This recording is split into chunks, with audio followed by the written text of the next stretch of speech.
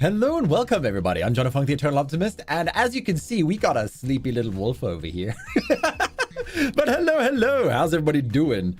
Let's see, is this my wave emote on this one? Yay! Okay, yeah, I'm using my other PC, my gaming PC for the setup for today. But welcome everybody. I hope you're doing well. Hope you're liking the new chat layout. I know it's a little wonky on here. I'm still programming it to be better. But yeah, how's everybody doing? Let me welcome everyone while we. Oh, I see movement. Hello. Yo, welcome back. Yeah, I just started the stream. I just wanted to welcome everybody. So hello, Akumi, Sinclair, Lael, Name, Quippers, Hector, CL, Spiceful Winchester, Sinclair. Yes, I think that's everyone. Hello. And here I was about to recite the 5 things you should never say on stream, starting with word number 1. Nuclear. Nuclear. But welcome. I hope everybody's having a fantastic day. As you can see, we are about to start a very special stream today. Tyr has offered himself as test case subject number 1. I do like offering myself. It brings me much joy. Great. That's fantastic. I needed a test. $20 is $20, chat. Dang, you're not supposed to tell them how much you cost. Got to keep them guessing. Bonk the wolf. Right, behave. Right. But I've never not behaved in my life. But chat, he's going to have to build a character now before we dive into the story itself. So, you know, one of the character traits he might pick is seduction specialist, I think it was. That sounds wonderful. I could have sworn, like, I think I just had a fever dream after eating Taco Bell at one point where we made the entire character. Taco Bell can do that. The image is like burned in my mind. Well, before we get into the story itself, I will remove the chat once the story starts, and I won't be able to read chat because we're going to focus. It's going to be a long session. This is going to be a long stream for me. About an average stream for Tyr, but it's going to be a long stream for me. Taco Bell is the inspiration of many dreams. I see. Right. I actually might have something really cool. I believe Sinclair actually did a fan art of me, and now that it just popped into my mind that it might fit this perfectly. I'll see if I can find it. But it's what do you call it? Oh my gosh! Why did you guys draw me naked so goddamn much? I'm like scrolling through this, and I'm like, no. I only get. This is what I'm looking for. I get mostly cursed fan art. Yes, cursed is in. You get naked. I get fan art. Yeah, like literally. Look here. I'm gonna show you exactly what I mean. Like this is the kind of shit that I. Having a look now. This is what they do to me. This is what they do to me. Holy! I know, right? Like, damn. But, like, I'm looking for one specific one where I have glasses and a suit, and it looks really cool. But I don't think. But yeah, no, carry on. I will look for. Found it. You just found it. All right. You ready to see it? Yes. The name's Noir. Tyr Noir. Bam. Oh damn, that one's perfect for today because you will have to pick a suit, but I'm not going to give any spoilers yet. So let's put on some character creation music. I can use clubs. Yeah, there'll be a lot of things you got to do. Like I said, I've designed this I've designed a really cool story, so it's more like a theme park ride for you, and I will ask you to make choices, and you can obviously request to make choices as well. You know, standard roleplay stuff, right? But I've got like a very specific way that I want things to kind of go. So just enjoy the flow. Awesome. Be what you want to be. Just have fun. All right. So have you got your character sheet open? It was the Google Doc I sent you, but I can send it to you a second time. No, I haven't. Okay, you got it. Okay, you can see I put in your agent picture there from the thumbnail. Right. So. Oh, I don't think I actually have edit. Oh, are you gonna edit it while No. You can edit it. I think you should have editing permission. I don't, but I'll send a request right now. No, I'll fix it. Anyone with permission can now edit. Okay, just refresh the page and that should work. Also, let me know if it's too loud with the music. No, it's fine because I can adjust the stream volume. Perfect. Hello, Alex. Hello, Brigid. Welcome, Nabil Ahmed. Welcome. Everybody's coming by here today. Dinah Plays. Hi. Yes, we are going to be creating Tyr's character together, and then we will dive into the story proper. And just to show you guys, I put in a lot of effort, as you can see, but will be visiting all sorts of places as the story goes. So, yeah. All right. Your age is 69. Don't be an old man. you don't have to put the age. This was more to help you get into the frame of mind for your character. So, there we go. like, their character sheet's not going to be visible on the stream itself. So, Awesome. yeah, awesome. don't worry. Damn it. Birth. I'm my really proud of the birth. your birthplace is wherever your mom was. I see. That's yeah. I mean, is it not? Was that the wrong answer? Do I lose point? No shit. True. I mean, do you remember? Clearly, yeah. Don't you? All right, but we know your I remember physical it in traits. vivid detail. I'm going to assume you do not have the wolf ears for this roleplay session. You are earless. It will call me. Oh wait, you know what? I can actually do that. Watch this. Shoot. Oh, I'm the super damn. guy with the collar. Perfect. Oh wait, even better. Boom. Wait, what did you? They won't even know it's me. Oh my goodness, Hector! Thank you so much for the gifted memberships. Oh lordy. This is going towards Jono 2.0 big time. I'm having to like scrounge and save it some. Thank you so much for. Oh, Tyr, you got gift. Tyr, you got one. You're one of the 20. Oh, I got sniped. You Let's got go. sniped. Enjoy the emotes. Nice. Oh, you got the little mini glasses. Nice. Oh, I got Tyr. Oh, the size doesn't transfer over. Never mind. Oh, dang. Okay.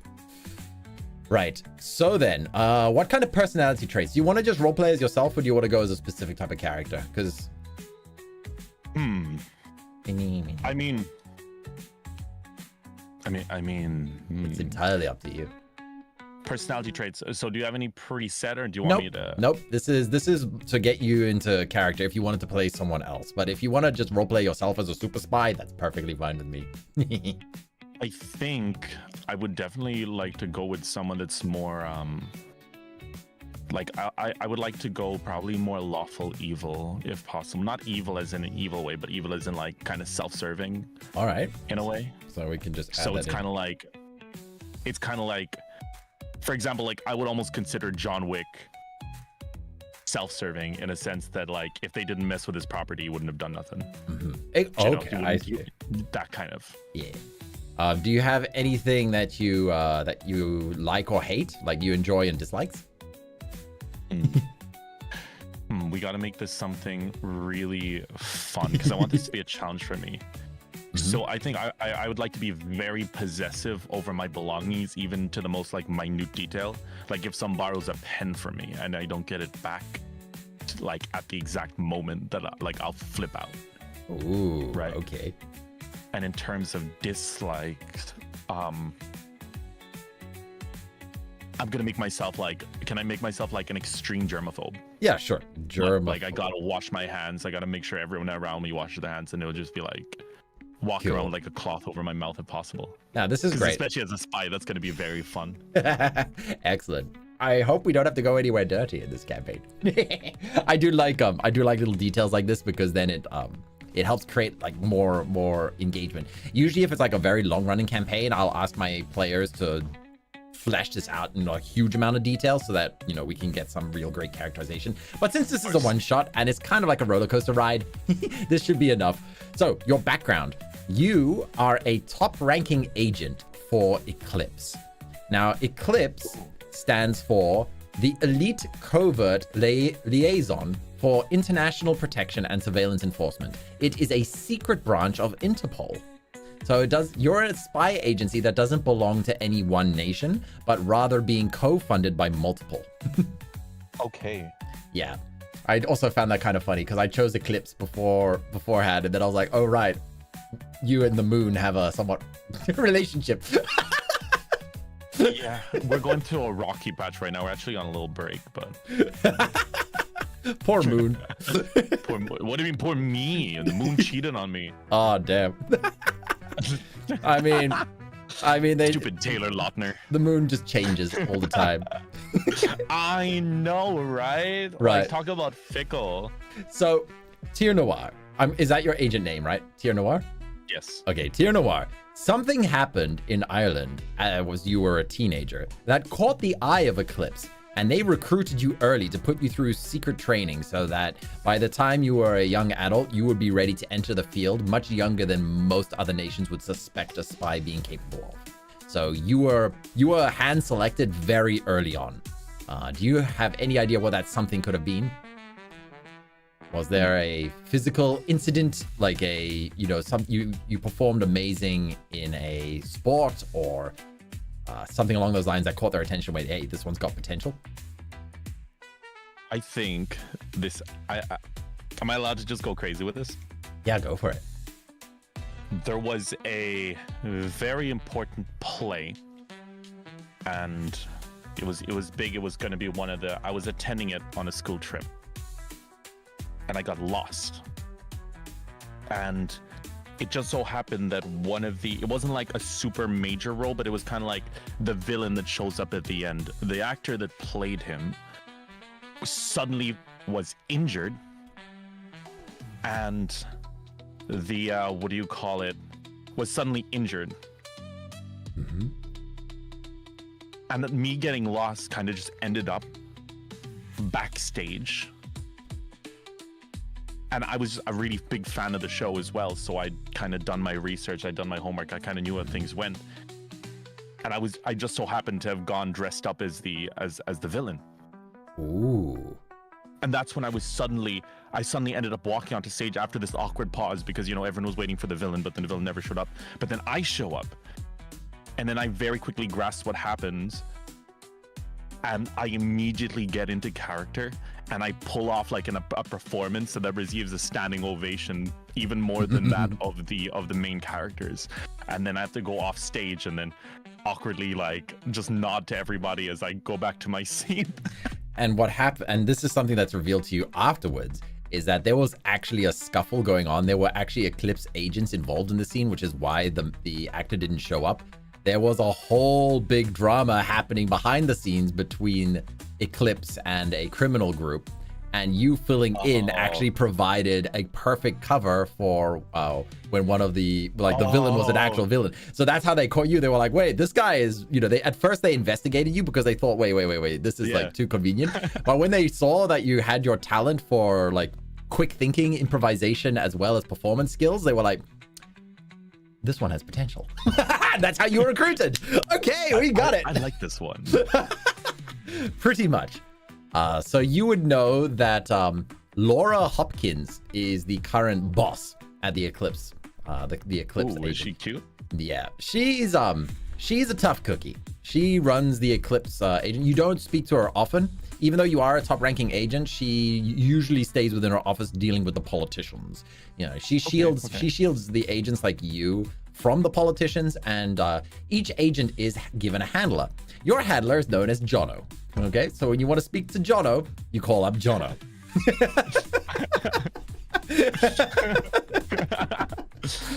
Okay, I'll consider. This Jono guy seems a little seedy though. He's not the DM though. Jono and the DM are two separate things. Okay. Of course. I would never make that assumption. DBD jump scare. John.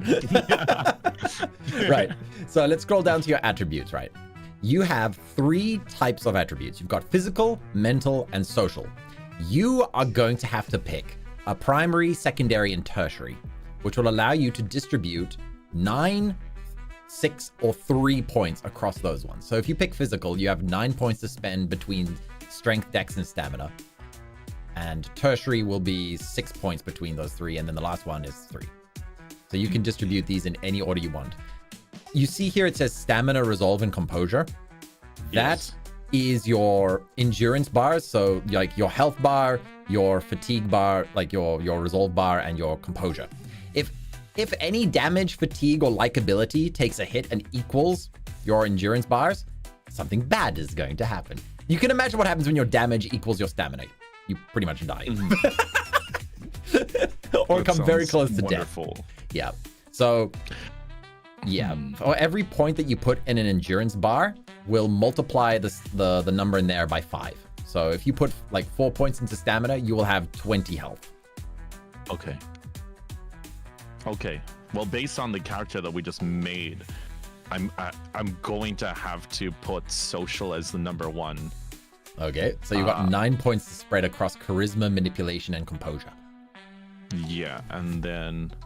Oh, actually, or it could be mental too. No. Oh, yeah, so I'll go social, mental, physical. Those will be in that order. All right.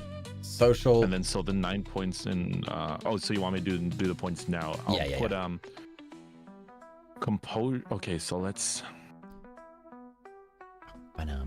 So yeah, chat, just enjoy the music while we create these characters and everything. For now, let's put 2 points in each of them, and then that'll leave me with 3 points to allocate. So let's say... It's not showing up. Let's put my composure at 4. So that will put your composure at 20 points. Okay. And then manipulation will be 3 and charisma will be 2. Okay. Yes. Now for my mental, so I only have 6 points. I'm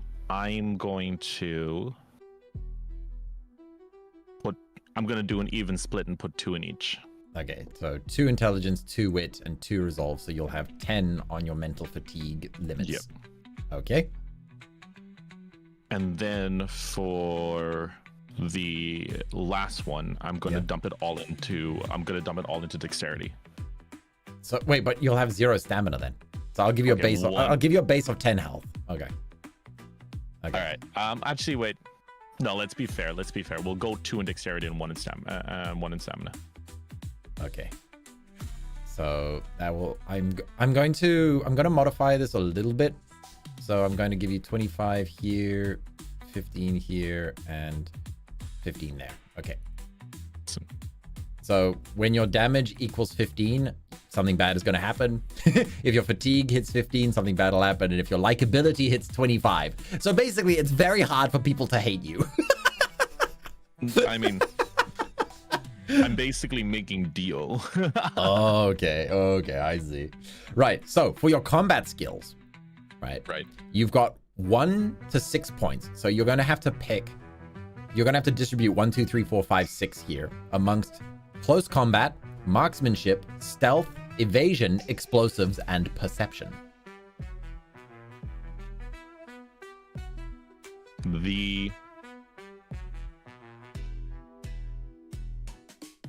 I'm going to say perception. Let's put would you recommend having at least 1 in each, or it will be 1. So you got 1, 2, 3, 4, 5, 6. So you got to choose what order. So if you put 6 in close combat and 1 in perception. Yeah. So I'll start with 6 in perception. Okay. And then straight after that will be marksmanship. For 5. Yes. Okay. Then stealth. So 4. Okay. Evasion, explosive, close combat. Okay, so you have 0 strength and 1 in close combat. Yeah, I'm doing this. You're going. This is gonna be. You're going the spellcaster build. Basically, yeah. Right. Now this one is very different to what I'm used to. Right. This one is going to be a bit more tricky. You get to pick 4 traits, so we have to scroll all the way down to the cheat sheet, which is on page 6. You're going to have to pick 4 from these, and there are a lot of them. I'll run you through them, though. So just make a mental note of which ones you like the sound of most. Acrobatic Marvel. You can travel twice as fast as average. Adrenaline Junkie. When you engage in combat or high-stakes scenarios, you gain an advantage on Constitution savings. Saving for your health and stuff. Due to your heightened focus. Always ahead, +2 on evasion. So your combat skill of evasion, which is currently 3, would get pushed up to 5 if you pick this trait. Okay. Then Animal Whisperer, you will roll with advantage whenever you interact with animals. Become Death. Stealth attacks on unaware targets are automatically reduced to 5. So the enemies the enemy's rolls are automatically fired when you stealth them. Stealth attack them. Basically, you get guaranteed to land a hit on when you do stealth attacks on unaware targets. Climbing Pro. You climb walls and obstacles with advantage. Cryptanalysis Savant. You gain proficiency in deciphering encrypted messages and codes, gaining advantage on cryptography checks. Cunning Charmer.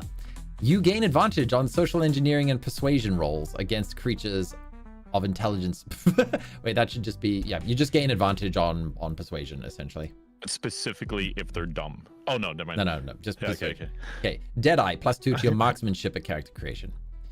Eagle Eye, you have exceptional long-range vision. You can see things under normal conditions, even with poor visibility, such as bad weather or smoke. So you can, like, you can pick out the smallest details with Eagle Eye. Fireworks, you get +2 to explosives. First aid specialist, when using medical skills, you can treat 2 injuries simultaneously without needing extra tools or supplies. I'll also give you advantage on, like, applying first aid. Focus, you can sacrifice a reaction roll to gain advantage on your next attack roll. So you can, like, choose to take a hit in order to, like, be more likely to land the next hit. Gadgeteer, you have proficiency with engineering, and anything involving physical gadgets you'll get an advantage on. Ghost, advanced crowd blending, disguise, and larceny skills. So you get advantage with the skills crowd blending, disguising, or larceny. Advantage, sorry. There we go. Intuitive mind, you can add your intelligence modifier to insight checks and wisdom. No, I'll just say, yeah, I'll just say advantage on int rolls. Okay. Sorry, some of these I wrote a while ago. Advantage with int. Master Hacker, you have proficiency in digital skills. You gain advantage on any hack attempts to bypass security. Master of Disguise, you gain advantage on deception and persuasion checks when using a disguise. MMA Fighter, +2 to your close combat at creation. Your fists also do d6 damage. Pocket Sand. Really, once per fight, you can force an enemy to reroll with disadvantage. The legendary Pocket Sand. I would love that so much, but I shouldn't. It wouldn't fit the character. God, that's so good. Polyglot. You are fluent in multiple languages, giving you the ability to communicate effectively with everyone from different cultures. Quick Thinker. Once per long rest, you can take an extra action on your turn as a bonus action to quickly respond to an unexpected situation. So yeah, basically once a day you can you get like an extra turn, and you'll tell me when you want to apply it. Okay. Shadow Walker, +2 to stealth at creation. Social Chameleon, you gain advantage on all social skills. I'm confused with that and the Cunning Charmer. Cunning Charmer. Yes. Yeah. What would be the difference? We'll get rid of Cunning Charmer. Okay. Okay. We'll just go with Social Chameleon. Stealth Expert, when attempting to sneak or hide, you gain advantage on all stealth checks. Stunt Driver, advantage on intimidation, psychology, and reconnaissance skills. Wait. That shouldn't be right. That should be psychology. Wait. That I think I copied something wrong there. That's supposed to be psychology. Sorry. And I was like, wait a minute. Advantage with vehicles. Sorry. That makes more sense. There we go. Stunt Driver, advantage with vehicles. Psychology, advantage on intimidation, psychology, and reconnaissance rolls. Surgical precision, when performing actions that require precise hand movements, such as lockpicking or disarming traps, you get advantage. And hardware wizard, you are a pro with physical electronics, essentially. Right. And how many can I choose? Four of these. Oh, 4. Okay, so in that case, I can already tell you right now. I'm gonna go with Social Chameleon, Become Death, Polyglot, and then where's the just a second, I'm copying. Social Chameleon, Adrenaline Junkie. Okay, Social Chameleon, Polyglot, Become Death, and Adrenaline Junkie. Okay. Can you tell how insane that this is? This is gonna be. I mean, this is very homebrew, so let's see. This is gonna be fun. Yes. So you are very fragile, but you use Adrenaline Junkie to keep yourself alive, basically. Indeed, exactly. God damn, you're basically gonna be like John Wick. Basically. Yes. All right, I see I'm what gonna be you've relying done on my here. social skills to get me as close as possible, so they don't suspect a thing. Axel Hugh just said it's the ultimate hobo build. 0 HP, but you just survive. Wow. Oh That's my insane. goodness. Oh my goodness. He will break at one touch. Yeah. Okay. So now we scroll down to your skills here. Okay. Yes. You see there's a whole bunch of skills here. Essentially pick 5 low-level traits, so like +2 basically. So like you can just pick any 2 from these, and then you pick 3 from the high-level ones. So like say you pick athletics, right? Then you would add strength plus high level. So your strength is 0, so 0 plus 5, so your total would be 5 here. So that makes it easier when I ask you to roll for that. So Okay. yeah, you can choose these at your own pace for now. It's not super crucial. I'm just gonna engage with chat a little bit before we start because No worries. the math demons are here. Yeah, I try to keep my system simple. Like character creation is always a little bit complicated, but I'm trying to keep it to under 30 minutes. Also, shall we change up the song a little bit? Let's go with cloud stepping.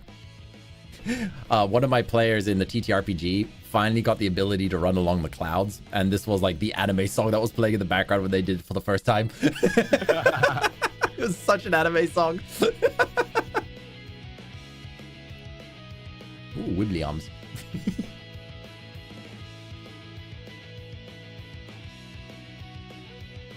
Cloud Runner sounds so anime. Yeah. Whoops, I need to put an X in. No, I was putting the number 5. Yeah, that's okay. You can put number 5. It's just like in your own pace. Like say for example, your manipulation is 3, so this one will be 8. So when I ask you to do this deception roll, you can just say you've already done the math beforehand. Charisma is 2, so that'll be 4. There we go. So something like that. Surveillance, is that similar to a perception roll? Or is that more like watching cameras and stuff? Yeah, surveillance and reconnaissance. Surveillance is like watching, whereas reconnaissance is actually going in. So Right. like, yeah, you'll gather, like reconnaissance is when you physically are going to gather evidence, whereas surveillance is when you're trying to stay focused and watching, like you're staking out something. Okay.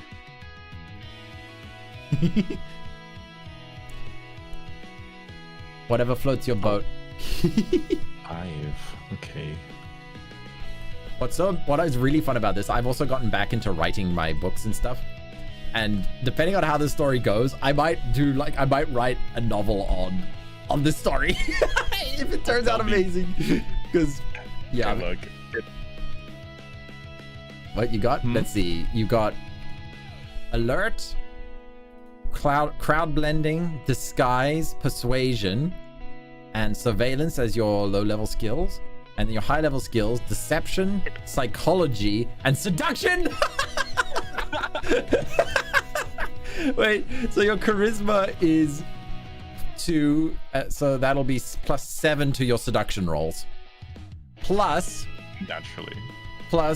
you have polyglot, so you can basically seduce anyone, and you roll with advantage because of social chameleon. I did not mean to min-max, but it just sounds really fun. Yeah, basically, no one is immune to your seduction. Naturally. I guess I am just role-playing as myself. Seduce the spy, of course seduction is there. I mean, it's got to be the James Bond experience, right? Ironically enough, I never play Bard.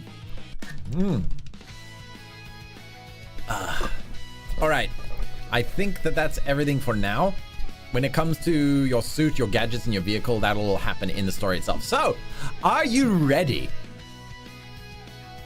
I am as ready as I'll ever be. All right. So, chat, I am going to have to make you disappear now. Just a sec. All right, reload shotgun. I'll help. You say that, but I think CL, you're first. Step up. There we go.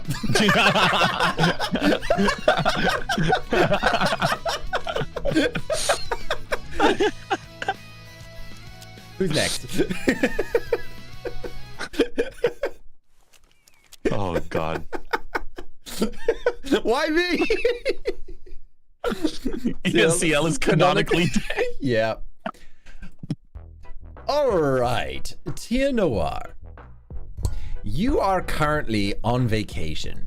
You are unwinding at an opulent resort at Monte Carlo. Have you ever been there? No, I haven't. Okay. So it's a small little city-state, but wonderful views, lovely hotels. You finished a big job a few weeks ago, so you're taking some much-deserved R&R. You've been hitting the hotels, casinos, the bars, enjoying the sights, using refining your social skills, right? I mean, you got to stay in top shape as a social chameleon after all. So, of course. You're training even when you're relaxing.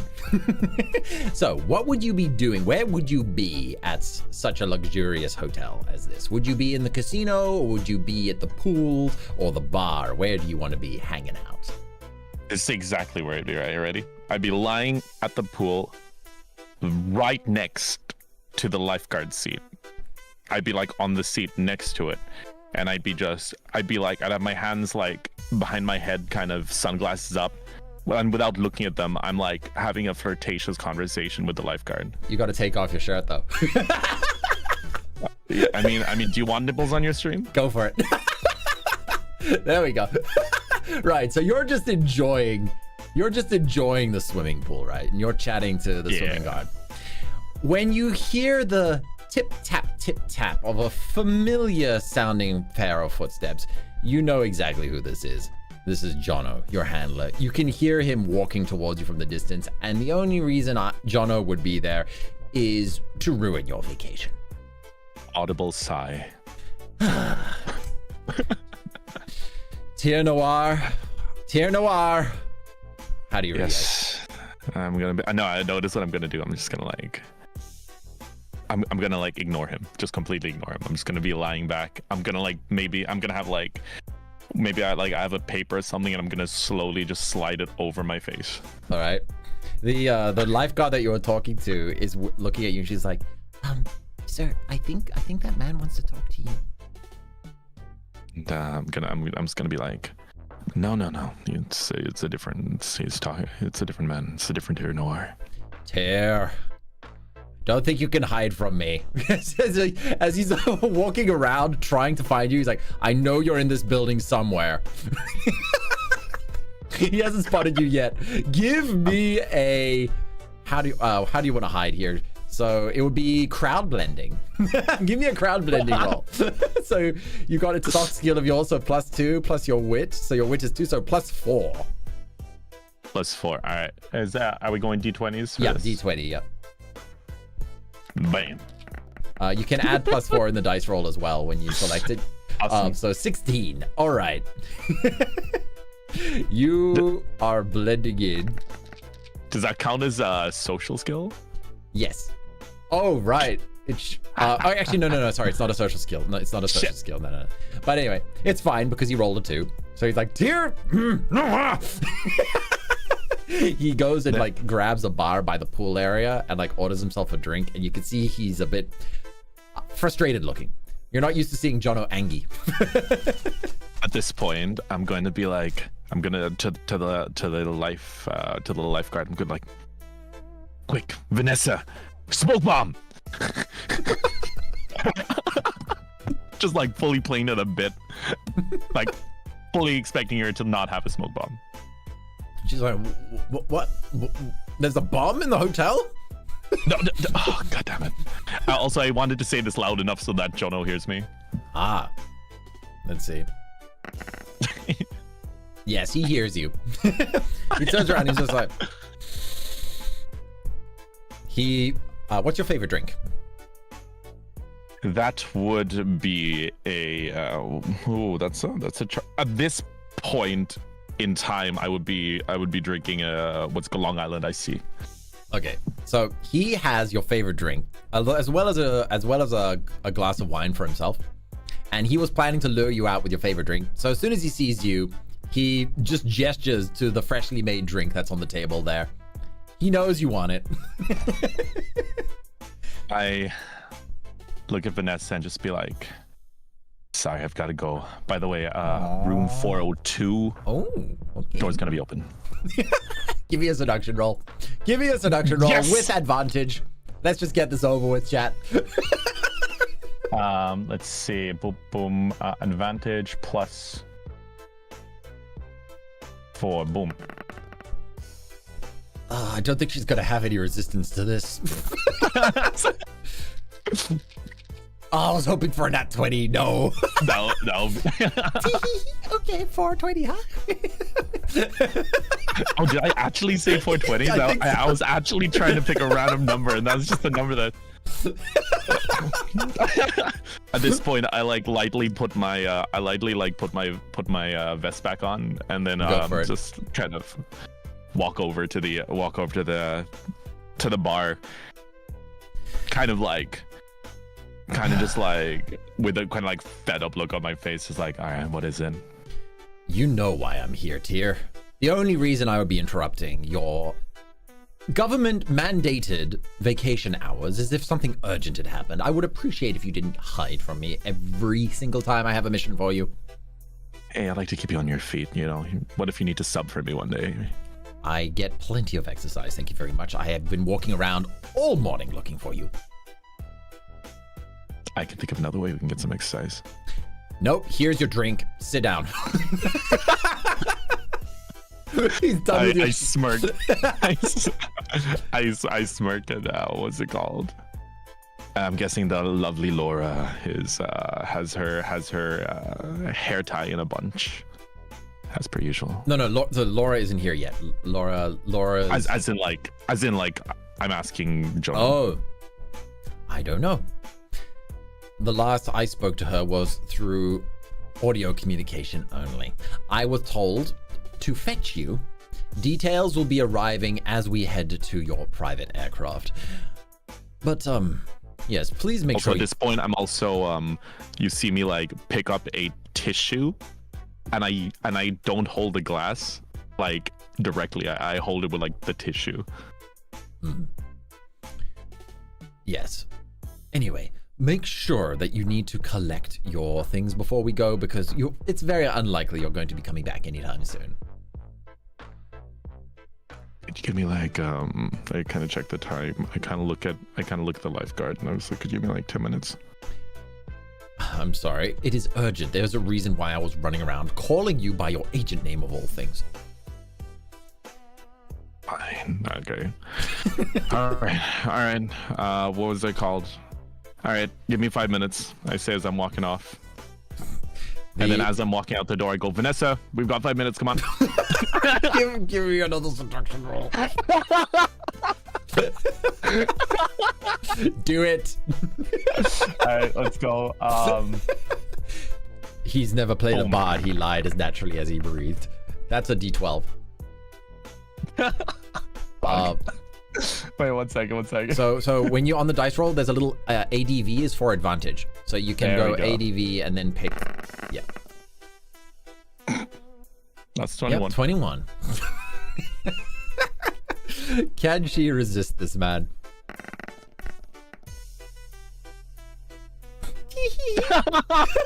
Coming. She as it should be. She calls over another buff dude who's her like co-worker for the lifeguard. Is like, Andrew, please take over. He like sits on his chair and like she hops after you. Okay. And I look back at Jono real quick, like last second, and I kind of like, I see his disappointment. I'm like, what? I've got a lot of stuff. I need some help to pack. Isn't that right? I say over to Vanessa. Please. I have said that this is urgent, Tyr. Get your business. Yeah. Get your business over nice and quick, like always. He tries to jab at you. I like look at Vanessa and I like mouth and like I run my hand over my. I was like, no, that's not. He's lying.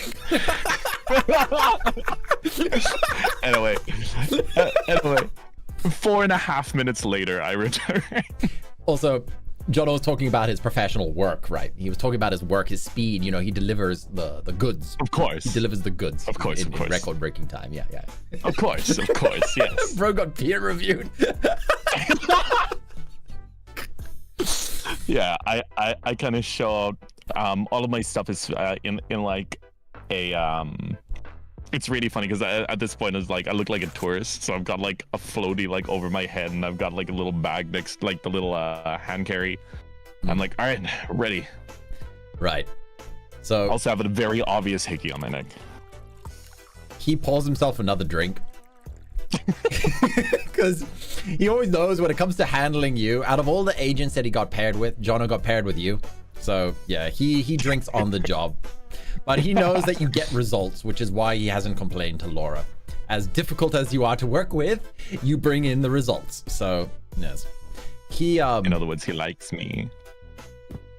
Yeah, he gets up and he starts walking across. I almost pressed this button by accident. He slams the glass. Right. So then. Okay. You. Oops, I forgot to put that there. Right. So yeah, you leave Monte Carlo behind you. It's a beautiful views and everything. The hotel is wonderful, even though in those 4.5 minutes you were not looking out the window.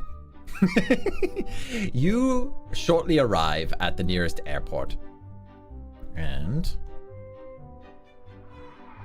yeah, you notice that there is a private jet already organized with branding that you're aware of is Eclipse, one of the many sub companies that Eclipse owns, one of those shell companies. So yeah, you know what, we're gonna call it Wolfie Airlines. Yeah, Wolfie Airlines. I just look at John. It's like I've always hated that name.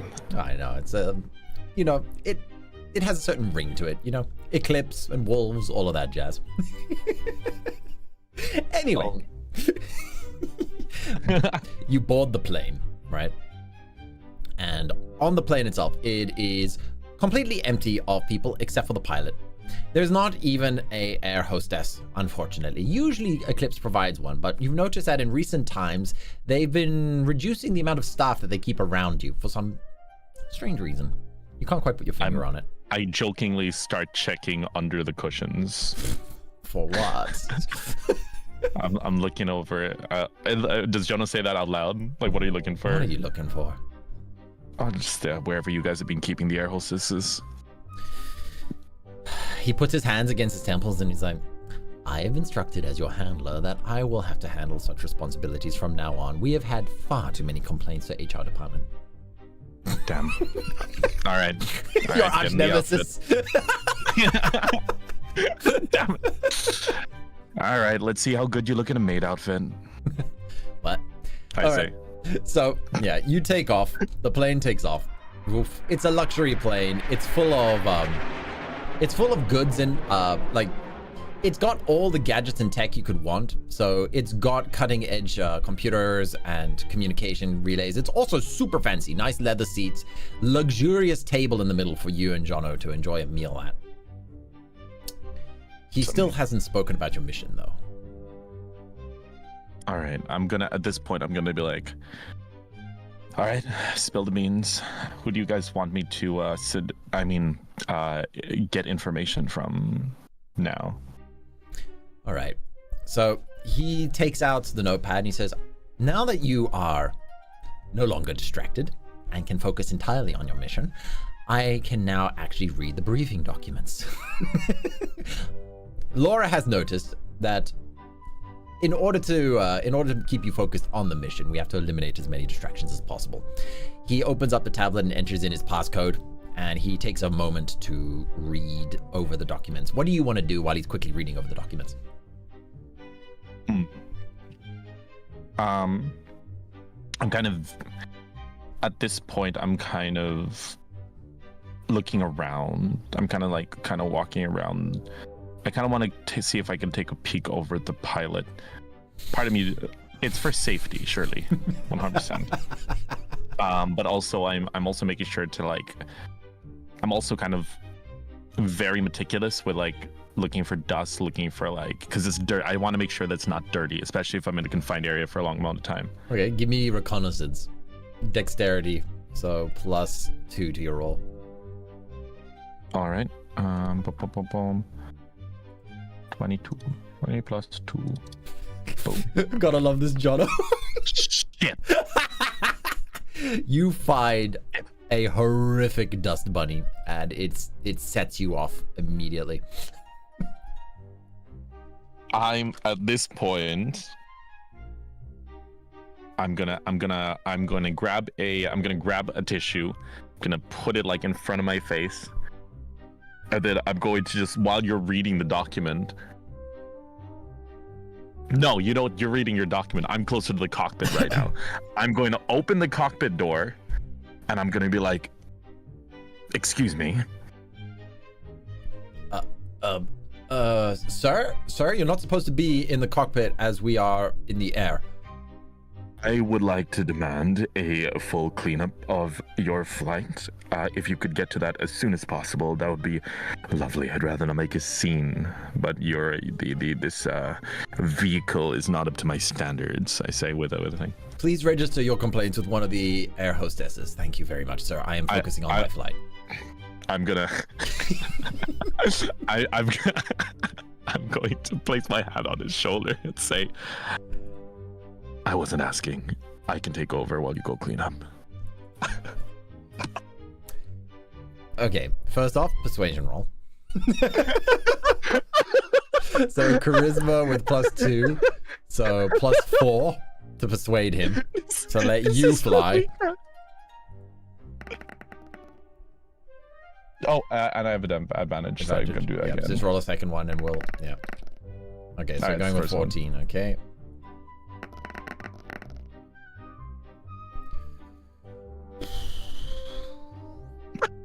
It's really close, like almost tied.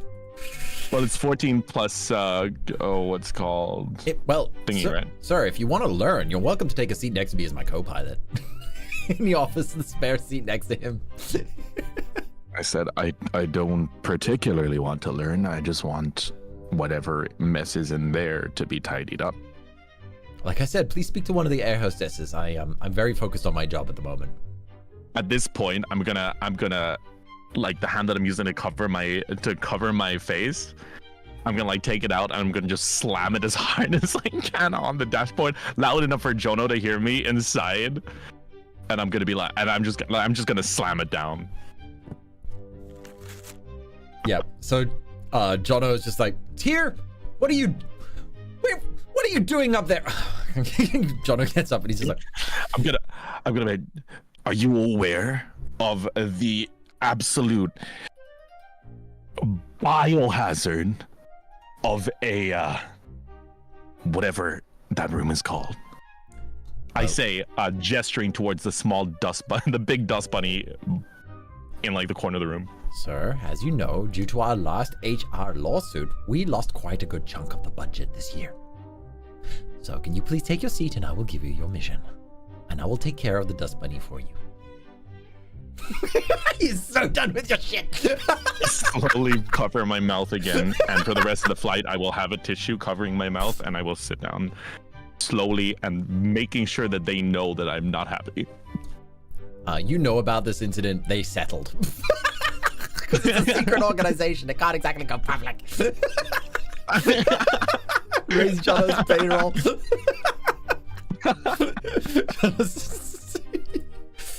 And he's all right. He's like, okay, sir, here. I've gone through the briefing that Laura has sent me. And here we go.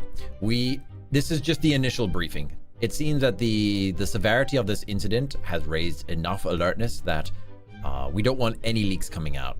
That apparently is the other reason why we don't have that many staff on site today. You notice that the door to the pilot room has been closed and you hear a click as the pilot locks it behind him. But yeah, he's like, okay. So here's the deal. Okay, there has been a uptick in mafia-based violence across Europe over the past few weeks. And there have been several key syndicate leaders who have died under mysterious circumstances. So what this has created are miniature power vacuums all over Europe within the criminal underground networks. And he slides the documents over to you. Give me a... Let's see here. Which one should we go with? Give me... strategy roll. So intelligence. Strategy. Okay. I don't have any extra modifiers in there, so that's going to be a intelligence 2, so 20 plus 2. Okay. Boom.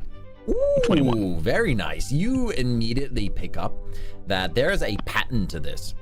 That the incidences of these various syndicate leaders or like gang leaders and all along the higher ups and everything, they are being taken out in such a way that it's causing a chain reaction of conflict between the criminal groups. So somebody is chopping off the heads of the snake and causing the other snakes to start writhing against each other.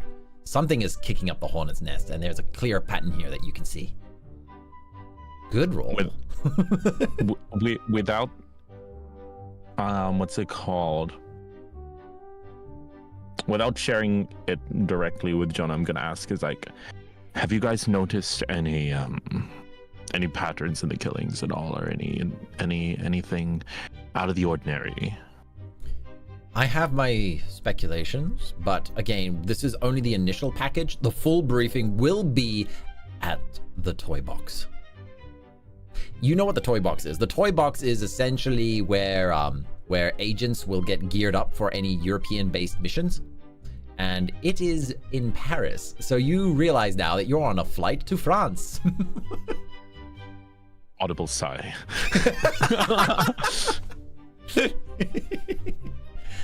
All right. So then, let me change up. Now, visiting the toy box, it has a nice name, but going to the toy box is not great, right? So you arrive in Paris, okay? It's everything you know it to be. The city of love.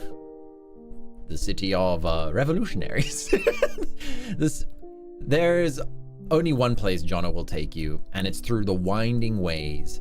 And eventually he leads you to an old-looking gate. And he takes out an old-looking key that he puts inside. It's a very inconspicuous-looking place, but you know.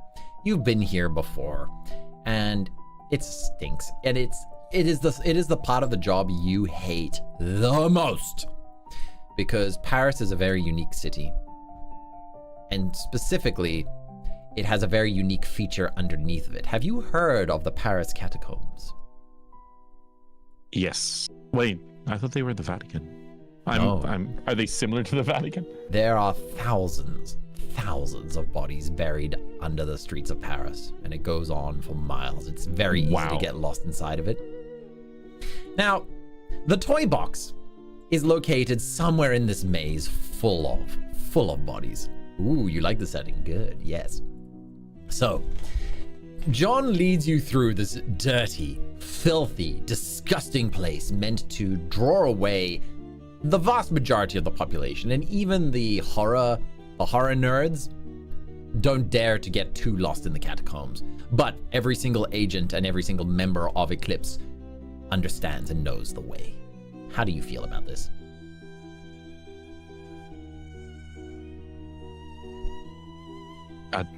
At this point, since I've been here before and I'm expecting it, and what do you call it? I'm going to have like. Actually, no. I need to. A little out of character question. Would I know whether or not it would be appropriate for me to basically be in almost like a full hazmat suit at this point? No, there's no time. You're taken straight from the airport to the toy box. So it was whatever you brought with you from the hotel in Monte Carlo. Damn it. Okay, so I'm gonna have a fragranced napkin to my mouth. Mm-hmm. Your favorite cologne. I'm going to have my favorite cologne. I'm going to have my like sleeves kind of like over my hands. I'm gonna whatever plastic bags I could find in the plane around on my shoes. All right. So it's like Jono's walking past and you're just hearing the crinkling of plastic bags. you can see a vein bulging on Jono's head as he's just like, sir, we do this every time.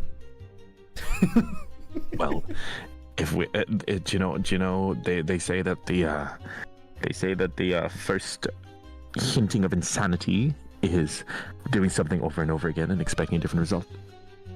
Well, we're surrounded by thousands of corpses. Maybe you can seduce one of them. As he starts walking ahead of you. I smirk. I immediately turn to one of the corpses and then just say, Mademoiselle, voulez-vous... Voulez-vous coucher avec moi?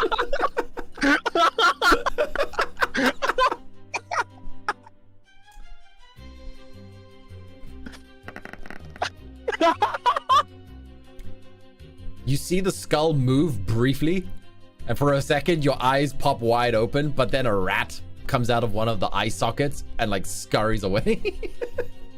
I'm gonna like hope that Jono didn't see me like jump back and like disgust at that. And then just awkwardly like shuffle in behind him again.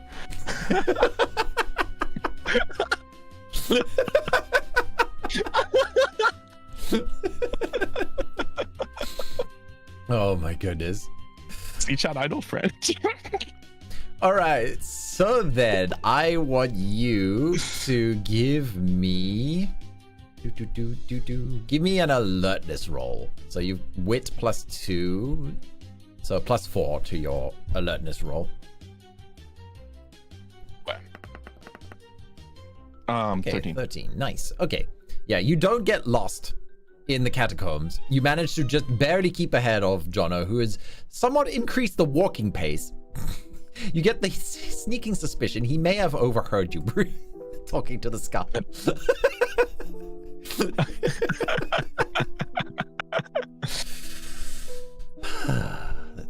I mean, they do say that it takes a special type of individual to become a super spy, but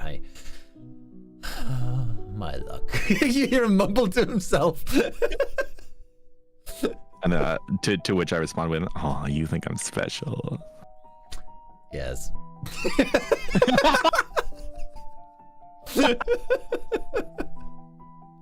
All right. But eventually you make your way past several tunnels that have been warned off with rope that tell the signs warn strangers who may have been wandering down here that it's too dangerous to proceed. There's various signs, saying, cave-in risks and stagnant water and, all the sorts of like health stuff that would make the vast majority of people think twice about going past the rope. And as you go further and further in, eventually, finally, you find the door. A simple looking metal door. It looks old, it looks like 60 or so years old. But once Jono opens it for you, because he knows you're not going to touch it, you enter into... Thank you. You're welcome, sir. He swings open the door and you enter into a corridor that is very modern. It's got all sorts of lighting all over it. You also notice that it has UV lighting as well. It seems to be a sterilizing agent as well. So anything that you may have picked up in the catacombs coming through will also be purified as you come through. I bask in it like I throw my hands back and I like turn around like I haven't, like it's the sunlight that I haven't seen in like, do you know when like a prisoner just like feeling sunlight for the first time? Yes. That's me. But you're deep underground. So yes. I'm deep underground. Yeah, but you can feel it sort of cooking you a little bit as you're walking through this corridor, but yeah, Jono is at your side as well, and he seems to be covering his eyes a little bit, and he's quite sensitive to it, so he's just like, his turn to be squirmish. But yeah, you pass through the corridor, and you enter into HQ itself. It's very sterile. It's very clean. All the machinery, the walls, the floor, it's all white and with warm lighting colors, as you can see here. And there are artificial windows which have scenery of the outside being projected onto them. And it's such advanced technology that it looks like you're on the ground floor, but it's all an illusion, but it helps keep the workers mental health improved because it gives the illusion that they are in a regular office environment rather than deep underground. You'd also notice that through the speakers on the ceilings and the walls, various ambience is playing through. So birds chirping and the sounds of like cafes outside and such like that, even though you're deep underground. Okay. Yeah, no, I've been here before, but I look a lot happier than I was in the catacombs anyway.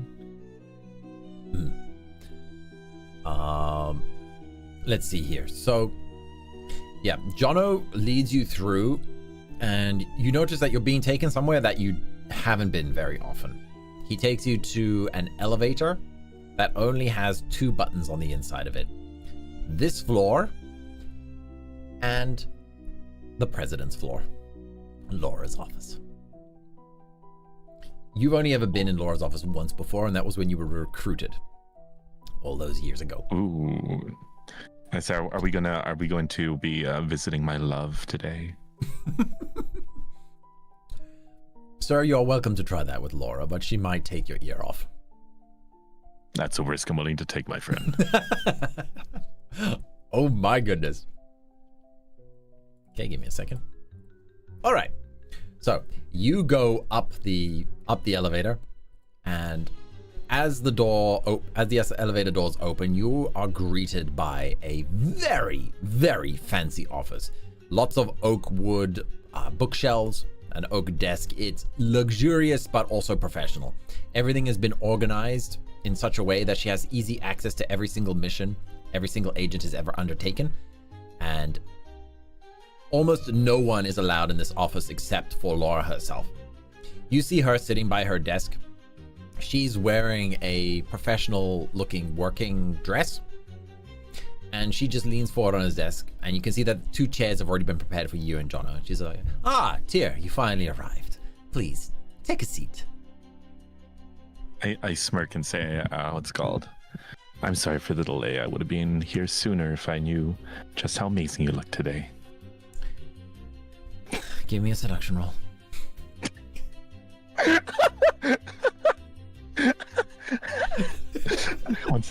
Okay, so we go type +4, and then it's advantage, and then boom. Oh, that's low. Ish. Yeah, no, she beat you. So dang it. She's just like, thank you. I know I do look lovely, and so would you if you were out in the field. You would look fantastic. She slides the paperwork straight towards you. I do like it when my men are working. I kind of hang my head slightly, look to Jono for some support. He's shaking his head now. Nope. Okay. He's just watching. I pick up my file. All right. Laura leans forward and says, I would offer drinks, but we're on a bit of a tight budget this year. She looks at you.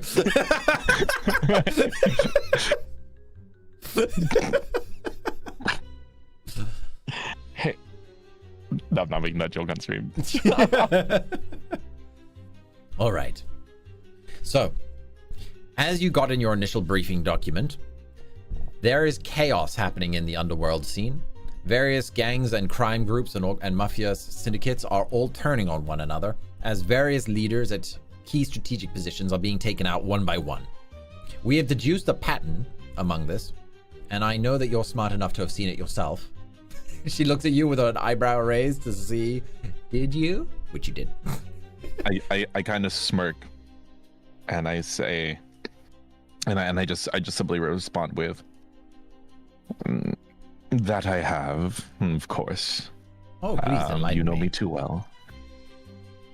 Well, it would seem as though, based on the time between each death and their proximity to one another in terms of the hierarchy, it seems like someone is systematically taking out each one of the heads in such a way that pits the remaining people against each other. It's a strategic power vacuum designed to cause a fuss, to cause a scene. Am I wrong? Excellent. Also, DM roll. Good job. That scored you an extra gadget in your budget. Yeah. That scored you an extra points in your budget. Let's go.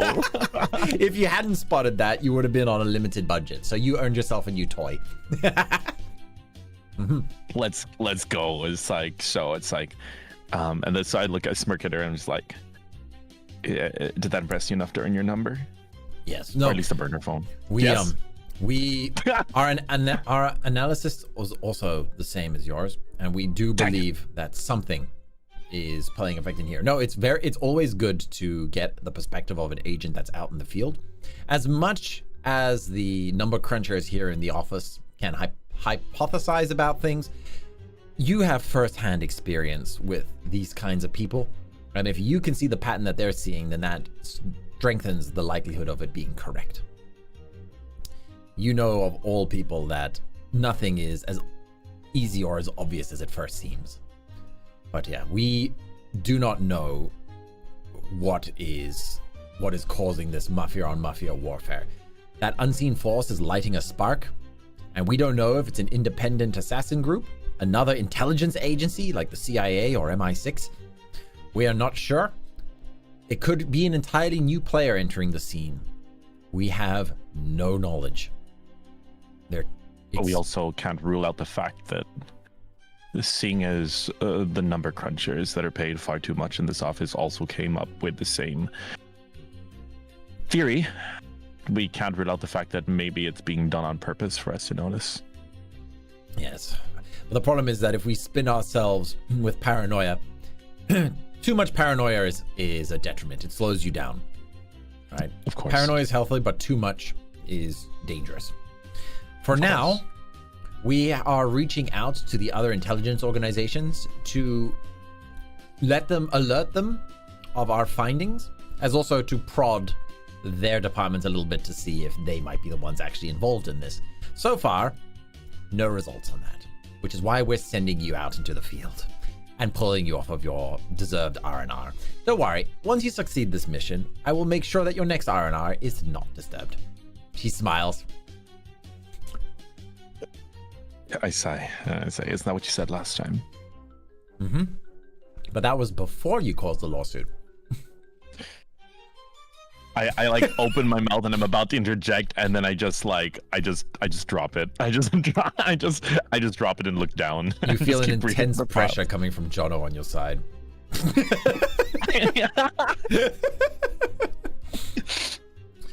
All right. I'm getting the feeling of like, do you know, like in the anime when the Queen's royal guard is like is bothered by how casual the protagonist is with her? Mm-hmm. Mm-hmm. Pretty much. She said, it's also the same reason why we're having this conversation face to face in this office. We don't want any leaks coming out on this. It is too crucial. Whoever is doing this is far too efficient, and we don't want to give any indication that we are sending you out in the field for this. So when you engage with the other members here at the Toy Box, you are not to inform them of the details of your mission, only to put forward your request. I will assign your budget.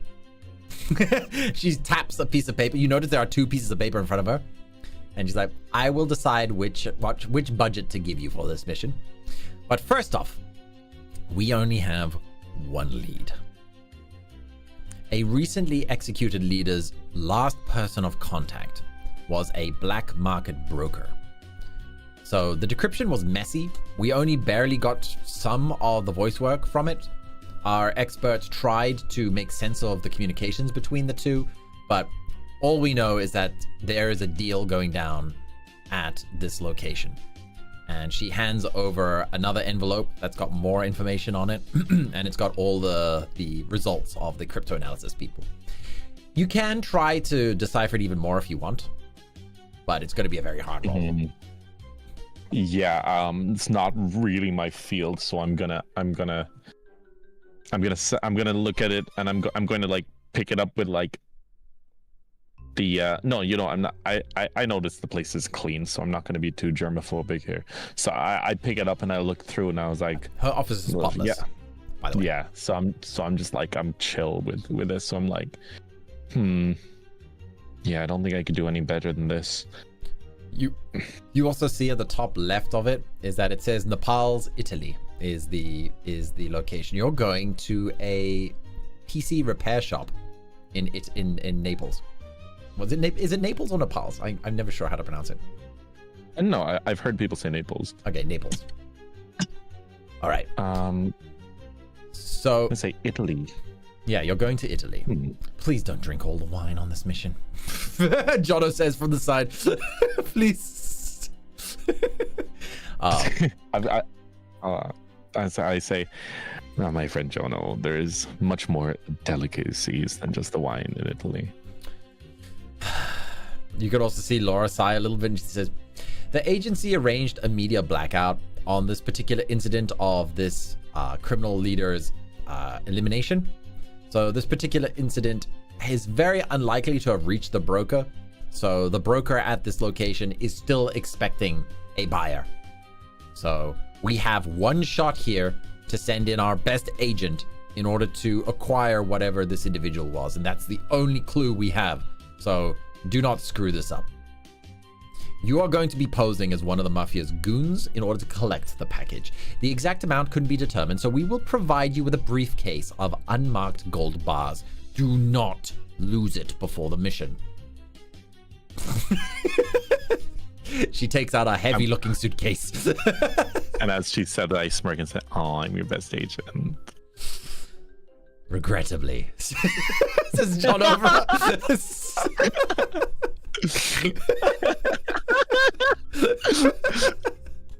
How does Laura react to Jono saying that? If we had the budget, I would have given him a raise.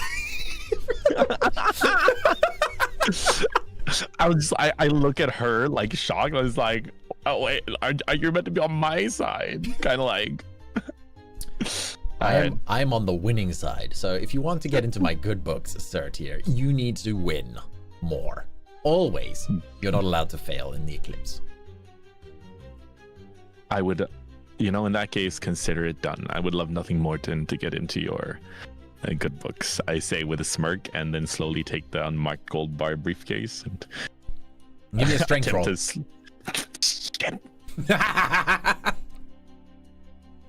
That's like 1, right? No, yeah. 0. It's flat 20. Shit. Difficulty 15. That's all. Let's go. Yeah, you feel your muscles screaming in pain, but you just put on the best poker face of your life and lift it up as if it were nothing.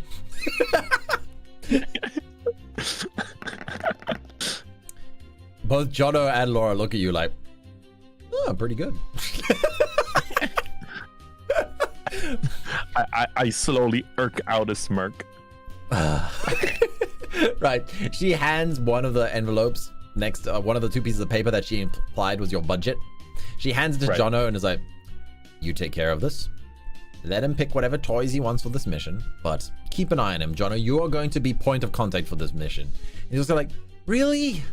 Can't I just be the communication? Can't I just be the initiated? Why do I have... fine. I'm gonna be like, oh, you hear that, buddy? We're gonna be spending some more time together. I will be your ground support. So I will be with you wherever you go, but I'll be at a distance relaying information to you through our surveillance tech. So yeah, Jono's gonna be your tech guy support buddy for this mission. Yay. Yay. You notice his hairline is receding a little bit more since he started working with you. Stress. I'm gonna what was it called? As I do, I was like, oh, I'm gonna be like, cheer up, buddy. You don't want it to recede any more than you wouldn't want your hairline to recede any more than it already has. You just can learn to enjoy yourself. Try some of the delicacies with me. I'll give you my leftovers. He tears a piece of paper off of this and he's like, the more you tease me, the more I'm going to be tearing up your budget. You hear another tear as he's getting closer to the actual numbers. I'm gonna quickly pull my hand back and just be like, so we're gonna go pick some gadgets, weren't we? Doesn't that sound fun? We're gonna go downstairs to the toy box. and you guys get in the elevator together. Laura is just like, bye, Laura. One more thing. Report everything back to me if you find anything crucial. We need to know what's going on with this mysterious third party. Of course. Do I have any extra incentives? I'll think about it. Maybe a dinner? And she pushes a button and the doors close automatically. Dang it. A gate comes down. She's always such a delight, isn't she? I say to Jono. Yeah. Right. So, you make your way down to the toy box. You are led down to where all the scientists are busy working on their various gadgets and doodads and that and such. Give me a moment because I need to bring it up here. Okay, you are allowed to pick 4 gadgets because of your budget. Depending on how you roleplayed up until this point was going to determine how many toys you get to bring with you. So you will get to pick 4. So again, just like we did before with your traits, you will choose whatever like sounds the most interested to you. So we've got a shoe with a pop-out knife. Standard practice, fairly fair, a bit old-fashioned, but you can never deny the usefulness of a surprise kick between the legs with a knife. Honestly, yeah. A wristband with a single pistol, silenced pistol shot in the sleeve. Okay. You've got a watch that has a tiny built-in laser. It can cut through small pieces of metal, but not much. It doesn't have that much battery power, but you never know. It could be used for like surgical cutting if you needed it to. Mm-hmm. There is some lipstick that is actually doubles as C4 explosive. Then you've got a mask and scanner, which allows you to make a customized or once-off customized latex mask of someone that you can scan from a distance. So you can basically become someone else, but only one character in this campaign. Awesome. Okay. So it basically scans the person and then automatically prints it and matches the scan of the person you took. So you'll have a super realistic mask. There is a watch with a built-in EMP device. The range is a few meters. There is a hat with a micro PC cracker chip built into it. So you can take it out and connect it to a PC to help crack through it. There is rappel wire kit. So essentially it'll allow you to scale buildings, which is tucked inside your belt. So your belt comes apart and can be turned into a rappel wire. There is a miniaturized scuba kit. A holographic projector, which creates a perfect lifelike replica of something you've scanned. So if you wanted to make a duplicate of, say, a picture frame, so you want to steal a picture frame and you want to put up an exact copy of it so nobody notices that it's been stolen, you can set up this tiny projector somewhere else in the room that'll project that duplicate on the wall. And is this also one-time use, or can I use this whenever? You can use it multiple times. Okay, awesome. Okay. You've got a multi-pen tool, which is kind of like a super Swiss Army knife. It has all the Phillips screw heads you could want. Okay. Magnetic boots in your shoes, you know, so you can walk on metal surfaces. X-ray sunglasses. The range is not so great, but if you lean close to it, you can see through objects. You can see like vaguely like metal and bone and stuff through. Oh, damn it. Thermal vision here. You hear Jono when the nerd is explaining the glasses to you, Jono's just like, ignore him. Thermal vision sunglasses, which allows you to see at night. You can see the heat signatures of various people. A watch with a built-in micro drone and camera system. So it launches a tiny little drone and then you can see on the watch what the drone sees. You've got a material analyzer pen, where if you scoop some material with the pen, with the back of the pen, it will do a reading of what it's made from. A tranquilizer set, which is a metal straw and a fluffy pen, which combines to make a little auto launcher, which you can basically knock one person out with. You've got a built-in recorder in your pen. A bracelet with hidden handcuffs. Jono just gives you the side eye when the side says that. No need for that. I have my own. A disintegrating pistol. Both it and the ammo will dissolve in water, but please do not eat or lick it. It is toxic. We've had some agents ask this question. It's like Nintendo cartridges. Nintendo Switch cartridges. A contact lens which provides information as a personal heads-up display in your vision from your point of contact, from your handler. So Jono says, so yes, I can send you information that you require on your various targets. Again, he just gives you the side eye, knowing exactly what information you're going to be wanting to beam to your eyeballs. By any chance, would it be possible to play Subway Surfers on this? The scientist goes, yes, actually, I think Jim down in programming actually was testing that feature out. Perfect. That's all I needed to know. Some sonic lock picking shoes. So the shoes vibrate to pick any lock. So you can basically just like take your shoe off and put it against the door, or just like lean against the door and it should like unlock basic locks and stuff. Awesome. This is one of the weirder ones. A necklace that has a built-in tracker. Each part of this, each decorative gem on this necklace can be removed and is a built-in tracker. So you've got multiple little trackers built into this necklace. Chewing gum bugs. So you chew the gum, you stick it somewhere, and then it'll beam the audio to your handler, who can relay it to you. A biometric thief kit, which can capture fingerprints, eye scans, and vocal recordings. And then lastly, I really don't want to part with this one, he says, but but instructions are instructions. He says, we have a robo dog companion. It's cutting edge, looks and behaves exactly like a real dog, but is bullet resistant and waterproof, and can talk. Those are your four. You have to pick 4 of those. The urge to get the dog is strong, but it just wouldn't work. It just wouldn't fit. Okay, I say, well, firstly, I'll take the subway I mean the contact lenses, of course. Okay. Contact lenses. Let's see. Okay. So I'm just gonna copy that into your character sheet. Where is it? Here we go. Gadget. Contact lenses. Personal HUD. Okay. Next one. I will take both the silicon face maker and the projector. Okay. Mask maker and projector. Yeah, they are the mask maker is quite large, but Jono will handle it. It's a 2-part system, right? So you can slot the scanner in your pocket easily.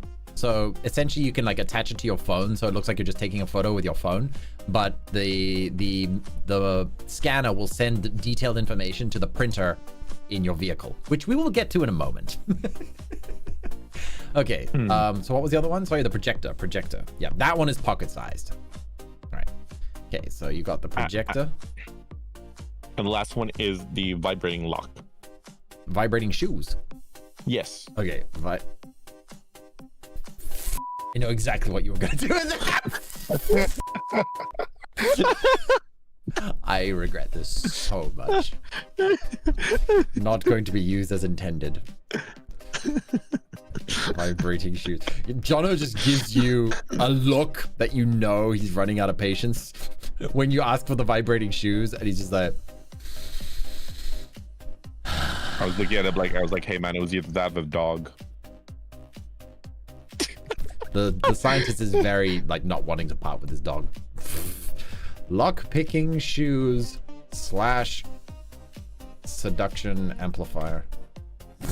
There we go. Heck yeah. Oh my god, so cursed. Right, you have space to have in your inventory here to carry 2 other items on your person as well. So if you do find like a weapon or something like that, you can store it away and keep it for the rest of the campaign. Awesome. Okay, now the scientist is very excited because you didn't take his dog. But the dog is just like, I live to obey, as it like walks behind. It's just like, where are we going, master? as the four of you walk to the car area. And he's like, oh, we are going after the chasing machines. Yay, yay. You see a whole row of cars have been lined up, and you can only pick one, Sir Tyr. We have the Chameleon, which is a luxury sedan. It features a state-of-the-art paint system that allows the vehicle to change its colors and finish in mere seconds, blending in seamlessly in any environment for covert operations. So it's a car that can change its paint and appearance. So it's still a car. It'll still look like a car, but you can swap out whatever color it is. So it's quite literally like a chameleon car. Okay. We have the Aquifire, which is a crossover SUV. It is equipped with advanced watercraft conversion kit that can transform it into a high-speed submarine within seconds, perfect for escaping across rivers or seas without being detected. We have the Shadow Stalker, a sports car capable of becoming virtually invisible by using adaptive camouflage technology, quite similar to the Chameleon, but practically very different technology underneath. This uses a series of displays and cameras, microscopic cameras and displays in order to create this invisibility effect. It is most effective under nighttime conditions, but even during the day, as long as you're not driving, the delay shouldn't be an issue. If you're perfectly still, it's fine, but if you drive with it, it might create a weird effect. We then have the Vault, which is a hatchback, a vehicle equipped with a hidden compartment in every single seat, allowing for secure transportation of sensitive items or even personnel in need of high security transport. Jono's just like, this one's forbidden. Damn it. You gotta smuggle out all of the people. Okay. The next one, the Bulletproof Fortress, is an armored SUV featuring reinforced titanium alloy armor plating. This car can withstand direct fire from small arms and minor explosives and offers as a mobile safe house for high-risk missions. Then we have the Whispering Wind, a convertible roadster. The vehicle is aerodynamically designed to minimize its acoustic signature, allowing for stealthy getaways. It is pure electric. So essentially, it's a car that is absolute silence when it's driving. Then Nightshade, a compact hatchback. A highly advanced night vision system allows the driver to navigate and operate the vehicle in complete darkness without headlights, enabling nighttime missions completely unseen, leaves no heat emission signatures behind, making it ideal for stealthy surveillance or infiltration in urban environments. And then lastly, we have a vehicle inspired by our good old friends in America with the FBI. We have the van. It is packed with everything you could need: electronics, munitions, medical stations, etc., etc. It's a mobile base, essentially.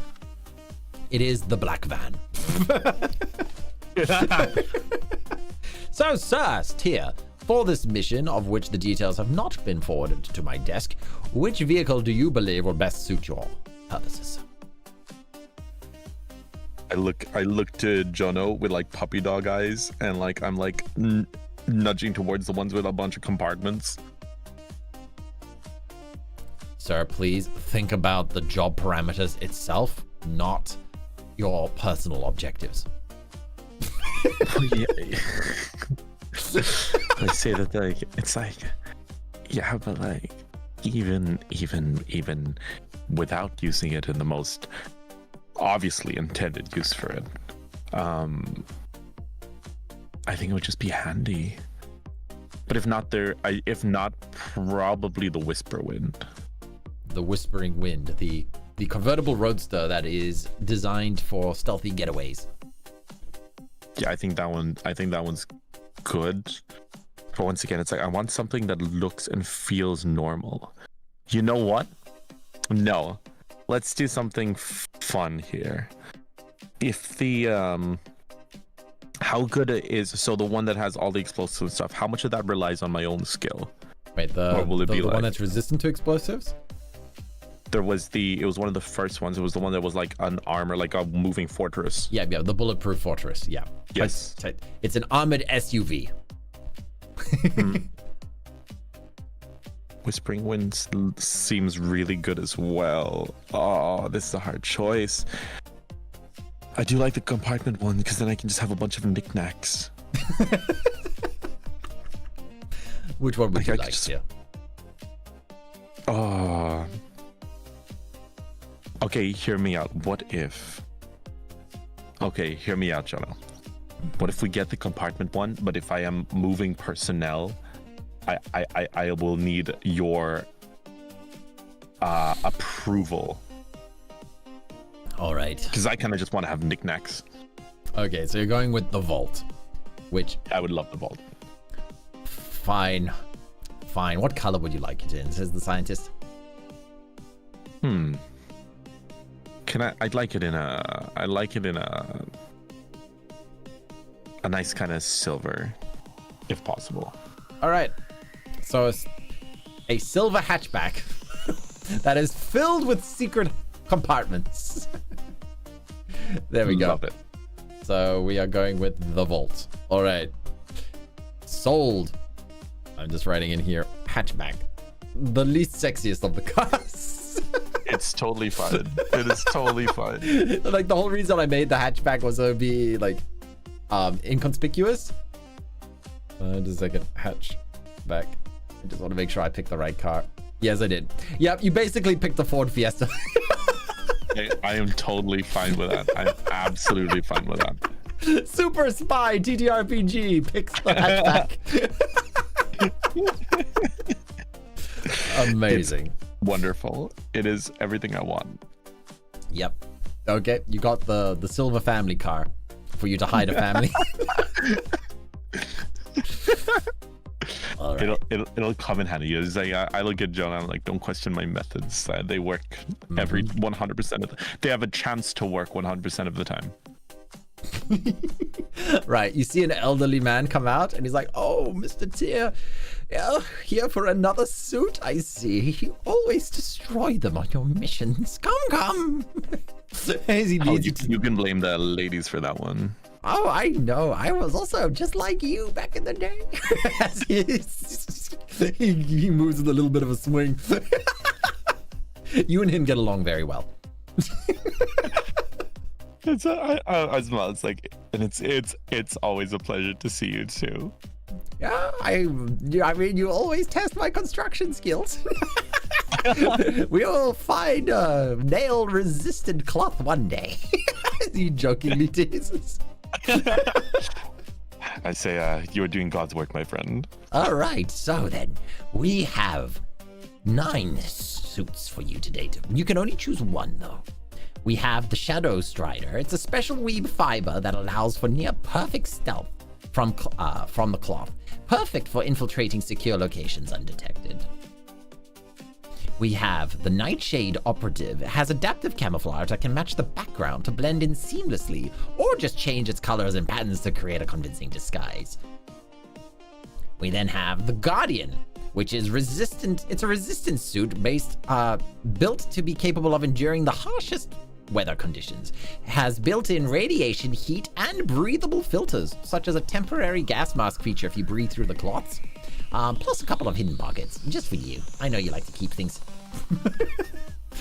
Trophies of your conquests.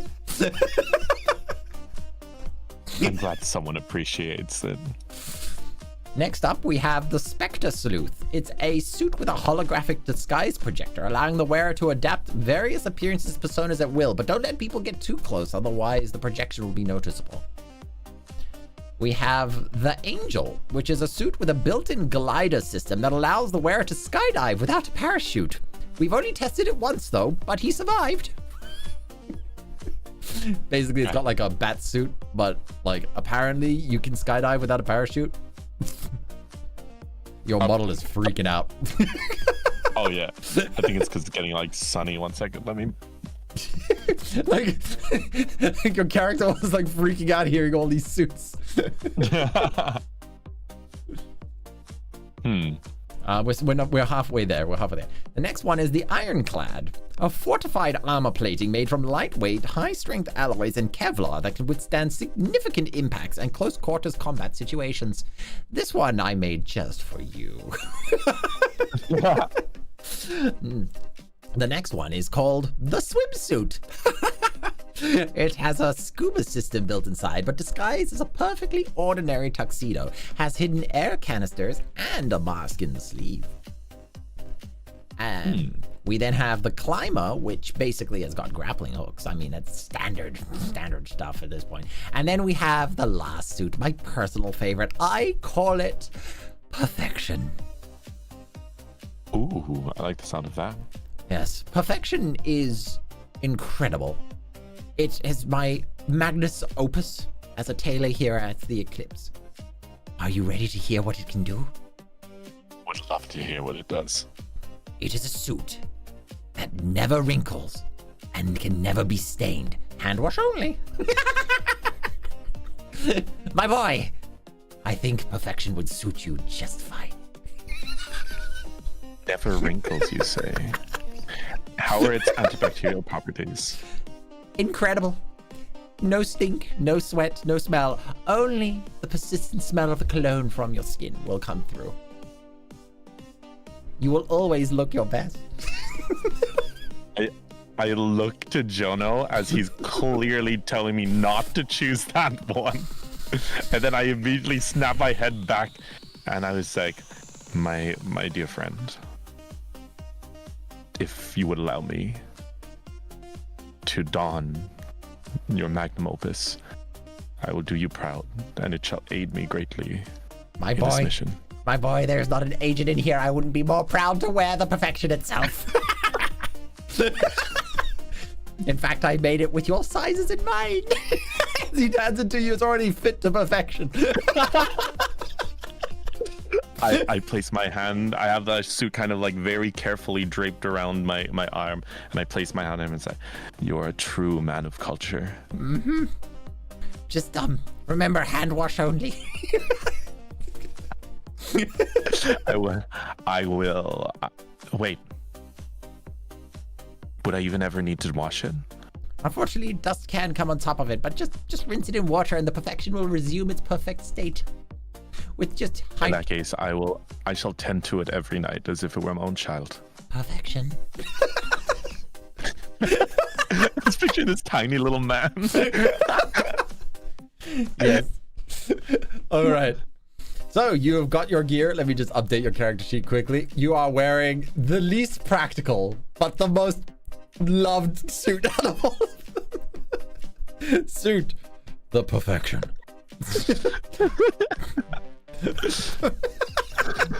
I love how this has become like a satire of super spy novels and films. It's basically like the what was it? The Kingsley? What was the name of that movie with Kingsman. Kingsman, that was it. Yes. A suit that never stains or wrinkles. Antibacterial. Yep, with antibacterial. Antibacterial. It's like, oh yeah, we've got one that can make you resistant to being stabbed, but no. I've got to look my best at all times. Indeed. You never know. You never know when you might come into contact with a person of interest. There we go. Unbelievable. How did I know you were going to pick that one? I saved it for last. Because I just knew. All right. You see Jono is just like holding his temples with his hands and he's just like, I feel a migraine coming on. Please just get results. I always do, Jono. I was hoping you would say that. Perfect. All right. Oh my goodness. All right. So, you and Jono make your way out of the toy box. You go through the catacombs, but you feel much better now because you notice that the suit itself seems to be resistant to all the bad air around you. You feel like you're at 110%. You look great, and you know that not a single speck of dust is going to make its way onto you. I am. My chest is puffed out. I'm like smiling uncharacteristically in this place, and I'm looking great. Well, I guess it's good for morale at least. You hear Jono muttering to himself. It is perfection. All right. So you go back to the airport and you say goodbye to France. It was a one-day stay, not even a whole day. And you're flying back down towards Italy again. So, yes. You arrive in Naples. And I need to change the song now. Okay. I do love nipples. Yeah. So you arrive in Naples. It's in the morning now. I mean, you've been flying all over the place all day. I mean, just earlier, like just yesterday, you were in you were in Monte Carlo. Yeah, you were in Monte Carlo just enjoying your vacation. Next thing you know, you're flown to France, and now you're being flown down to Naples, Italy. It's very crowded at this time of the year. It is summer after all, so everybody is enjoying the good mood. But as you remember from your notes, you have a tiny little PC shop to visit, and you have a very important briefcase full of gold bars that you must not lose. Otherwise, Laura is going to take your head. I would, is there any way that on the way to the thing we can stop by like some kind of... Oh, you've got the vault with you. The vault was flown over with you, so you've got the vault. Okay. It's waiting for you at the airport. I was gonna ask if we can like stop by a specialty store to buy some handcuffs that I can handcuff myself to the briefcase with. Okay. They are most likely going to be pink and fuzzy. All right. So first off, so you and Jono are climbing into the family hatchback. Where are you putting the gold bars? Because every single seat, there's like a bajillion different compartments here to hide the suitcase. Where do you want to hide it? Is there one hidden like into the hand, or like a slot thing that right next to where the handbrake is? Yes. Yeah, I'd like to slot it right there. Okay, yeah, it's tucked away, and it's none the wiser to the rest of the world. Beautiful. So yeah, you and Jono go to an adult shop. Along the way, it's got bright neon lights with like a lady's leg moving up and down between each flashing of the neon lights, and Jono is just like, sir, really? It's for the mission, trust me. He like pulls the lever on his chair and just rolls back so that you know it looks like he's lying down in the car, and he just closes his eyes and like he takes out a small laptop, and he can see what you see through the laptop because you've got your contact lenses on. He's just like, I am going to look so weird watching this. I'm gonna smile, open the door, make my way in, looking like I'm at home in there, especially with the suit on. Like, as in, I'm comfortable with the uncleanliness that usually happens around these places because of the suit. And so I walk in, and you see a guy standing at the countertop, and he is dressed in like, he's not wearing a shirt, but he's got like a full bodysuit made out of pure leather, and you can see the hair on his shoulders and chest, and he just like looks at you, and he's got lots of piercing all over his face. He's like, how can I help you? I smile,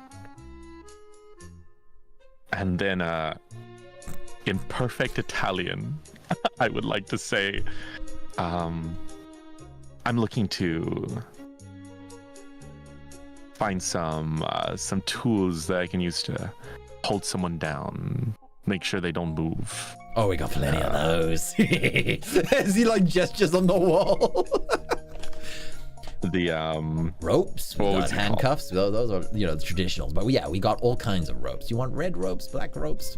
You mentioned handcuffs being traditional. Yeah. What else would you suggest if not the handcuffs, my friend? Oh, you know, I'm more of a rope guy, you know. Bro. You know, I'll stick with the handcuffs. Do you have any? What's your bestseller? Not a fellow rigger, I see. as he like gets down, he's got. I smirk and I say, not today. Oh my goodness, I did not plan for this. Okay, So yeah, he takes down a variety of handcuffs and he's like, what quality? We have all the way from the cheapy all the way up to the chapa. We have we have some authentic police handcuffs here. Don't ask where we got them from. Oh, but those don't sound very comfortable. Well, let's just say an officer left them here when they visited last. He smiles a little bit. I smirk. Oh, see, now they have history. Okay, now I'm interested. All right, I'd like those, please. Those should be more than alrighty then. sufficient. Just swipe your credit card here. You have an office card pause for a second, but you see it's got Jono's name on it. I make sure that he's watching as I reach towards it, and as I'm doing that with my other hand, I reach over and very quickly also buy some sexy dice, and then swipe. You hear the sound of like a car shaking outside.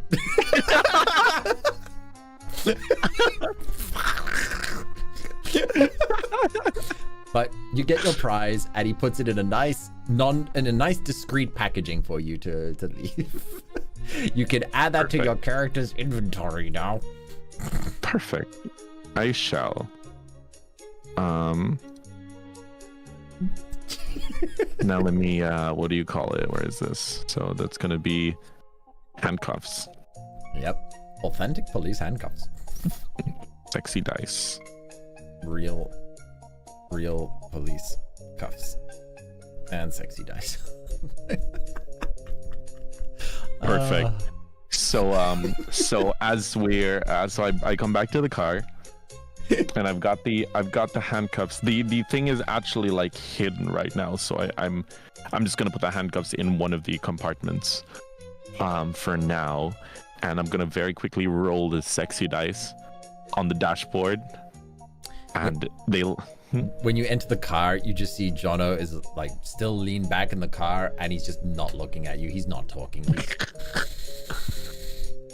I say what? It's for the mission. Just remember our budget, sir. They were dirt cheap. They were dirt cheap, but he's just. I'm like, it's fine. Don't worry about it. I say as I roll the dice and they land on with. Wait, can I just choose because it's just sexy dice? Roll a d6. Dang it. Okay. Pick auto even, and if it's even, you can get what you want. Yeah. Okay. Where did the dice go? No, where did the dice? Oh, it's here. It's the one that has the gate. Okay. D6. Boom. Pow. It's even. Okay. What result did you want? It's gonna land on with clothes on. Eat. And I'm gonna be like, shit. Well. Sir, now that you're done reading your horoscope for today, can we focus on the mission? Of course. And we were going to.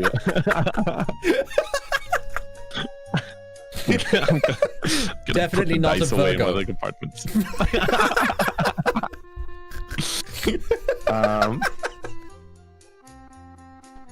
All right, I'm gonna say I'm gonna nod disappointedly at the result and then drive towards the PC store. Okay, so the car starts up and it's just a regular hatchback as you just drive along the city. Nobody bats an eye at the two of you. Perfect. Yep, you're just driving through. It's a bit crowded, so eventually you have to go on foot because again, it's a crowded part of the city where this PC repair shop is. So yeah, Jono's just like, I'll stay in the car. I'll keep an eye on you through the HUD, through the contact lenses. You go in, broker the deal. Remember, you're posing as the Italian mafia. We're going to assume that it is the... Just a sec. Sorry, just give me a second. There we go. The Serpentine mafia group. So yeah, just say you're from the Serpents, okay? Okay, I nod and I say, and I very quickly sleek my hair back a little bit kind of shake my head around and like immediately try to get in character. And then I look to Jono and in just perfect Italian, I say, "How do I look?" He takes hold of your hand, and he with both of his, and he turns your index finger and your middle finger and your thumb together into the pose, and he goes, "Perfect." you know the hand pose. The Italian hand pose. I nod as I set up the handcuffs on the handle of the briefcase, and then I make my way towards the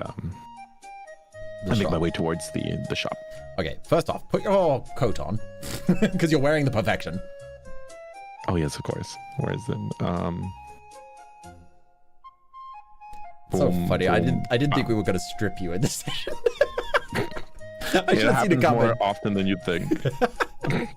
All right. So yeah, you realize that this shop that you're on was harder to find than expected because give me a roll. You got to give me a reconnaissance roll. You need to find it. So That's gonna be a +3, wasn't it? yeah, Dex +2. Yeah, +2 for Dex. Okay.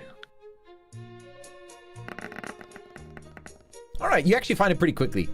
You realize that most people would have been thrown off because it's a dual business. There's a cafe up top, and then in the basement is the PC repair shop. So you are smart enough to realize that this is the front. You know, this is not like a proper PC repair shop, but yeah, it's tucked away here. So you know that there's something, you catch the smell of something fishy going on here. So yeah. It's like a laundering thing. Yeah. All right. Whoops. Sorry. Not yet. Not yet. Right. So yeah, as you're walking through the streets, you eventually find your way to the cafe itself. The barista at the countertop like greets you a wave when you walk in and is like, you know, "Hello, hi, what can I get you for a drink?" I look at her and I say, I'll take a double shot cappuccino and your number. Ooh. Give me seduction roll. Again, you get the impression that somebody is shaking in a car nearby. 19. Okay. Can she nat 20? No. All right. So she's like, hee hee hee, as she makes your drink, and she makes the latte art with her number in the latte art. So she's very skilled. Oh, that's hot. Don't drink it too fast, she says as she hands it to you. I say, as she's saying that, she gets a she very quickly gets like a text on her phone with like a winky face. as I what's it called? I can't let it get too cold.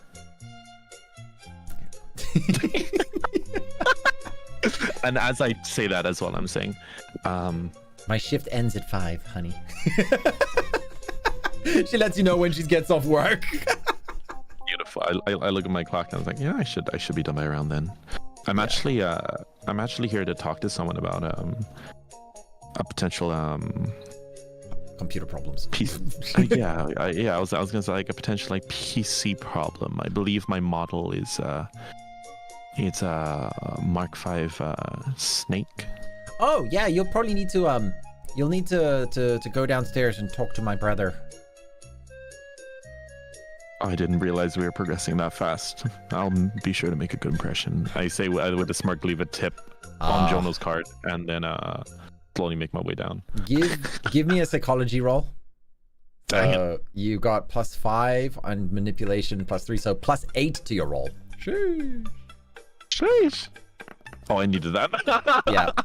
You realize immediately the way that she said brother, but there was no like hint of affection or disdain or anything like that. You realize that it's not actually a blood relative, but it's it's the front. Her brother awesome. works. And so I'll make sure that she knows that I know that. as I'm making the joke.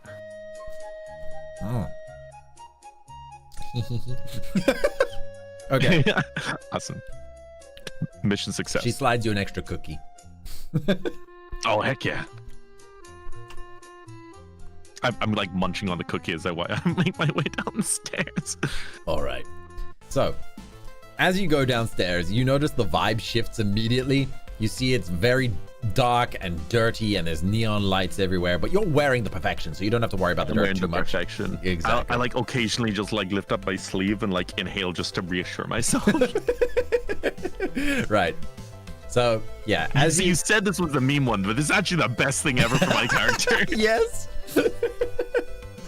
Right.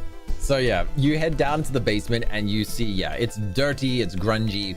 You see it's not really taken care of because this place isn't meant to get customers or regular customers. So yeah, there's computer parts everywhere and they're filled to the brim with dust bunnies. You know how computers get. Yeah, of course. And I'm like struggling to maintain composure here. The perfection is keeping me up, but it's just like I'm trying my best not to touch things. You see that there are several computers nearby here that have various people sitting at it. Nobody sitting at these people look like average individuals. Some of them look quite like rough and muscular and tattooed. Others are like very skinny and like strange looking. You know, they've got like weird choices of clothing and such. You notice almost all of them are browsing dark web websites. You see that they are all up to illegal activity on this cyber cafe down here. You notice as yep, as I'm doing that as well, as I'm noticing that, I'm making sure that Jono gets a good view of what they're doing, just so that he can take note in case. All right. You see that there are various signs on the walls and stuff that say stuff like data recovery and VPN forever, and you know, just classic stuff to make it look like more legitimate. But my gosh, it's sketchy inside here. Right. There is the quiet hum of various, whoops, this one. Yeah. So there's a hum of electronics in the air as there's just cables everywhere. Give me an athletics roll not to trip. So strength. Okay, that's gonna be like a +1. 0. So just a D20. 0. You're right. Dang. Okay. You're also carrying the briefcase. Oh. Ooh. You stumble a little bit and you see like everybody in the room turns to look at you. And they see the suit that you're wearing and they see the handcuffs. And then they just turn around and go right back to whatever they're doing because they're just like, not messing with the mafia. Nope. God. Did I actually trip and fall, or did I just, No. like, You stumbled a bit, which hit some electronics that fell over. So everybody just turned to look at what the noise was. But then they saw what very much looks like somebody from the mafia in a very well-dressed suit carrying something that looks super important. And they're just like, yeah, I'm not dying today. So the I kind of like straighten up and like make my way towards whoever looks like the most important person. Oh, don't worry. They saw you immediately because they shout out and they're like, hey, be careful with that. You're gonna break the babies. You can see like a short guy with big glasses runs over and like he starts like gathering electronics and stuff. He's like, it took me weeks to get them like this. As he like starts positioning them all in a very specific way and he reattaches wires and stuff. I say in I say in perfect Italian, I say something along the lines of, don't worry, my family will compensate for anything that might be broken, of course. And who are you? Oh, well, I believe it's what you'd be more interested is in my favorite video game character. Have you ever heard of the main character of the Metal Gear series? Not, I swear, if you say Raiden, I'm going to slap you. Yeah, no, he gets it immediately. He's like, oh, finally. Okay, come. He starts leading you towards like his office space, which again is just like, it's more like a large cabinet. But yeah, it's very cramped, very crowded and such. But yeah, he closes the door behind you and boom, yeah, you're alone with him. And yeah, you're in a very tight space in a basement, and there's lots of people behind you, and it's a dark, messy, tangled place. But yeah, and he's just like, right. So what has the snake come to get from Bite? His name is spelled with a B-Y, B-Y-T-E, Bite. I'm going to make sure that I'm absolutely not touching anything in that room. You notice that there are like 8 cups of coffee, all of which are like at various stages of being drunk. He's a man in his 40s. He's got like, he's almost completely balding, but he's got like big glasses and he's jittery. He's constantly jittery from too much coffee and caffeine and paranoia. So yeah, his fashion sense is a mix of cyberpunk and thrift store scavenger. So he's wearing fingerless gloves and like tinted, his glasses are slightly tinted as well. Like, you know, those blue light tinting glasses, like those yellow tinge. Gosh. And yeah, his jacket is lined with RFID blocking material as well. So yeah, he's paranoid and caffeinated and anxious, but he's named Bite. That's wonderful. Dang. Okay. I'm going to be looking around in like absolute disgust and just making sure that none of those coffee things are moldy. And I'm going to look at him and say, I'm here to pick up an order. I believe you were expecting me.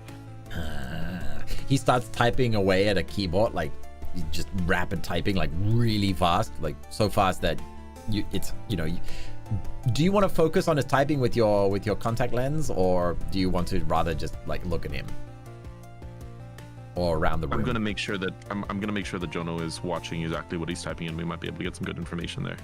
All right. So give me a deception roll. Actually, no. Let's make this a disguise. So yeah, it'll be your charisma plus. So it'll be +4 to your roll. Yeah.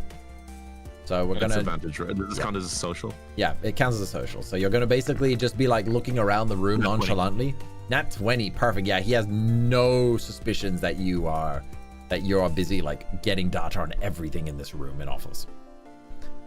All right. So, yes. He's like, yes, the snake. It's also at this point I'm going to pause Subway Surfers. You can just imagine Jono breathing a sigh of relief from the car. Right. So, yeah, he's like, well, the snake does require Bite services from time to time. I have the goods, but do you have the pay? I'm going to look for a place on the table that I assume is very cluttered. Yeah. And I'm going to like let the briefcase just go plonk. And then with it still handcuffed to me, I'm going to like half open it. And then you'll see I said, I wasn't told exactly how much, so I hope you have change. I say as I open it. As you open the briefcase, you can also see inside of it. You see that it's filled with coins, like gold coins, unmarked, but just rows and rows and rows of them. So you've got plenty of negotiating power here. You can see that Laura has set this up in such a way that you can haggle this, right? There's enough here to the bottom of it. Give me a roll here. Give me a perception roll. It's one of your combat skills, so +6. It's not an attack. I'm just asking you to use your perception skill here. Okay, so 20 + 6. Yeah. All right. Oh, 10. Yeah. In the flash of an eye, his hand like reaches into the box and pulls out a coin. And he looks at it and he's like, huh? What is this? Pirate treasure? What do you think I take doubloons now? And he bites onto it like ye old pirate fashion style, and you see like it leaves a dent mark of his teeth in it. He's like, legit. Sick. I'm going to take a handkerchief out of my bag to cover my hands, and then very gently, using the handkerchief, take it back from him. He seems a bit like loath to part with it, but he's like, yeah, deal's a deal. Okay, fine. He hands the coin, still has his bite marks in it. I'm going to like I'm going to like look for like a chair or something and start to obsessively try to wipe as much of his crap off as I can. Give me a psychology roll, so +8. Okay. Advantage? Yes. Another nat 20. Okay, perfect. Okay. So you know exactly what to say to him to convince him to accept this currency, because he was expecting cash. You realize from his reaction when he said, "You think I take doubloons now?" He was expecting cash, right, not pure gold. But so I'm gonna be like, I've got this tip for you though, right? So yeah. Oh no. Okay, you go. I look at him and I say, I hope you understand. It's not always easy for us to withdraw from our bank accounts. You know the drill. Sometimes we have to find alternate methods to pay our esteemed confidants. Mafia's gotta get with the times, not this laundry shit. Next time, bring me crypto, or God forbid some actual cash. He wants crypto.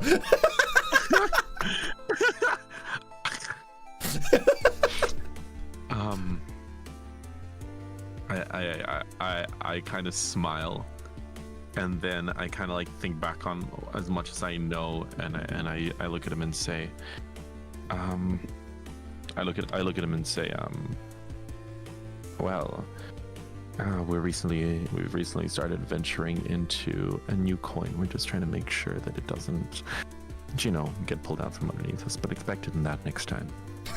I've pulled a dozen rugs in my day. Oh, I'm sure you have. He's like, we got a spare computer in the back if you want to set one up. Easy as pie. I don't even charge that much to set one up. Oh, well, I might, would you be, well, my friend, do I have a business venture for, and then for that once in my lifetime, I kind of considered Jono in the car, and I'm like, all right, stick to the plan. I'll keep in contact.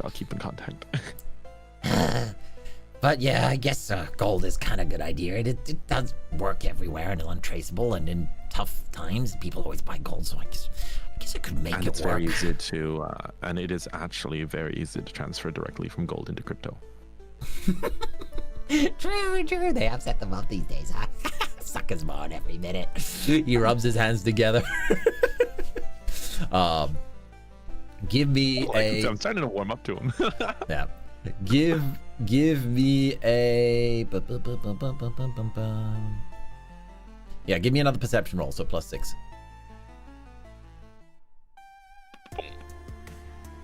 Unnatural 20. Unnat 20. Okay.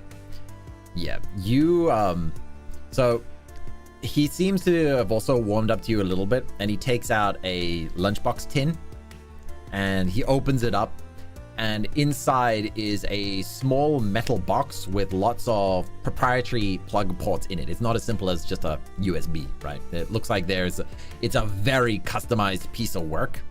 It's slick. Like a little Raspberry Pi. It's slick, it's palm-sized, and it has an intricate locking system built on it.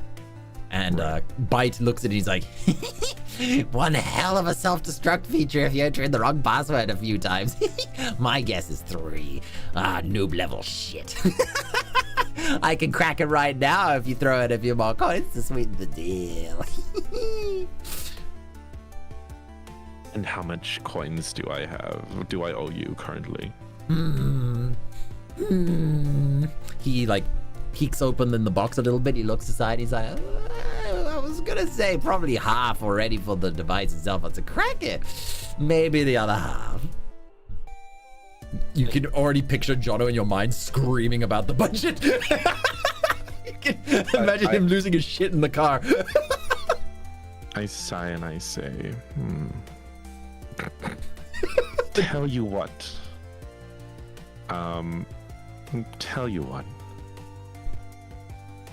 What if we do something even better, just between you and me, all right? See, there's and I'm gonna make sure that Jono kind of gets what I'm playing out real quick. There's a coin that I hear that's super lucrative, super high returns right now, It's looking real valuable. What if I allow you to purchase some of those and we'll use it to sweeten the pot? Say a quarter of the coins in here. Give me the rest I'll pay you out. Give me a deception roll. +8. +8. And that's advantage. Yes. 2 11s, wow.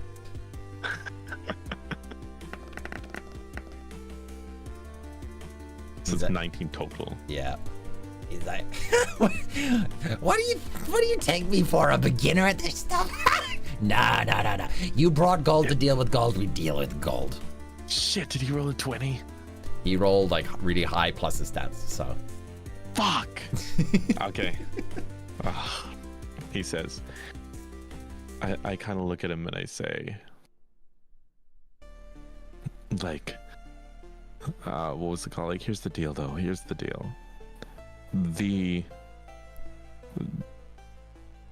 I know that I'm literally gonna go out on a limb here. Actually, can I see if, can I kind of observe and see if he's like, if he's in any way lying about the price that was agreed upon? First, give me a perception roll. 20 plus 6. Yeah, another 6, yeah. You hear something happening outside in the internet cafe part in the basement, and then there's a banging at the door, like, dunk, dunk, dunk, dunk, dunk. "Hi, Bite! What the hell are you doing in there?" Dunk, dunk, dunk, dunk, dunk, dunk. And Bite's like, "Huh? What? Who?" And he looks up at you. I closed the suitcase immediately, and I shake my head like it's not one of mine. Just a second.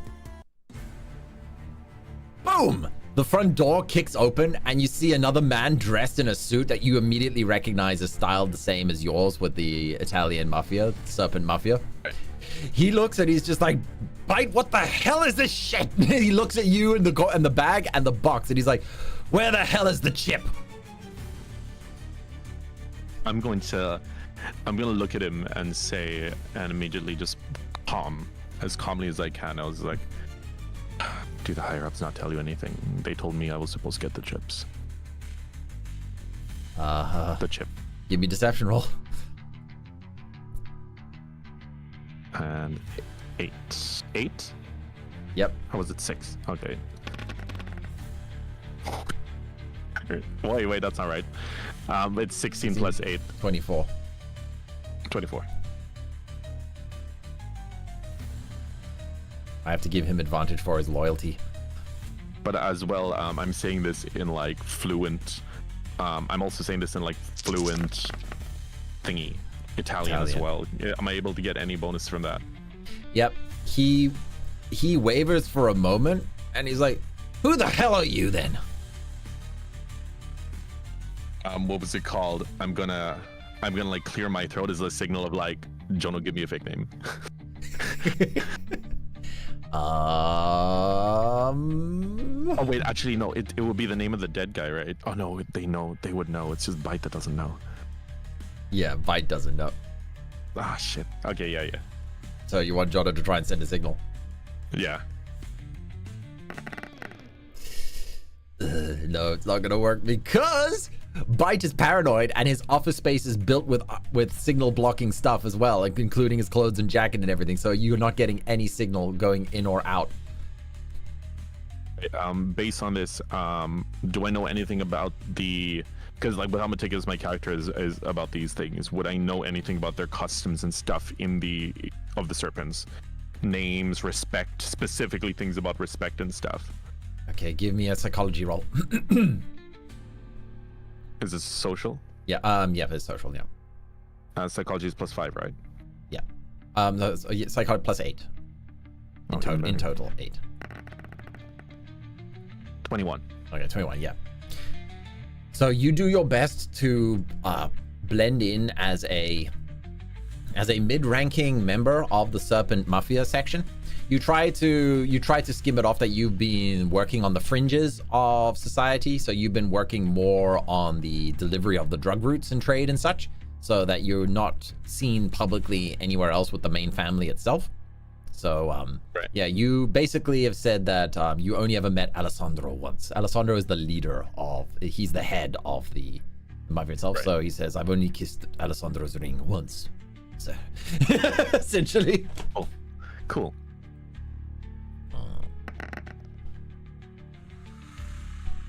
He wavers for a moment. He's like, hand over the chip then. As he's like, grab it. You see Bite is like, you have to pay first.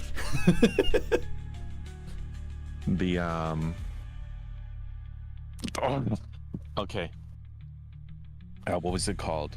I'm gonna look it up and say, of course, with no disrespect to you, sir, but does our family not operate on respect and trust?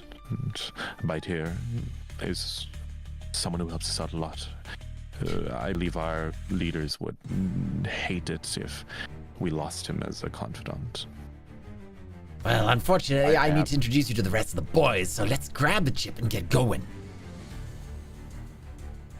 I said, I'm gonna say, this is what I'm gonna say. I was like, fine, let me talk to Bite. Give me 5 minutes. I'll meet you upstairs. Bite is like clutching onto the box now because he's like feels like he's about to get stabbed. I mean, you know, he like got robbed.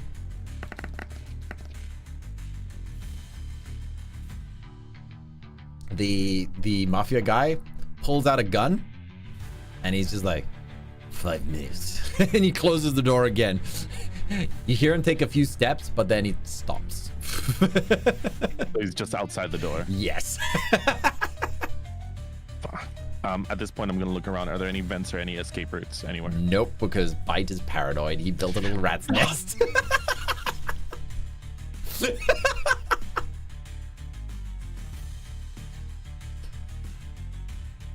Okay. My stealth is kind of shit, isn't it? Let me look. Let me see. Where is this?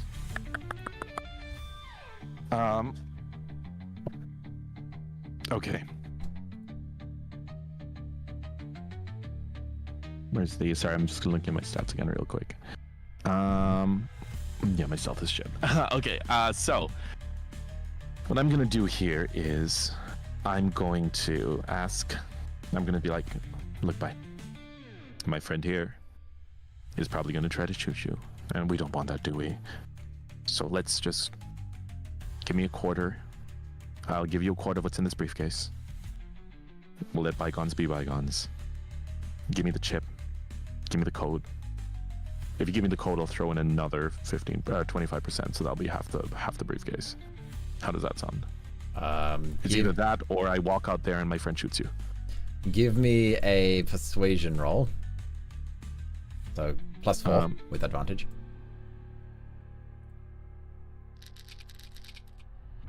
Mm, 16. Yeah, bloody serpent being toxic as ever, I see.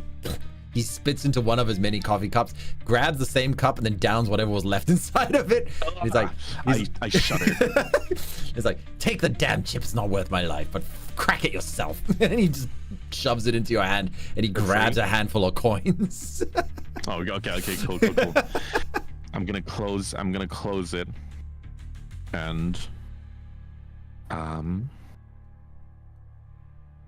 gonna close it, and then I'm going to put the chip in the suitcase. All right. As well, and I'm gonna close it, and then I'm going to open the door, and I'm gonna be like, I got it. All right, let's go. As soon as you step out the room, you notice that a lot of the guests who are at the internet cafe are standing against the wall with their hands raised, and you see several other men are also standing there, and they're also holding guns. So all of the other guests are just like waiting there, and you see the leader of the mafia guy who kicked open the door, and he looks at you and he's like, "Where's the chip?"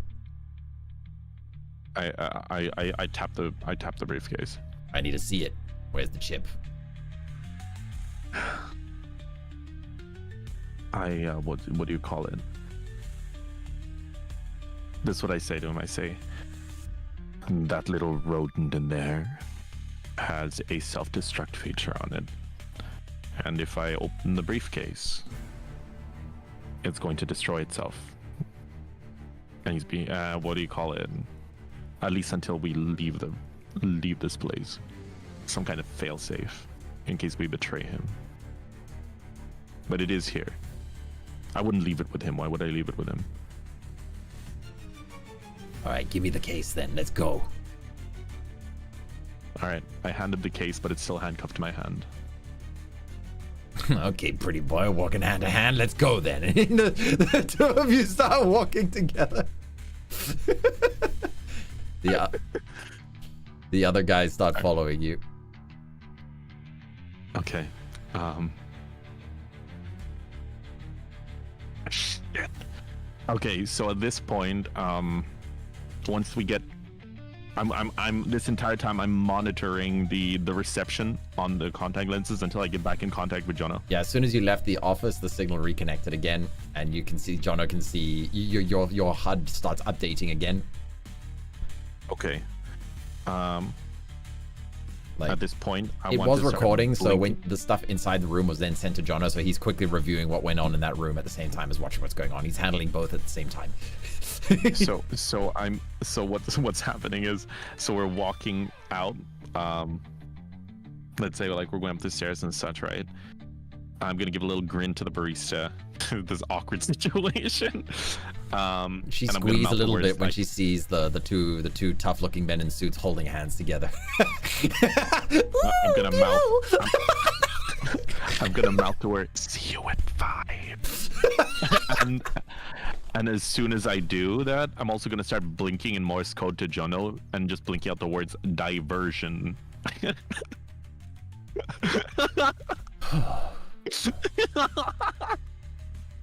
All right. As we're walking out the door. Okay.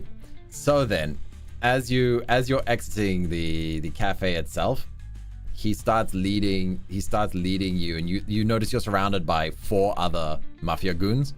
So Yep. you and him are holding hands in the middle, and then the 4 are flanking the 2 of you. Right.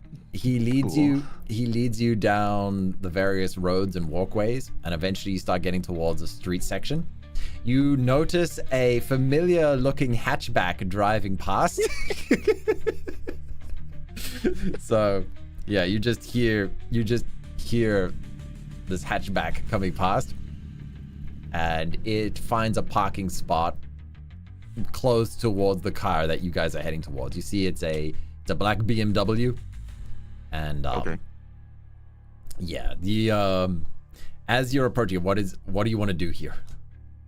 You've got a few options here. So it's like speeding towards us. No, it's parked, but it's idling. So there's another guy in there. So you're about to have like 6 sweaty dudes inside this BMW. And I said, and I see Jono coming with the hatchback.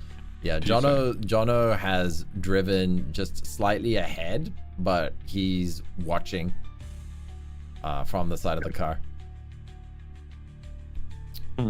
You Okay. You get a message pop up actually, and he's like, the message says nod once for loud or nod twice for silent. Do you want to go loud or do you want to go silent? Oh, I have a plan, but it's gonna involve what do you call it? Oh, okay. I'm gonna say to the guy, I'm gonna be like, oh shoot, I'm gonna be like, my brother, as much as I enjoy holding hands with you, we have left the premises. I would like to remove the chip from the briefcase, as much as I enjoyed being intimate. Do it in the car. He gestures to the BMW, which one of the goons opens up the door. Okay, I'm gonna be like loud.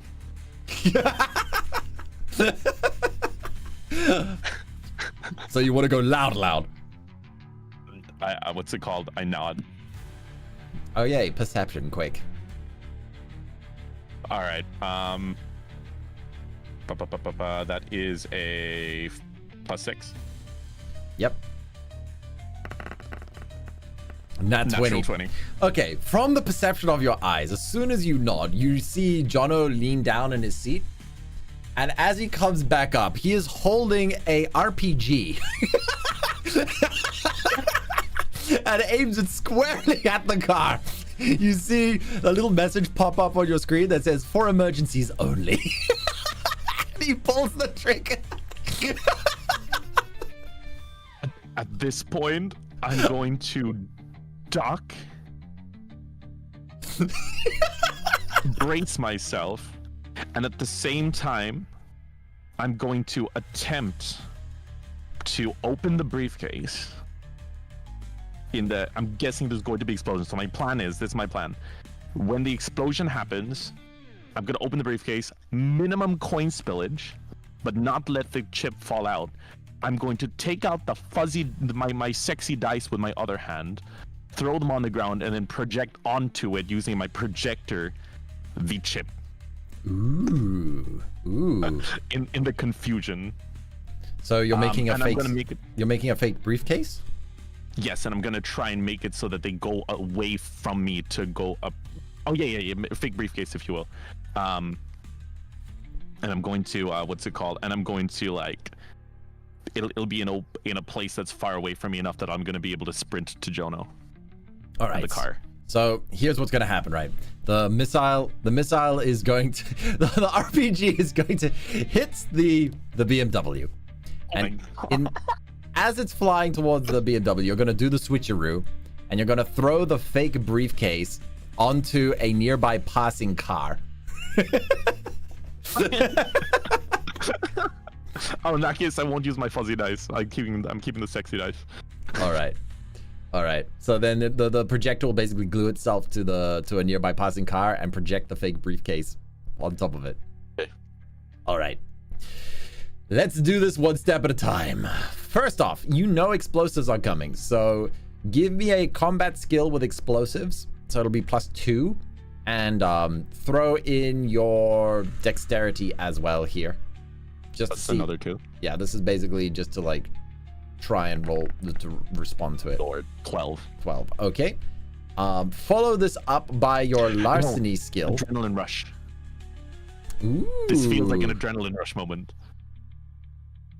Yeah, it is actually. Yep. Okay. That's a So rocket flying towards me. So for adrenaline, let's apply it to your larceny skill here, because this is a highly dexterous situation here. So yeah. Right. So dex, so +2 to your roll here. So go with advantage. Okay. So advantage, and then +2. +2. Yep. 14. Nice. Okay. So here's how it goes down, right? As soon as you nod your head, you see in your peripheral vision Jono slowly raising up in his chair, holding an RPG from the hatchback. Is he wearing sunglasses? Yes. He fires the RPG, which careens forward, heads straight for the BMW that you guys are parked at. As the explosion happens, you twist yourself in such a way that as the shockwave hits everybody, you uncouple the handcuffs from your hands, and the suitcase goes flying in a very dramatic way that essentially the projector makes the briefcase land on a nearby car, whereas the real briefcase itself slides along the ground underneath the exact same car and slides underneath the Prius. You see Jono reaching through a compartment down underneath the car and pulls it up because there's like a hatch that goes straight down to the road itself. So the mafia goons that were like sent flying are all like stammering and starting to be like, what the frick just happened? You see Jono has already like retreated back down into the car, like like after firing it. And what's it, the main dude itself like pulls out his gun and like puts it to your face like, where's the briefcase? I'm gonna shout. I was just like, there was an explosion. I had to duck. And then I'm gonna stop and then like very smoothly like point to the car, and it's like has the briefcase on the car speeding away. Deception +8 with advantage. Go. Deception +8 with advantage. Boom, boom, boom, pow. Unnatural 20. Unnatural 20. Okay. Yeah, they all look at it and they're like, quick, guys, get a car. And you see like the guys are scrambling everywhere as they like run over to all the nearby cars. They pull out their guns and they put a gun towards Jono's head. Like Jono like briefly like he pretends to be scared and steps out of the car, and the goon jumps into the car and like they start hijacking cars all around them and start driving. But yeah, you and Jono are now sitting there being like, okay. He's like, Tyr, like, don't worry, like the briefcase is hidden inside one of the compartments. They won't know it's in that actual car itself. And then I'm gonna be like, so we just wait for them to dump it. Do we have a tracker in there? Yes, we do. Of course we do. But what if they destroy the evidence, sir? Has he already sped away? Was there any way I could have jumped? Yeah, it's like probably. I will give you a reaction for that. So give me athletics. Okay. +3. Yes. That was plus. Okay. Not fail. You're still dizzy from the explosion. Oh. They've raced off all of them. People are screaming everywhere because, well, an RPG just went off in the town. He's like, I'm going to. Sorry, what were you saying? No, Jono just like shakes his head. He's like, I'm gonna fill out so many paperwork for Laura when we get back. I'm gonna check my clock. How close to 5 o'clock are we? Sir, it's the morning. We have like several hours until 5 o'clock. Perfect. Okay. I'm gonna look for another car and I'm going to try to hijack it as well. Are there any more guns around that have like flown out? Yeah, a couple of the guns are dropped by the goons from the explosion itself. You know that these streets are really, really packed and crowded, so the cars themselves don't have that far to go. So you can cut them off by running through the pedestrian way. And oh, okay. I'm just gonna do that then. I'm also gonna take one of the guns with me. I'm gonna put it in my back pocket. All right. So yeah, you've got yourself a because the suitcase, the handcuffs are broken. So I'm gonna. You've got yourself a pistol now, basically. Cool. All right, give me a reconnaissance roll. So plus your dexterity, so +2. Okay, 10. Okay. So yeah, you're running through the streets like you can hear like cars like revving and honking the horns and everything. You see that you know that the car that has the fake projector on it is going to be caught pretty soon because it's not trying to escape. Right. So yeah, you know that this chase is not going to last very very long.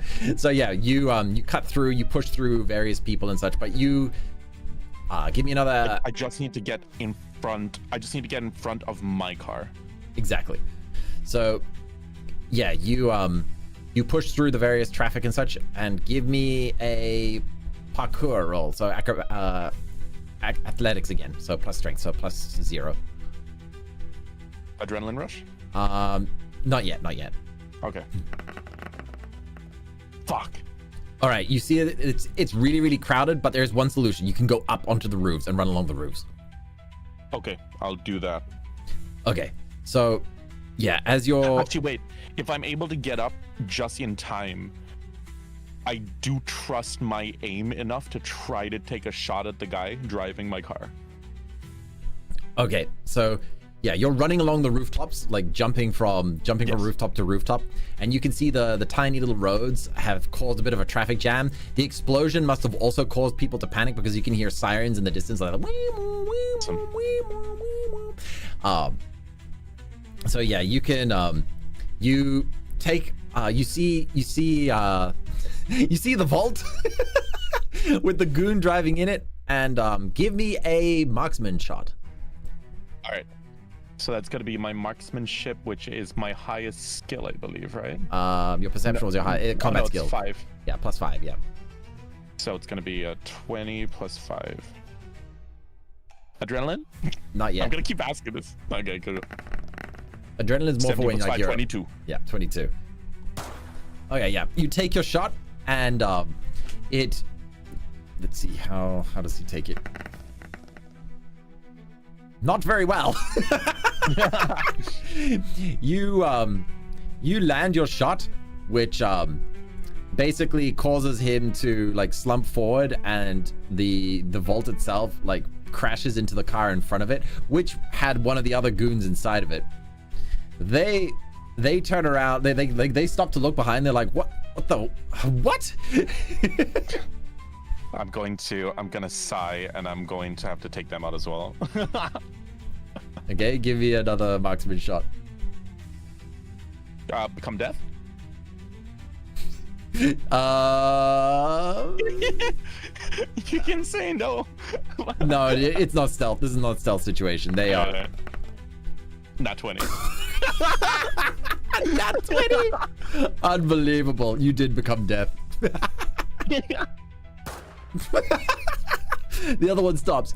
You realize the other goons that were driving nearby, they hear the gunshots and they realize like something serious is happening. You reload your gun as you see a couple shots come your way and crack the tiles near you. You realize some of the other goons have spotted you up on the rooftops itself, and they're trying to take shots at you. Right, awesome. So at this point, I'm pretty satisfied that they're probably just gonna flee the scene. They can no longer move my car. All right. Because I've killed the guy, and I've killed another guy in another car, so they're not gonna really know. So I'm gonna try to get to a safe location and just monitor as much as I can. And obviously they're still at the same time probably chasing the hologram, right? Mm-hmm. So give me athletics for like running along the rooftops, because they're taking shots at you now. Like yeah. Like, all right. Oh my gosh. All right. What's the so my athletics is +3, right? No, +0. +0. Adrenaline? No. You know what? Yeah, for this one, yes. Okay, 19. Good. The bullets like whiz past as they're shooting at you, while you're jumping from rooftop to rooftop now. You hear shouting and such. But yeah, you fall down to the crowd. There's lots of screaming going on. As you turn the corner, give me perception quickly. +3. Oh no, +6. Not 20. Not 20. Excellent. Your sixth sense kicks in as you realize somebody's waiting right around the corner as you're about to come around the corner. You realize that that the main guy who was the true buyer who was sent to purchase it has doubled back to deal with the snake among the snakes. Right. Wait, so were they able to see me, like know it was me from the rooftop? They're communicating with each other, and he was about to ambush you, but you rolled a nat 20, so you know that he's waiting for you there, so you can catch him by surprise. Corner, and is he between me and my car? Yes. What? Become death. Yeah, I was thinking that, but I was like, all right. So what I'm gonna do is I'm gonna see if I can I'm gonna see if is there any way that I can do it I can dispatch him, like get behind him enough, like go around behind and try to snap his neck from behind? Yes, let's go with a stealth roll first, so +4, and your dex so +6. All right. Another nat 20. Okay, yep, we don't even need to follow up on this. Can he do it?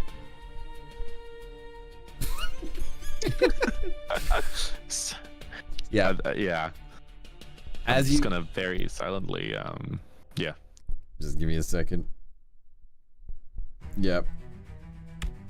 Yeah, as you snap his neck, like you see his eyes opening wide when he sees your face as you turn his neck around, and then he just drops to the floor, crunch. I'm just gonna say, sweet dreams. All right.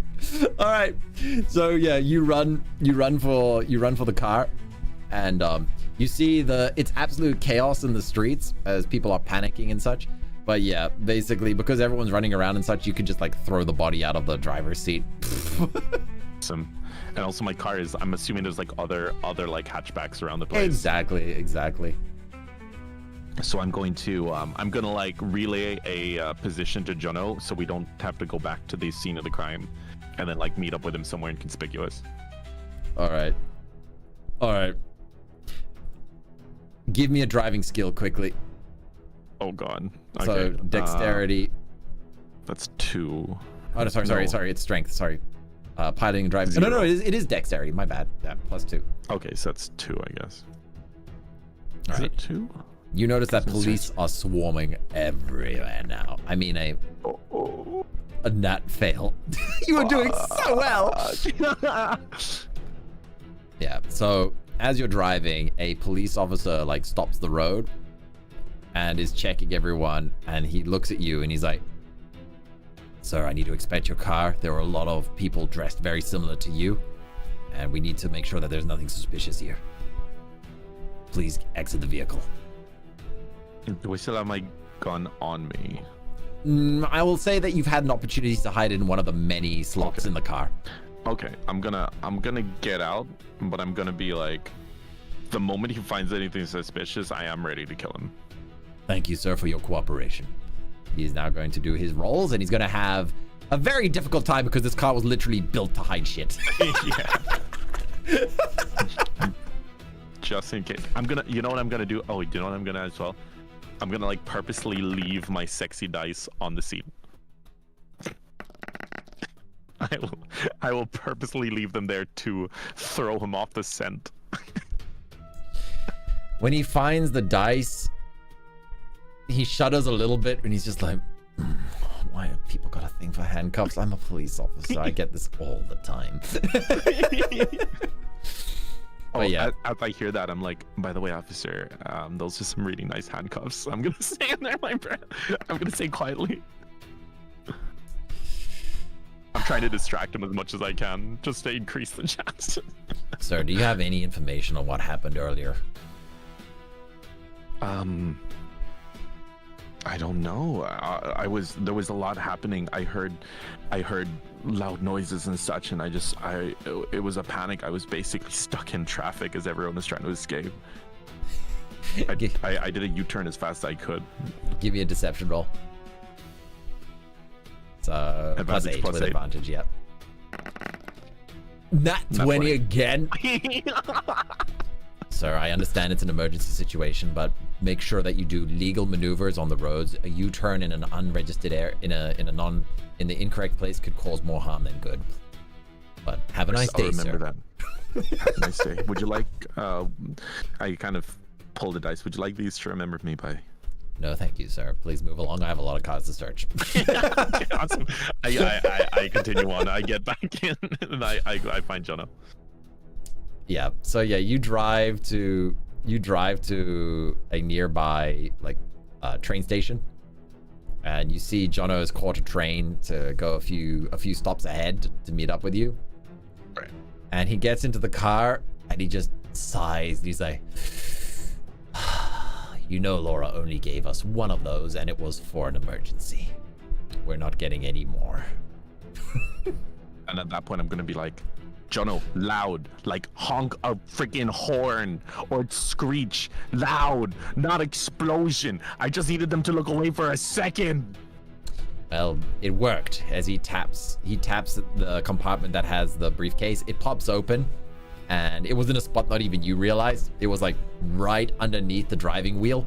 So yeah, the briefcase just pops out from underneath the driving wheel and then like slots forward into your lap. And he's like, still in one piece. I'm going to jerk forward because that's a heavy ass suitcase. It just fell on my. You wonder if he did that on purpose. I'm gonna glare at him. I was like, my little spy did not appreciate that. Well, he gets so much exercise, I thought he could handle it, sir. I kind of like, I'm like, yeah, I guess he does.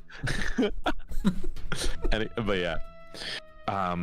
Also, I'm also gonna just make absolute sure that the chip's still inside. Mm-hmm. You open it up, and the small compartment is on there. And Awesome. yeah, Jono looks at it, and he's just like, "Oh, this is gonna keep me up all night." Yep, you have 3 chances, otherwise she goes kaboom. Okay, well, let's head back to the jet. We've got some better technology on board. I'll work on that.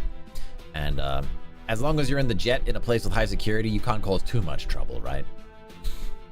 Never caused. Actually, today, Jono, I was not the one who caused trouble, nor was I responsible for half the things we're going to need to fill out our paperwork on. That is true, and that is kind of fair. Okay, I will let you off, but you got to be back by 5:30. No problem. Don't worry. I forgive you. All right. I say. He jokes, and he's just like, just come back to the airport and back to the jet, the private jet, when you're done, sir. All right, awesome. I'm not gonna go back to the scene of the crime place. Yes, I'm instead going to call her to me. That is just much safer. And then I will meet up with him at 5:30. Okay. Give me a seduction roll. We're just gonna do rolls here. I'm not gonna role play it. I'm gonna role play that. Let's go. Adrenaline rush. 25. Nice, very nice. So yeah, as you are chatting with the barista who's working with it, you realize like you loosen her lips as she starts talking a little bit more about the business and the work and everything like that. As she talks about how the bite is actually her cousin, not her brother, and his brother has been like complaining about the package the entire time, and essentially that it was designed by somebody called Dr. Sonia Vexler, and it's that's yeah, and that bite had been like cursing for days as he's been trying to crack this on his own. He spent a huge amount of time trying to crack it so that he could then sell the solution. So he's been like whining about that non-stop, and she was getting tired of his complaints, so she was venting to you about her brother's venting. I mean, her cousin's venting. I'm going to be listening attentively as I run my hands through her. And that's when I remember, like, oh shoot, I'm still wearing the contact lens, so I'm gonna turn that off first. You hear a sigh of relief coming from the jet on the other side of the city.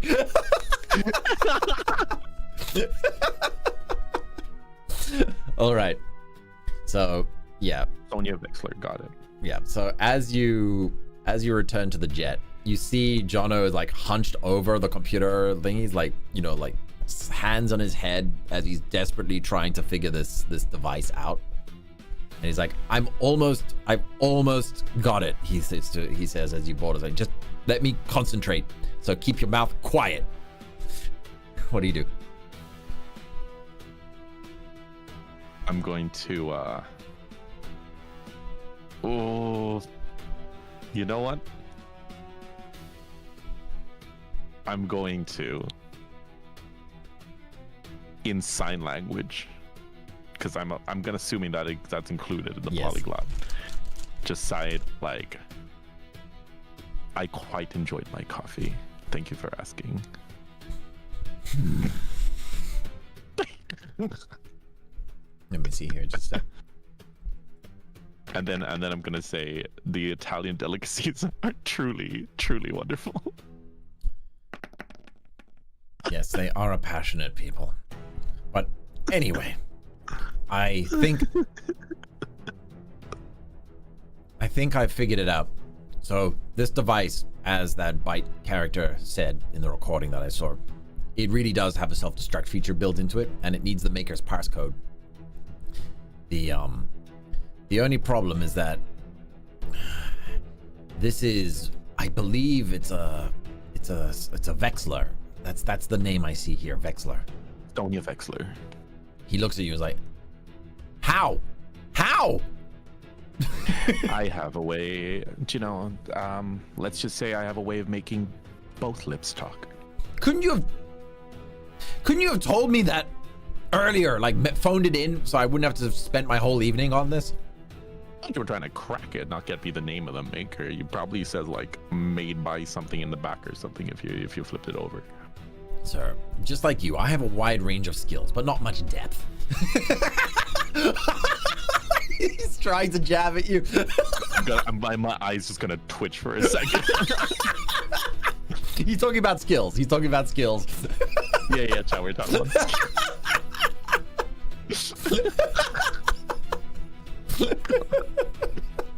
Oh. Oh my god, the dynamic between these two. But yeah, at that point, but yeah, so is but I'm like, so how are we gonna crack it? Something tells me Bite isn't gonna be helping us anytime soon. No. Bite has already been eliminated by the Mafia. I'm gonna retaliatory. I hope you didn't go back to the scene of the crime. No, of course not. I'm gonna just she'll actually never mind. I'll put my phone back. She'll find out eventually. So he brings up his the computer that links back to Eclipse's headquarters.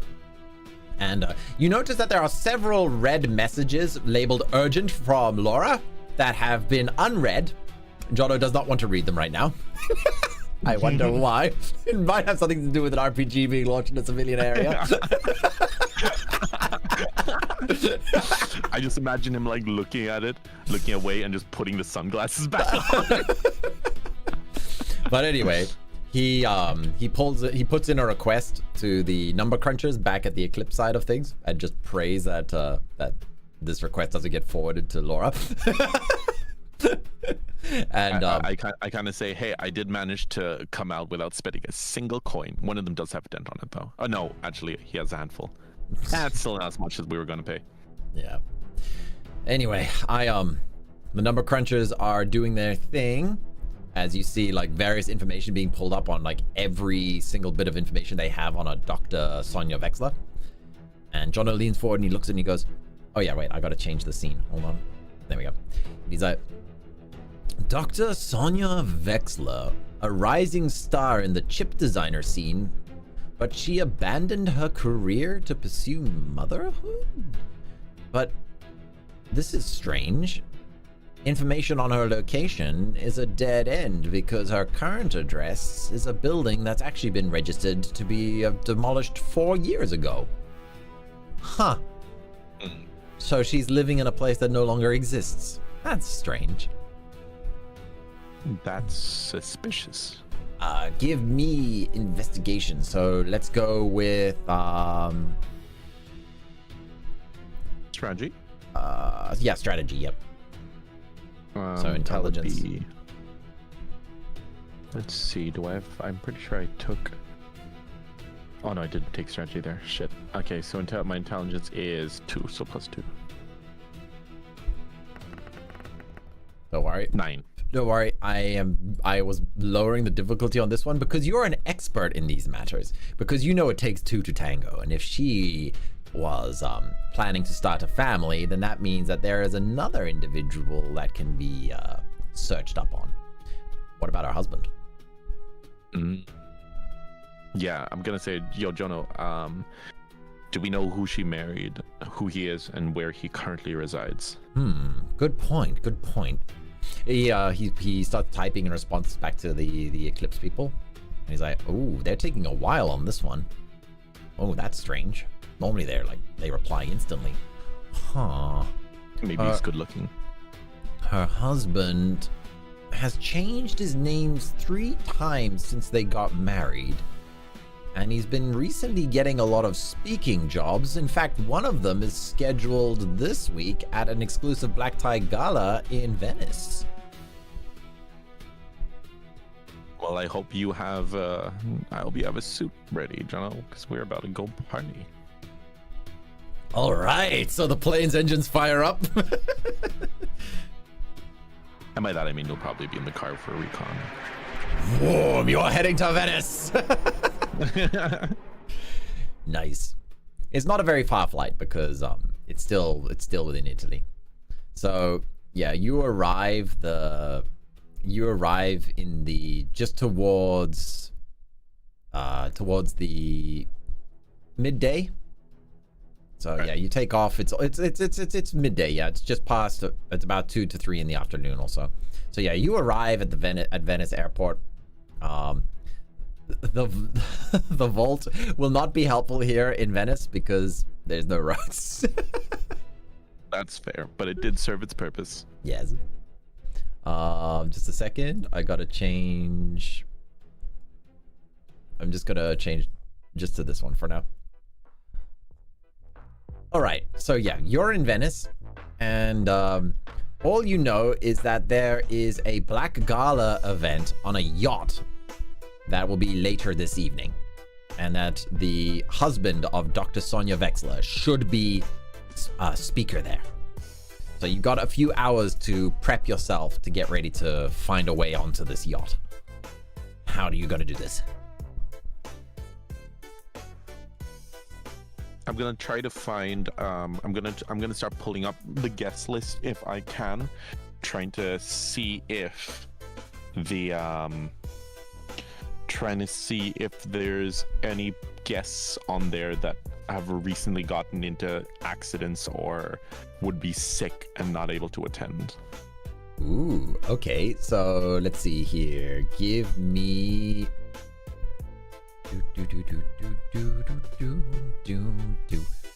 Give me surveillance.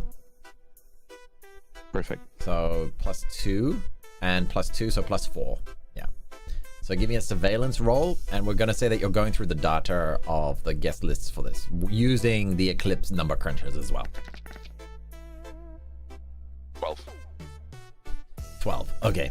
So yeah, you're going through the information. You realize that there are a lot, and I mean a lot, of wealthy individuals who are going to be participating at this event. It seems that it's some kind of fundraiser, a donation for a cause. Right.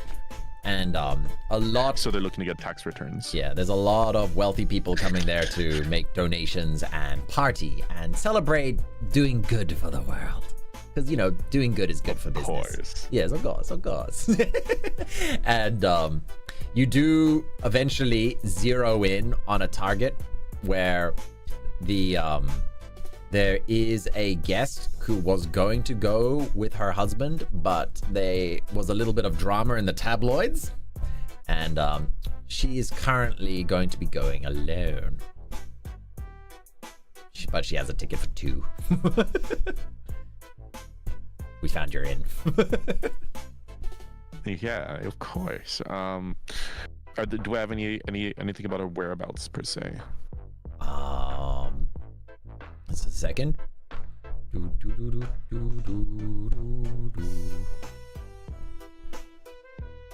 Okay. So you know that Elise is what I'm gonna. Sorry, not Elise. I'm just gonna say Ellie. Okay, so you know Ellie is going to arrive on her private jet soon, and should be parked a few blocks away from your private jet. Interesting. So, you could just like skedaddle over to her private jet. Honestly, that is what I will do. Should we just skip to the seduction rolls? Yeah, when you board her private jet, you know, and I'm talking about the actual plane itself. Yes. Also, I make sure I have the perfection on. Okay, yeah, of course. How are you gonna frame this, by the way? Because you're just like a strange man who's literally about to walk onto the private jet of this, like, somewhat upset lady that her husband has been cheating on her.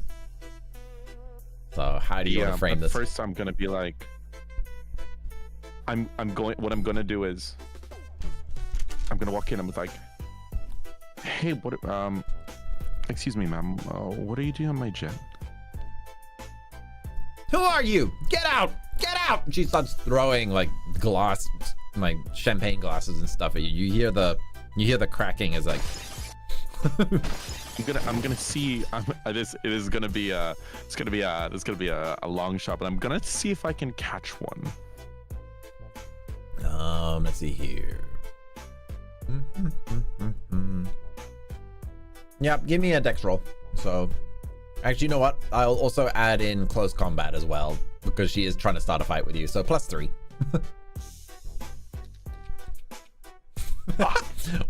An empty champagne bottle like hits you straight in the face, but you can see she's actually drunk. So Okay. like, So at this point, I'm gonna be like holding my head. I'm like, hey. Oh, ow. Sorry. You seem like you're going through a lot. I thought this was my private jet. It's obviously not. no, don't go. Don't leave me alone. I'm gonna look at her and it's like, no. It's such a refined and beautiful woman such as yourself deserves her privacy, right? Get out of here. I smirk. Go, don't go. And I was like, I smirk, and as I do, and I was like, and that is code for I believe you need a drinking partner. Finally a man who speaks the truth. I smirk and I say, I pour her a glass, hand it to her first before drinking any myself, so and just be like, all right, we're drinking, and I don't even know your name. Ellie, who are you? Don't bother, I'm not gonna remember. You're cute. Oh, thank you. I say, I also have a few other talents and some fun gadgets. Okay, seduction I say roll. as I tap my foot. Oh yeah, I want a bonus to this seduction roll because I tap my foot and suddenly she hears a buzz. Okay, oh my god, okay, roll. That's an Plus 8 8, plus yeah. 8 advantage. Yeah, and I'll lower the difficulty, not that you need it. That's 26. Yeah. Okay, you do what you do best. Good boy. Cool. So, You dog, you. I usually people say I've got that dog in me, but this time the dog's in her. I want to pet that dog. Oh my God. So I'm gonna. So at this point, will I say that we are heading to the yacht together? Yeah, you comfort her, and it makes herself feel. And I persuaded that the night does not need to end there. Yeah. She's quite like not old, but she's like in her like low 40s. So yeah, she's just like fascinated that such a charming young man has taken an interest in her. So she's very, very, very happy to let you join her at the party itself. She wants to essentially show you off to all of her rich friends as well to help dissuade the rumors like going around that with her husband cheating on her and everything. She wants to show that she's just as capable of like pulling like high value individuals as well. Right. Right. And you know what? I will fully play along. I'm gonna make sure I'm looking my best, and I'm going to I'm going to do my best to like peacock to the best of my abilities. All right. So let's see here. Just a second. I'm changing the scene. So yeah, as you reach the harbor and the sun is starting to set, you see this gorgeous yacht. We're talking top of the line, multi-million-dollar ship. And you see a logo on it. You see the Aegis Innovations logo on it. So it's got a bit of a shield painted on the side of it. But yeah, it's a gorgeous ship. Like, you think to yourself, like, when you retire, you might consider buying one of these, you know, depending on if like what your retirement bonus is with Laura and the budget and all that. Might want to stash away a few of those gold coins. Yeah, just keep them. Give me. Oh no, Laura, we lost the suitcase. Oh no. But yeah. So, yeah. Oh, let me just change this. All right. So yeah, you have no problems getting past the security. You didn't have to do any scuba diving. You didn't have to sneak in his stuff. Nope, you just seduced your way through the front door. Well played, here. Well played. You found the easy route in.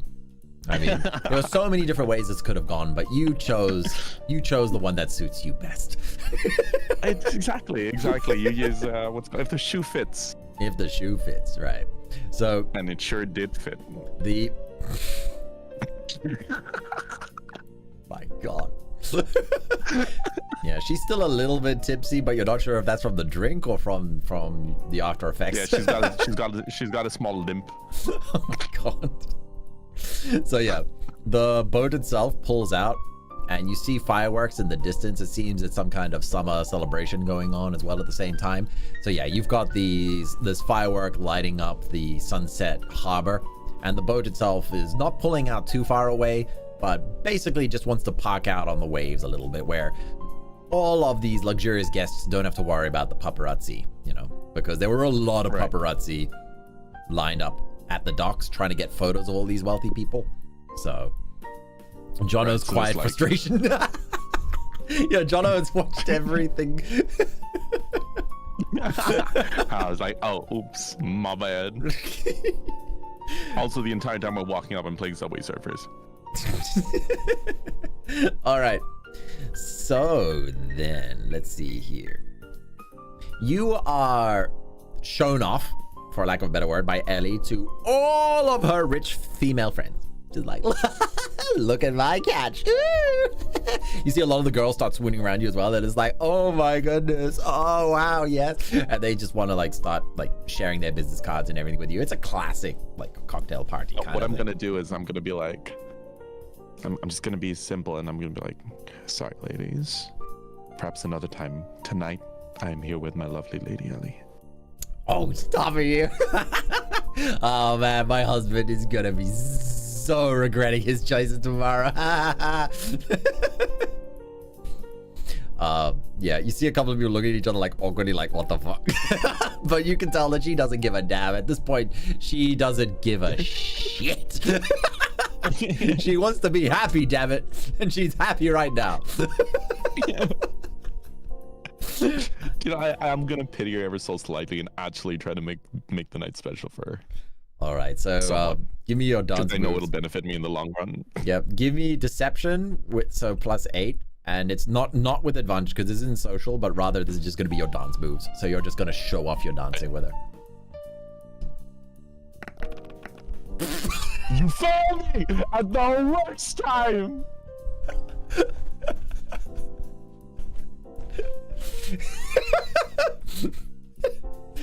Your legs tremble a little bit, and you I'm gonna give this one to you a little bit. You're just gonna play it off and just be like, oh, maybe we exercised a little bit too much today, my love.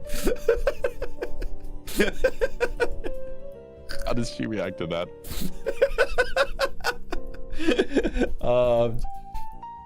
She laughs and is just like, oh my, it looks like we're gonna have to do something about building up your strength there. I'm gonna say consider you my personal trainer. Just a moment, I'm quickly typing out here. Yeah, there we go. Okay, so your super spy ways have let you down with your dance skills, but you decide to lead her to the cocktail bar. As you see, the guests are gathering on the open part of the yacht itself.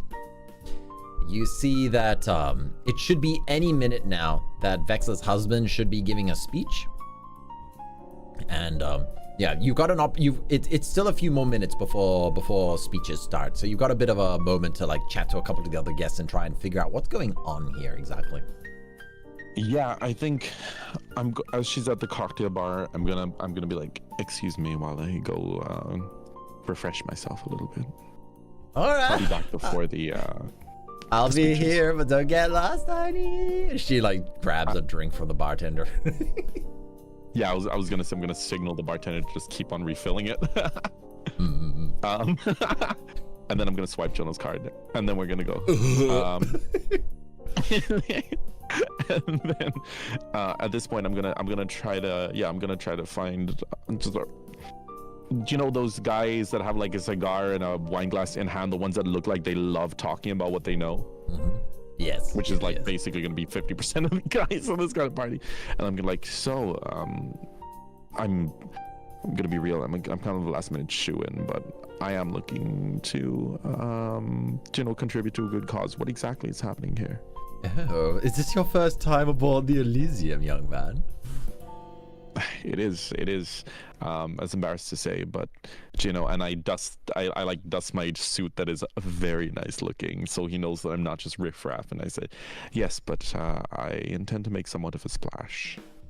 Oh my, that is fine threads you've got there. You hear like one person in the background going, It is perfection. Well, as you look, you can see that the Elysium is a bit of a floating palace, right? There's marble floors, there's crystal chandeliers, there's a live jazz band playing. You can see all of the other guests are like sipping champagne. You even notice there's enough space for a pool, and you realize all of this stuff is really heavy, which means that it's very expensive to sail this boat. So it is bragging. Like literally it's been designed to brag. But yes. You see the guy that you're chatting with, the group that you're chatting with, and they fill you in, and they're just like, well, you see, this is a bit of a fundraiser for the GCI, the Global Connectivity Initiative. It's well, you see, we live in the modern age, right? So not everybody gets to live the lifestyle that we do, right? So we thought that we were approached with a opportunity to help donate to the cause, and the Global Connectivity Initiative essentially wants to provide cell phone connection and internet access to everybody on the planet. Oh, lovely. So we're bridging the digital divide. Indeed, that's truly a good cause. And so is it the global connectivity industry that owns this yacht, or is it one person in particular? He leans forward and he says, well, my boy, access to information is the foundation of progress. We must ensure that every person, no matter their circumstances, has the tools to thrive in the modern world.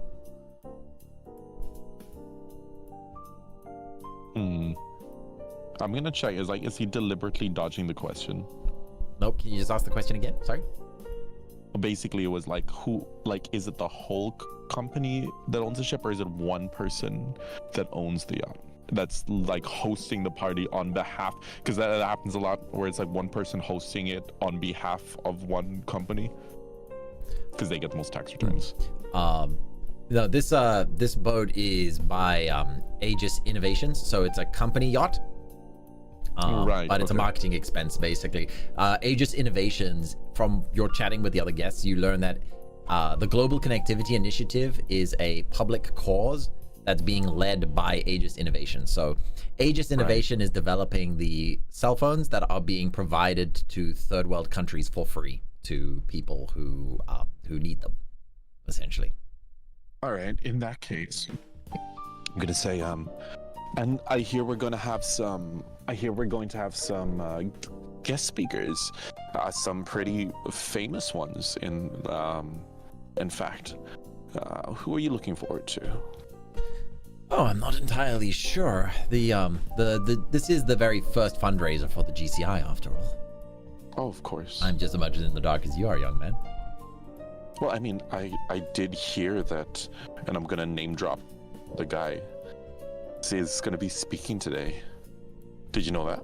Oh, fascinating. He says, what is your name, young man? Oh, 1 second, my headphones just died.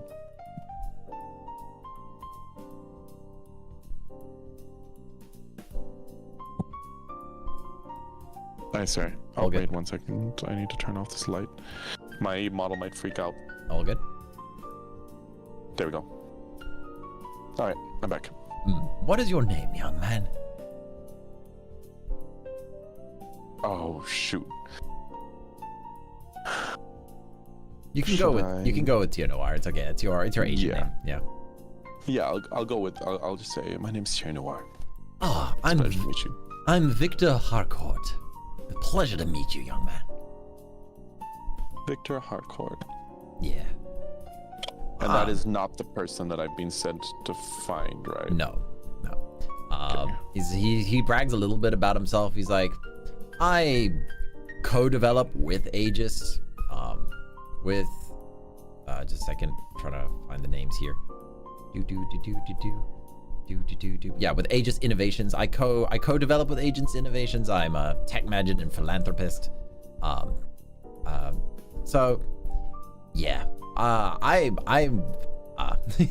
quite proud of my work. I work with Sentinel Systems. We are an AI-driven cybersecurity firm. If you have some time and you're interested in potentially being a client, you can have my business card. And he hands it to you. I would love to. Sentinel Systems. You get the impression that this is like slightly more military connected. When you, with a name like that, you're just like, huh? But I mean, money and power and money, you know, they attract each other. So, yeah. I'm gonna say, well,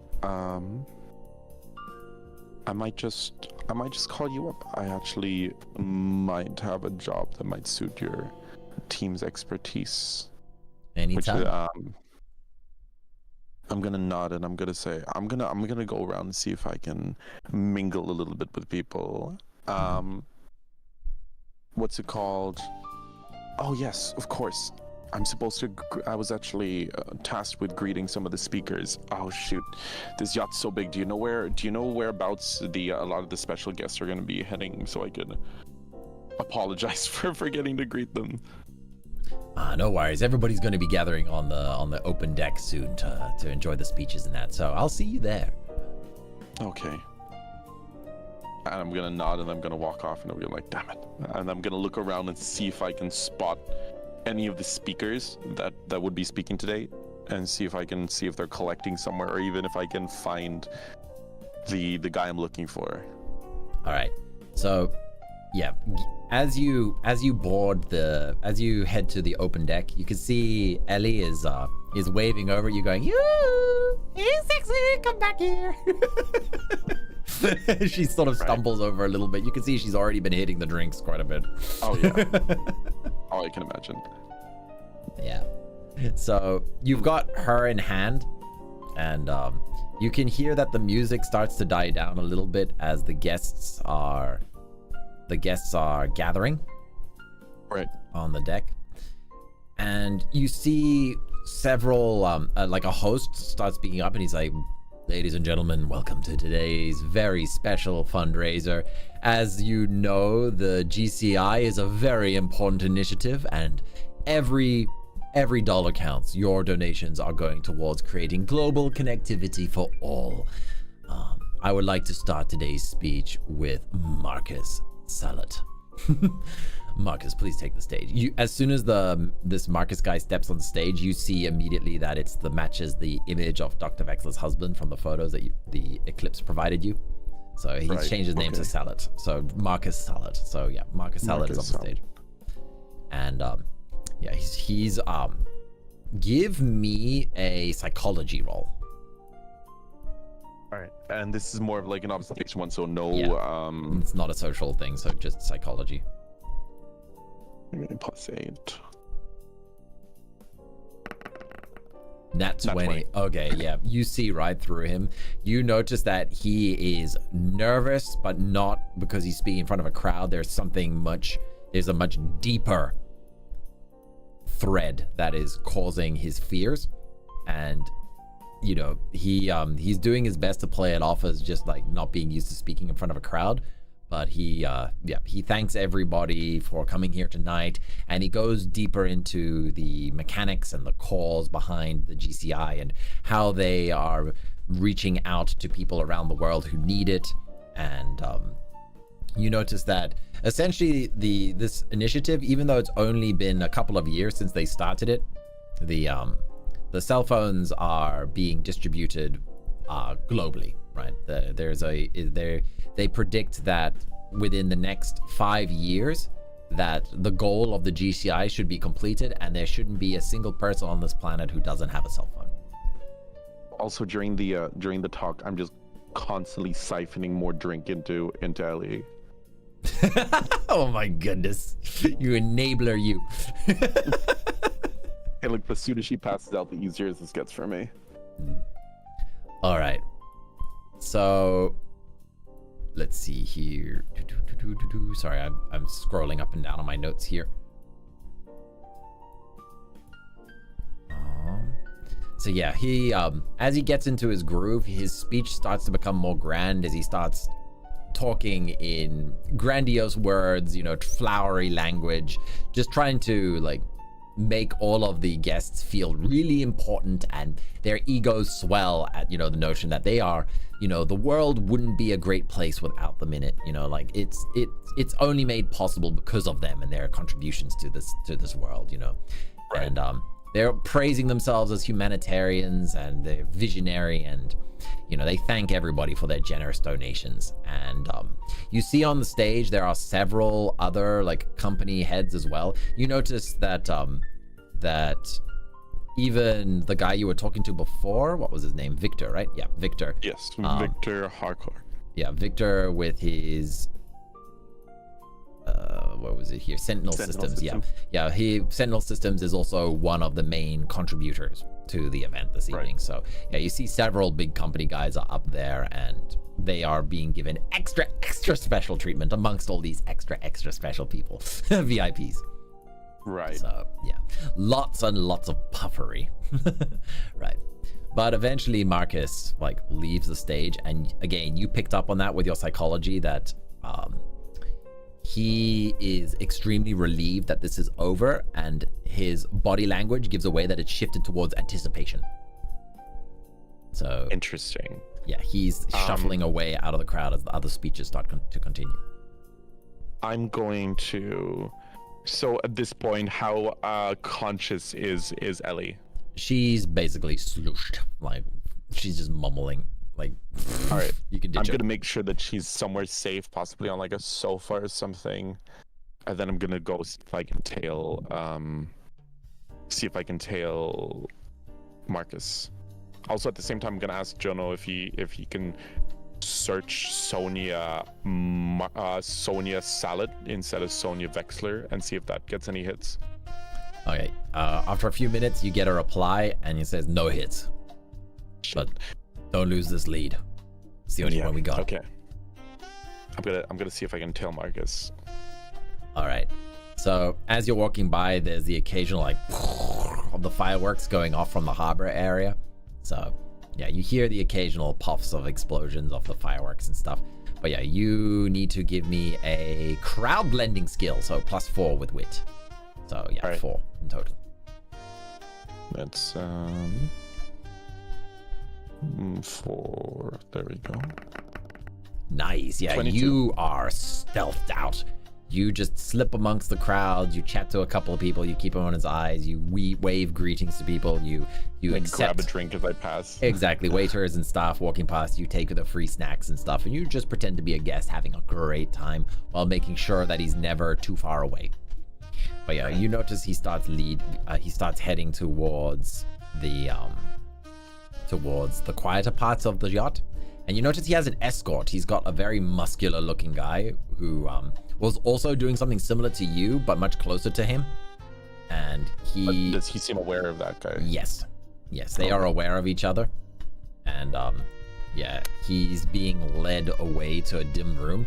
The guy, once it starts getting into a corridor, it becomes much more difficult for you, but you see the two of them walking down an empty corridor, and the guy opens the door for Marcus, and he sort of like thanks the guy and like goes into the room, and the guy just closes the door and stands there. What do you do? Honestly, I don't even know. So we need the code from Sonia, but like I don't even know what the chip is. So I'm wondering, like, are there any what I'm going to do is I'm going to look around, see if there's any vents or anything I can slip into. It's a yacht. There's not. It's very compact design. There's a potential window, but that means you're gonna have to go from the outside. I'd have to scale. Yeah, can't do that. If only you had a suit that was like scuba tech or grappling hooks. I know, right? Okay, so what I'm gonna do is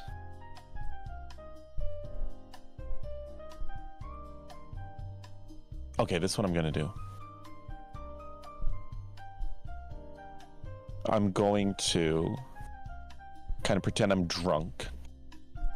I'm gonna stumble towards the bouncer and be like, "Hey, is that the bathroom over there?" Easy there, easy there. He puts up a hand up. He doesn't suspect you at all. He's just like, other way, little guy. He's talking down to you. My eyes just kind of twitch ever so slightly at that. As I sire, which way was that?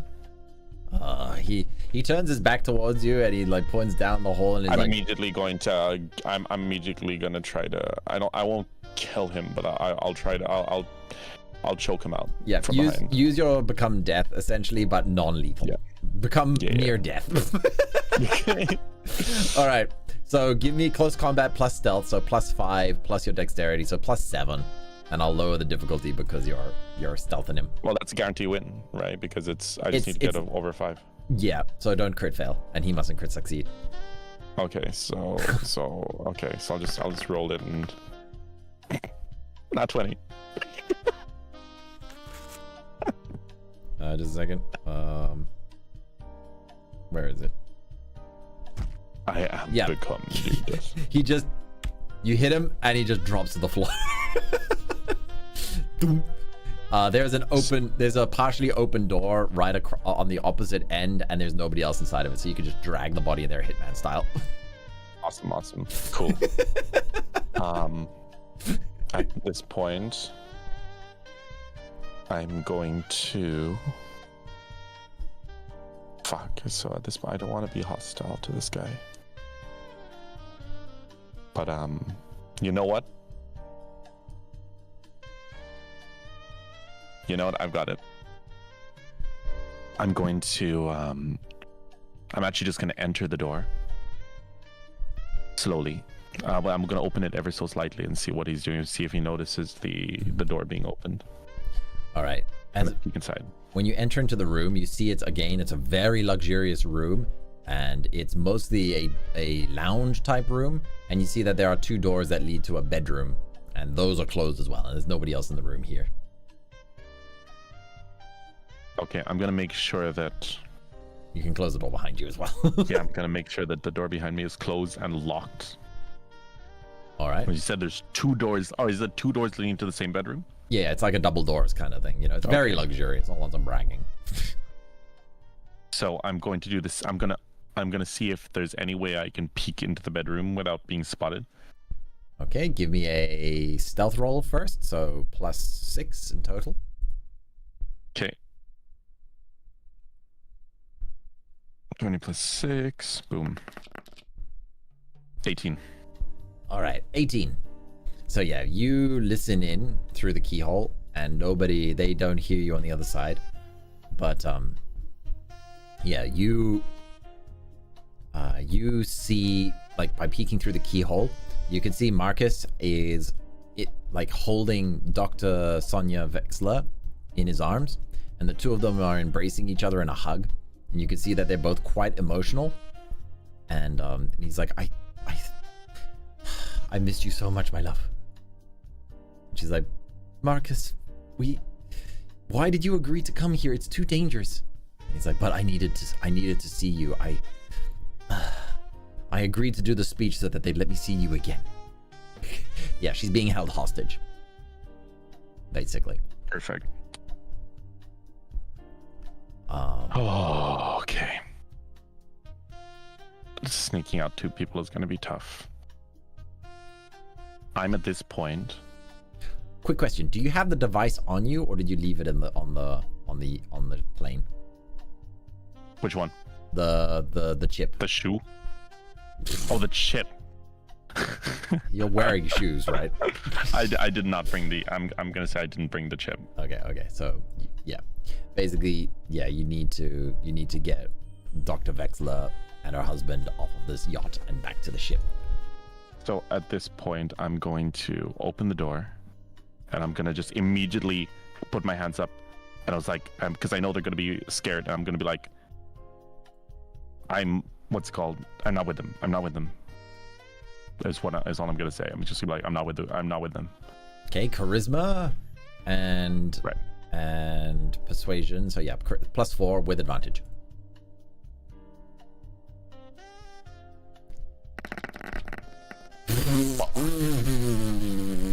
Adrenaline. Yeah. Marcus immediately like puts his wife behind him and he raises fisticuffs and he's like, "Who the hell are you? Don't you dare put a hand on my wife!" And he like puffs himself up to like try to work himself up. You realize very quickly. Yeah. Finger on my mouth, pointing to the door. Like I'm gonna be like, shh. Dr. Sonia Vexler like basically leans on her and is like, "Honey, I think he's on our side." He's like, but he's dressed just like the rest of the guests. So just the man. I'm gonna respond with, "I'm in a tuxedo on a yacht at a fancy party. You are also dressed like one of the guests." Yeah, but not against my will. So, like, who are you working for? Mafia, CIA, FBI, MI6? Who? I'm just trying to get to the bottom of all this. And my job is to make sure that you guys are safe. Even though it's not really, but I'm just going to say that.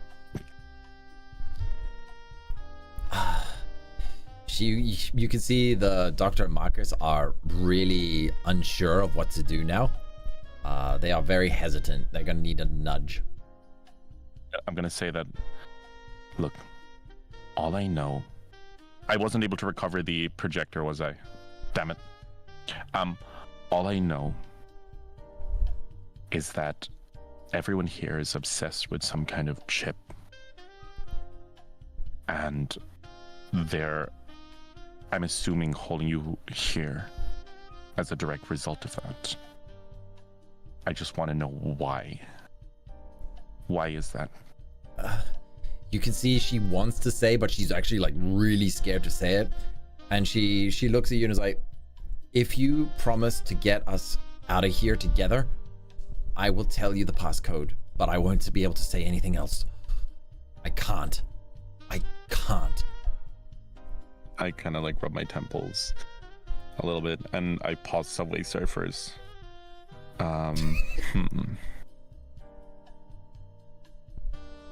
Okay.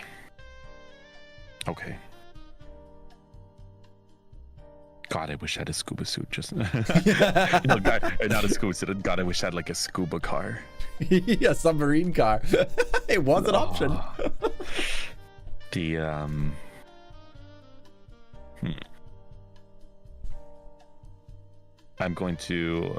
I'm gonna like signal to Jono and be like, "You don't happen to have any more diversions, do you?" No. Big NO pops out. You're the professional here, not me.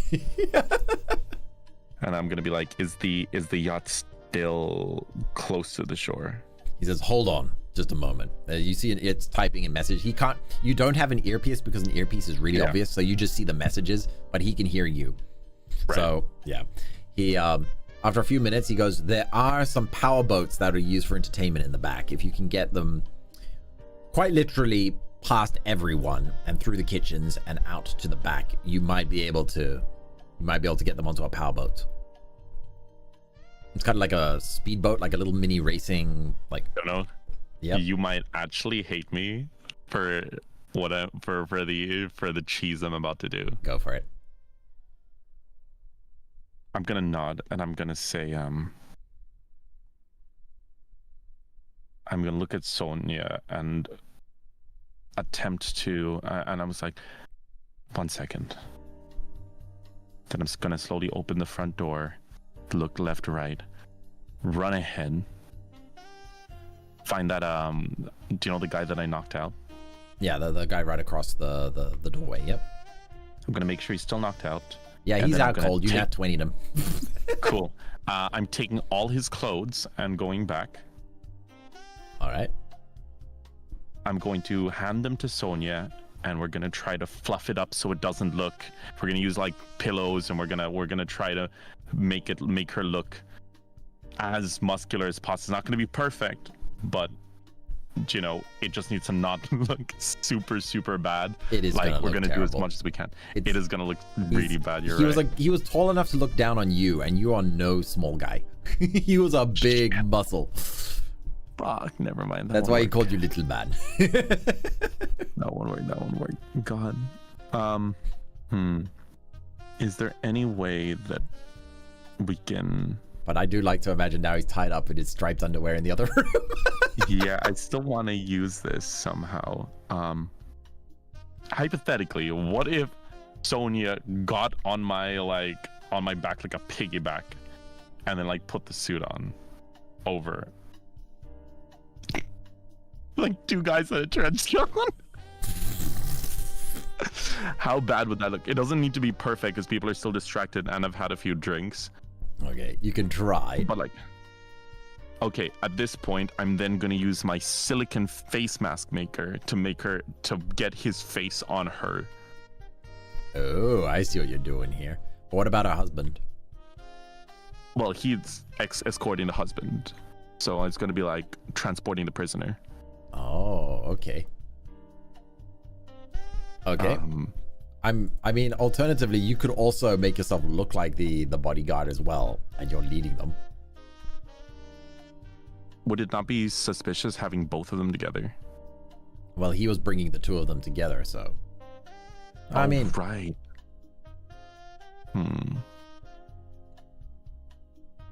Yeah, you know what? I could do that.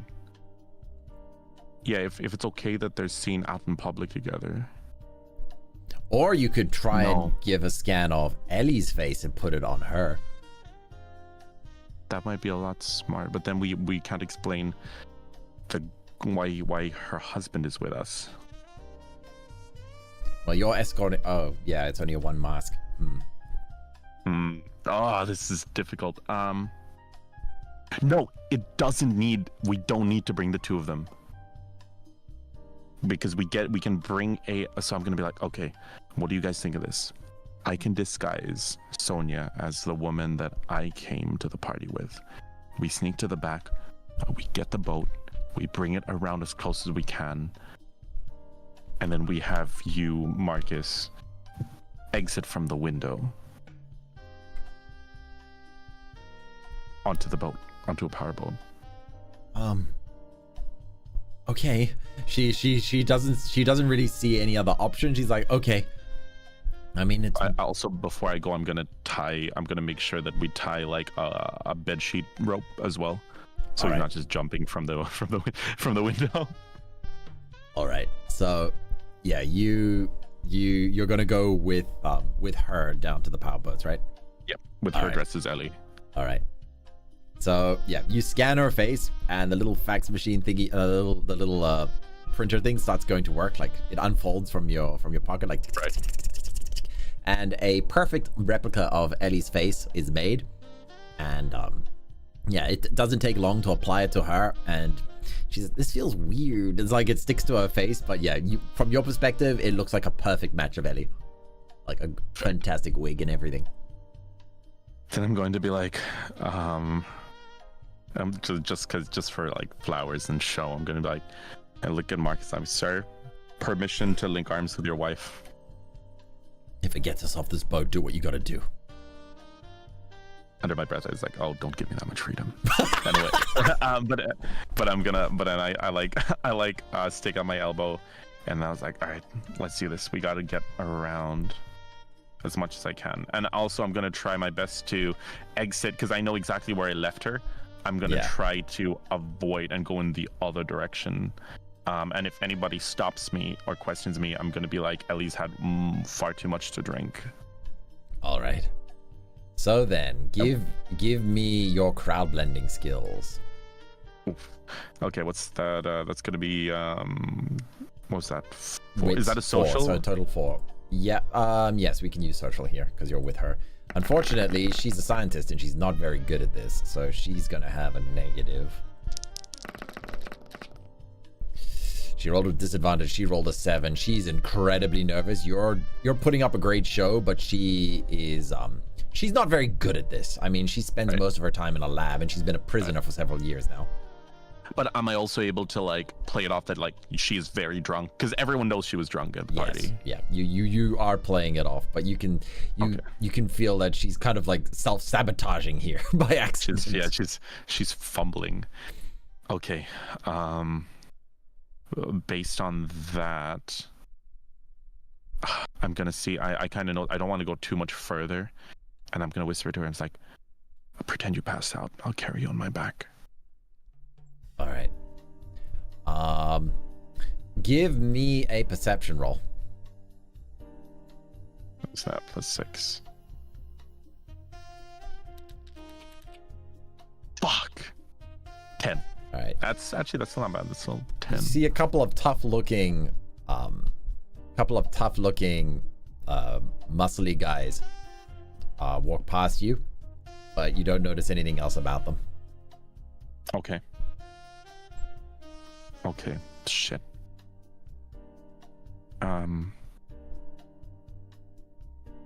So at this point, you got to head down towards the kitchens. Okay, and she's passed out on my back right now. Yeah, she's right? pretending to be passed out. It's much easier for her acting side of things. Yeah, I should have done that from the start. but let's okay, we're gonna go down towards the kitchens and how far to the boats? As you pass through the kitchens, just a second. Where is it? Here we go. So yeah, as you pass through the kitchens, you see a couple of the chefs like yelling at you, like, "Hey, no guests in the kitchens!" As you hear various like pots and pans and stuff falling over, and as you're bumping your way through, and you hear like one of the guys is sharpening his knives while he's preparing the meats for the feast and everything, because the speeches are over and the dinner should be starting soon. So it's a busy kitchen. There's a whoosh of fire going on and everything. So I'm gonna be like saying in what's it called as polite as I was like, I'm sorry, my partner has my partner needs some fresh air, and I'm just bringing her around the back, and I'm just trying to keep her away from everybody because she's got a headache. Yeah, get out of my kitchen. you see, he doesn't have time to talk to drunk guests. All right, so can I just walk past him? Just get through. Cool, awesome. All right, that's good. As you exit the kitchens itself, just a second. All right. As you exit the kitchen itself and you see the storage area with all the power boats, you notice that there are 3 guys standing there who are wearing the same suits as the Serpent Mafia, and they are wearing balaclava masks on their face. But you know immediately because you've been researching them recently. But yeah, you realize these guys are not supposed to be on the boat. They see the 2 of you and they lunge towards you straight away. I'm gonna back into the kitchen. All right. So yeah, you back up into the kitchen and you like crash into the pots. The chef who was yelling at you all before was just like, "Hey, what the heck?" And then you just see the goons rush in and they punch one of the chefs over. You see pots and pans start flying everywhere as things start knocking over and they start yelling. Give me combat roll. So close combat roll. So 1 plus. I'll give you a dex there. So +3. +3. Boom. 14. Okay. Yep. You managed to block the first guy's punch, so you get a counterattack immediately. Okay. Let me just take a quick double peek at my stats really quick. I want to see if there's anything. Okay. So if there's any knives on the ground, I'd like to grab one of them and throw it. Oh yeah, there was plenty. There was a guy sharpening a knife just now. Oh, perfect. Yeah, I'm gonna throw it and I'm gonna aim for his eye. Okay, so you pick up the knife itself and give me close quarter combat as well. So another +3 to your roll, and he has to do a +20 to contend against it. Okay, so 3 plus. So D20 +3. Yeah, D20 +3. Perfect. And then he has to roll a pure D20. Fuck. You are only crit fails and successes today, but he might crit fail as well. Oh. Yeah. Oh. So, the girl on your back panics when she sees this, and she's like, "They're gonna kill me! They're gonna kill me!" And she she sort of semi strangles you as you try to throw the knife. So yeah, you manage to just cut your hand a little bit, add 2 damage to your hand, And All right. there we go. 2 damage to your hand, and yeah, the knife whiffs. The other guy comes in for a swing and a punch at you. Give me a pure D20 counter. 9. Nope. He lands his hit. Boom. D4 damage. Oh shit. 4 damage. It's a powerful blow. Boom. You're taking 6 damage already. The third guy is coming in at you. Give me a D20 roll. Okay. Fuck. Oh my goodness. I'm not built for combat. Nope. Because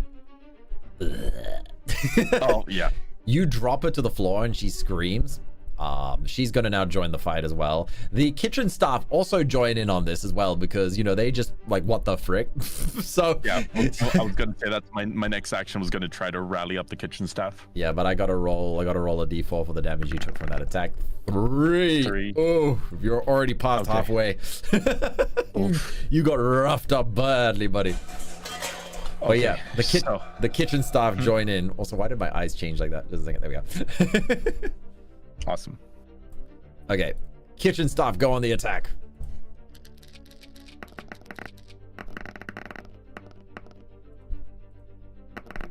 Oh my goodness.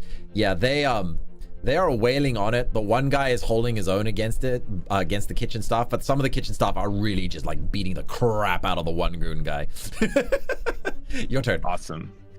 So now at this point I see what's happening, and what I'm gonna do is I'm gonna regain composure, wipe the blood from my face, lift up a kitchen knife, stand on one of the tables, is like, these men have no respect for your culinary genius. You are all the best of the best. You weren't here, you were chosen here for a reason, and you guys are gonna serve those guests the best goddamn food that anyone has ever served. Am I right, team? Say yes, chef. Give me a manipulation and persuasion roll to give them an ammo. Perfect. So with advantage? Yes. Manipulation is 3, persuasion is further persuasion. So 4 in total. There we go. 4. Oh, perfect. Wait, no, it should be 5. It should be 5. 5? Okay, perfect. Yeah. Bam. So that's gonna be 16. 16, yeah. You just hear a unified yes, chef, as they start attacking the goons. And I'm also just gonna keep on. I'm just gonna keep on egging them on. Yeah, unfortunately, these mafia guys, they know how to handle a fight. So a couple of the chefs get like knocked out pretty early on, but a couple of them get in a few good blows as well. One of the mafia guys comes at you. He does an attack. Okay, give me a reaction, so a pure D20. Okay.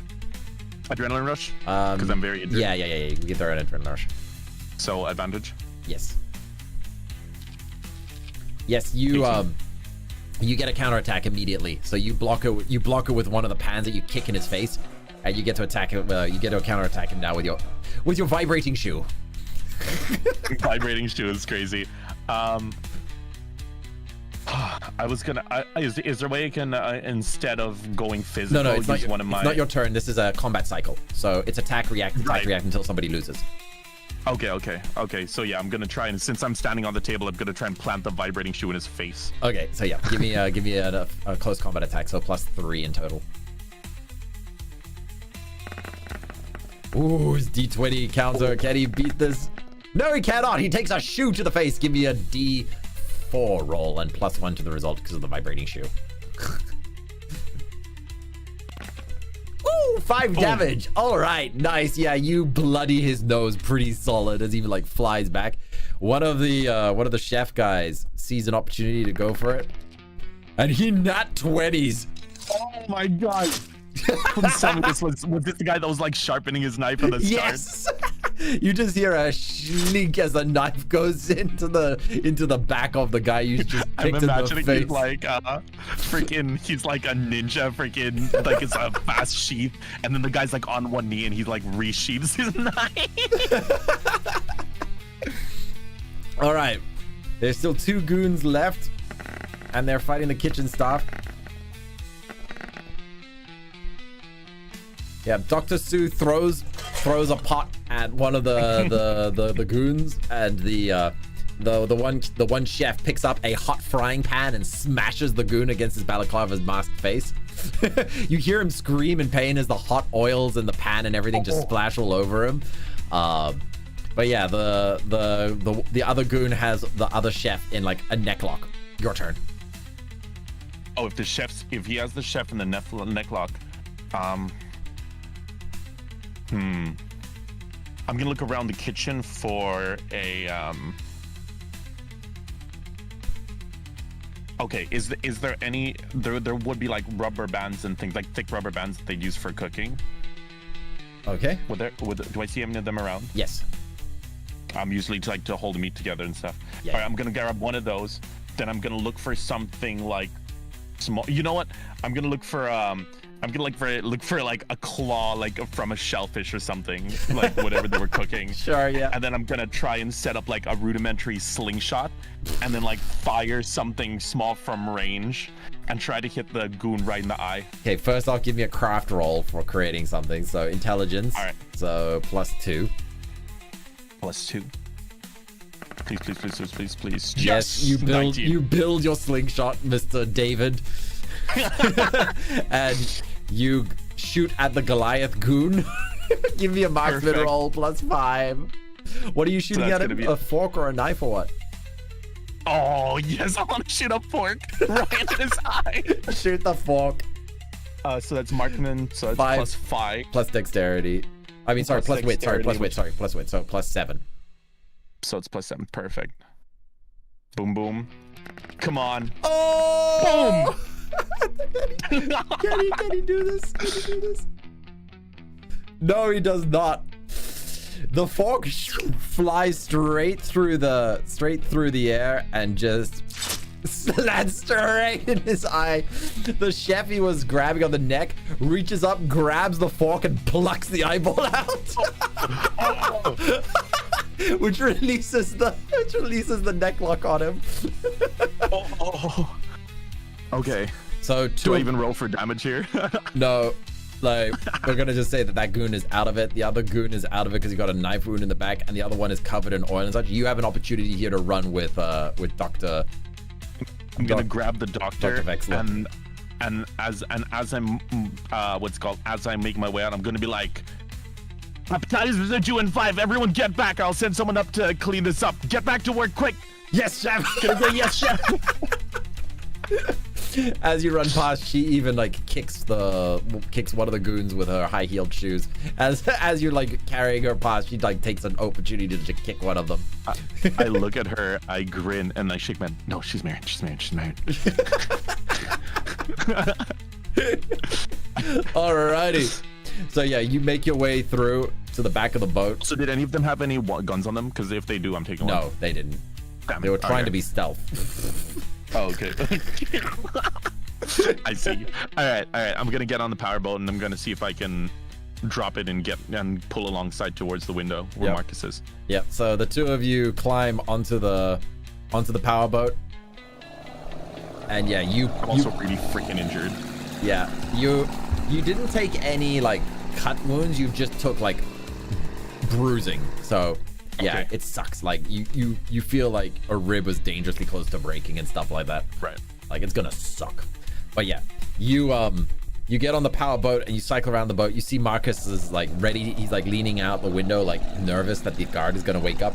But when he sees the two of you coming by, you skedaddle down. He skedaddles down the rope that you made from the bed cloth. Oh. Yeah. Okay. Get us What? out of there. Well done. Well done. This was going to be a powerboat chase, but we don't need that anymore since you took them all out. Oh, I see. You took them all out. I thought you might just go straight for the powerboats and run. So I prepared a boat chase just in case. But all right. Noggin. You make a clean getaway and the hors d'oeuvres are served on time. Perfect. That's the main thing. Can I also say that? Oh, very quickly. Can I say as I was leaving, I hand the chef a note to put in Ellie's meal, and it just says, what's it called? Was feeling seasick. Call me. All right. Perfect. Right, so you Awesome. you make it back to the coastline, and you see Jono is waiting there in the vault. Like, oh no, this is Venice, so there is no thing. You see Jono's waiting there in a rowboat, and he's ready to push you guys back into the city. Perfect. Perfect. Is he also dressed up as like a gondola thing? Yeah, he's doing the gondola. So yeah, like sick drip. I say I'm gonna see if there's like a tarp, and I'm gonna like put it over them.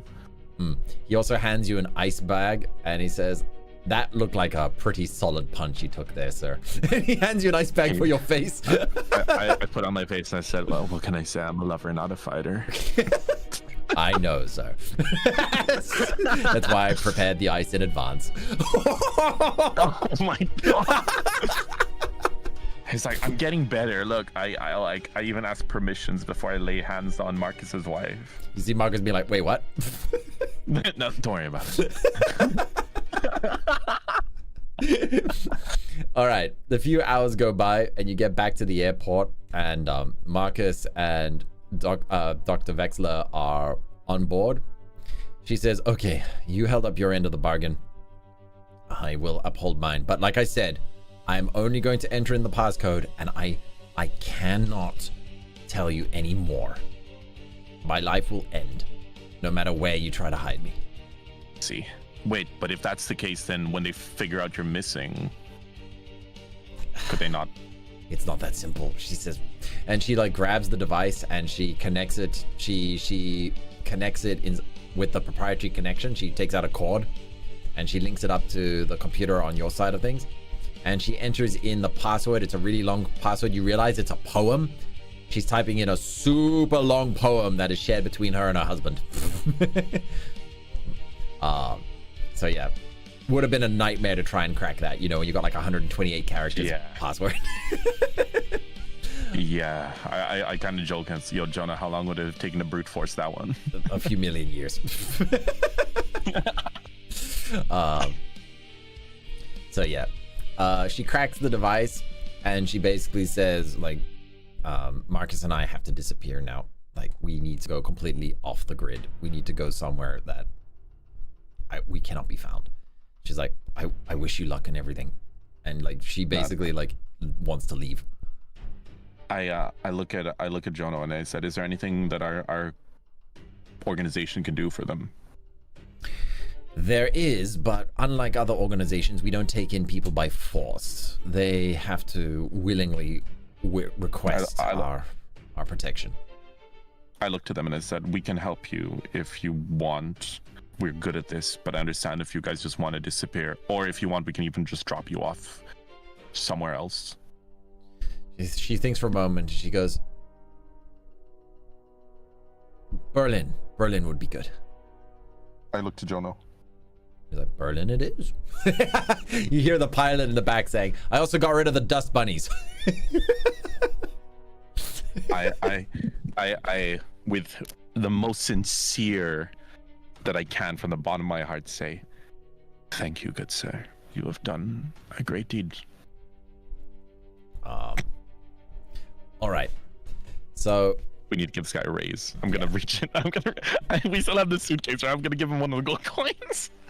Mm-hmm. Oh my goodness, yeah, that will actually help them. Nice. Yeah, so as you fly to Berlin, it's a much longer flight this time. But when you arrive, they thank you a lot. And you see Jono's been working on the device to like try and get through it, and he's so confused as to why they're so scared of this, because he's like, it looks like it's some kind of communication module, and it's there's no functionality built into it. It's merely like a translation layer. So without the core, there's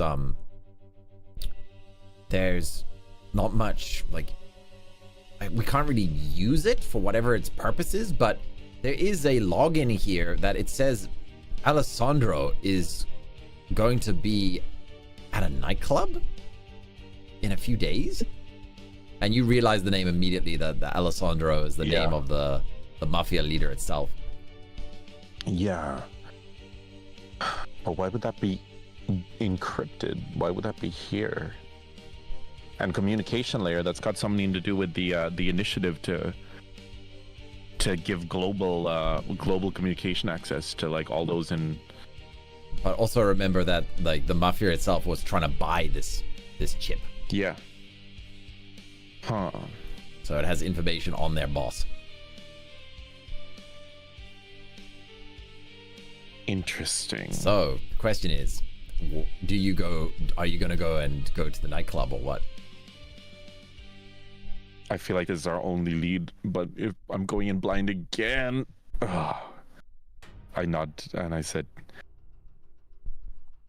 I better go to the nightclub.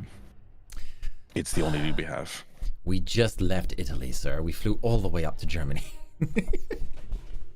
Would you like to get some apple strudel before we leave? No, we have limited time. This chip was already, the logs were from a few days ago, so we have to get there like as soon as possible. All right, then let's do it. I say as I like, I'm still holding the ice pack to my face. Yeah. So yeah, you fly, you get treated by Jono. Jono like takes care of you, like serves you your favorite drink and helps like stitch up, not stitch up, but like treats your wounds, like rubs like exercise oils to stop the pain of your muscles and stuff. Okay. You're heading down to Sicily. You just left Italy and now you're back there. Hold on. I gotta get one of my favorite ones. I've been hyped to play this. Hold on. So yeah, you arrive late. It's already quite late into the evening, but according to the information on the communication device, Alessandra should still be at this nightclub. You got a message from Eclipse saying that this is extremely rare. None of the other intelligence agencies have ever been able to track Alessandra himself. So the fact that this device had his future location on it is extremely concerning. Yeah. My goal here is going to be because there's been someone that's been taking out these people's leaders. Yeah. And I'm assuming that if he's not the culprit is probably also after him. So my goal here is to try to tail him and watch for anyone suspicious that seems to be targeting him. All right. So you head to nightclub Inferno. It is a raving scene. You got the DJs playing, people are dancing and cheering and everything. Hold on just a moment. So yeah, you can hear crowds cheering and people shouting and everything. So yeah, you're going through the nightclub. It's loud as music. Your perfection blends in really nicely. Like you get a lot of look from the party people where they're just like, damn, this guy goes 110. At that point, I'm gonna start doing some of that. When the bass drops, you're just gonna see me like kind of walking through, and I'm gonna do you know the techno Viking dance? Yeah. Yeah, that's me. All right, so yeah, you're in Sicily now. You're dancing. Give me a crowd blending just for your performance.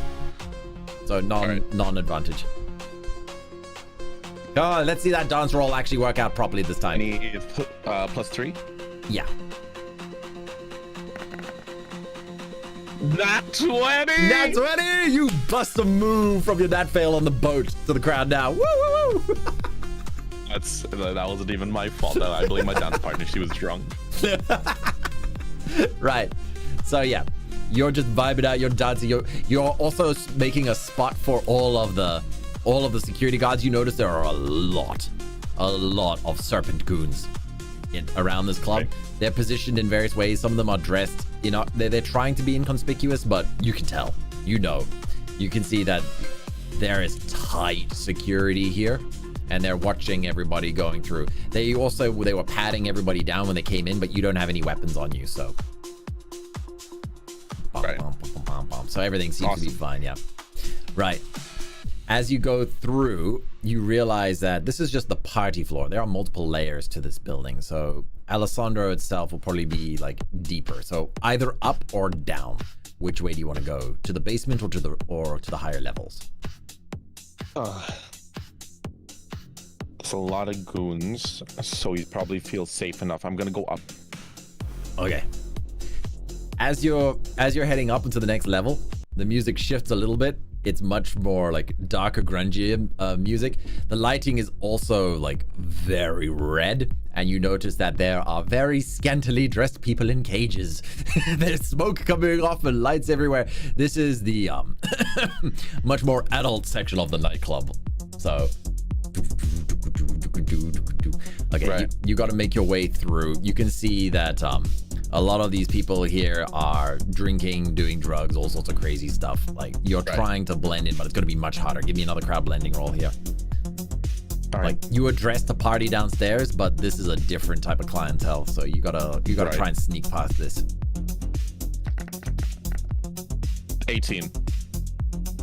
Nice. Yeah, you just take off the outer jacket of the tuxedo and sling it over one arm, and you loosen the buttons on your white shirt a little bit and your tie.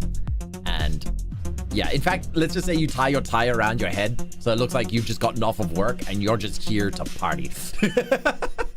Perfect. Yeah, so nobody bats an eyelid at you as you're just walking past. You look like you've had a rough day at a high-end business place. All right, give me a reconnaissance roll. And that would be, I believe I have the +2 on that as well, don't I? No, you don't. So just pure dex. Oh, okay. Rips up the goons. Dang. All right. You get distracted by the people in the cages. Naturally. But nobody can cage you. So yeah, you resume your mission trying to figure out where Alessandro is. You notice that there are 2 guards standing by another set of stairs, and there's a little rope that's blocked it off as well. You can try approach them.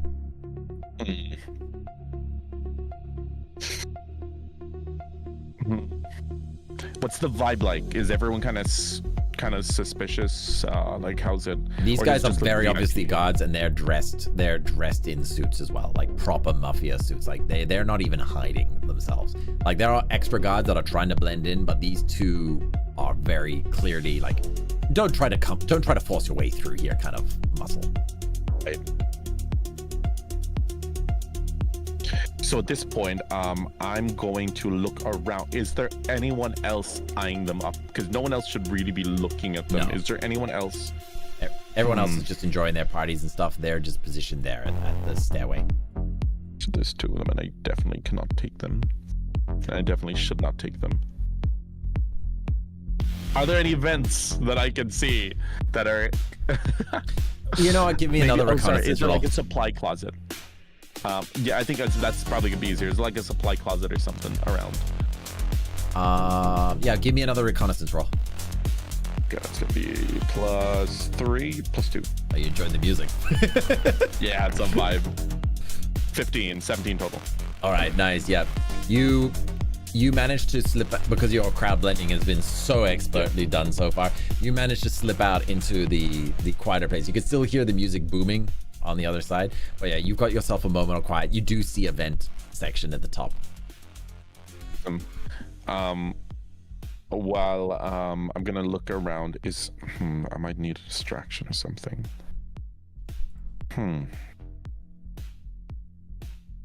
I'm going to...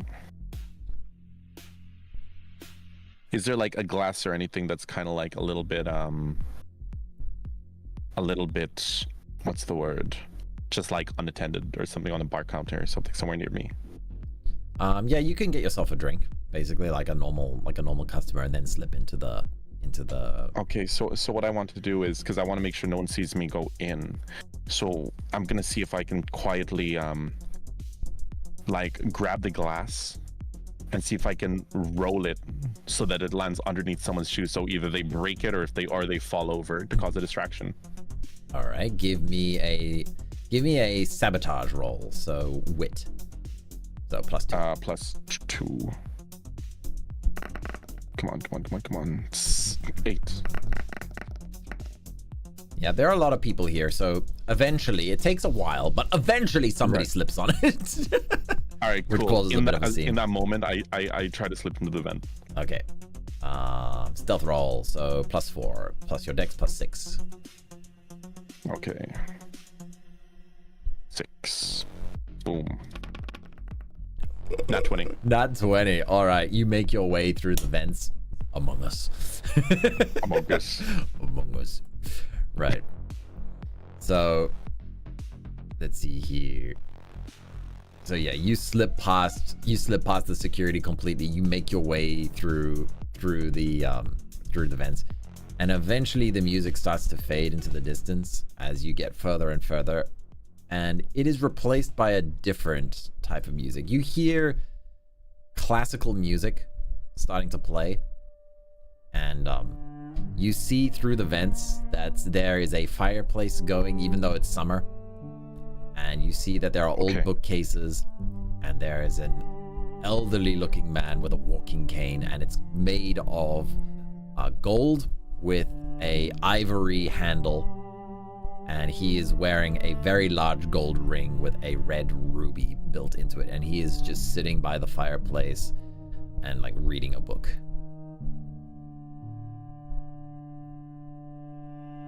This is Alessandro. You know it from your research. Yeah. This is Alessandro. And I'm still watching from the vent, right? Yeah.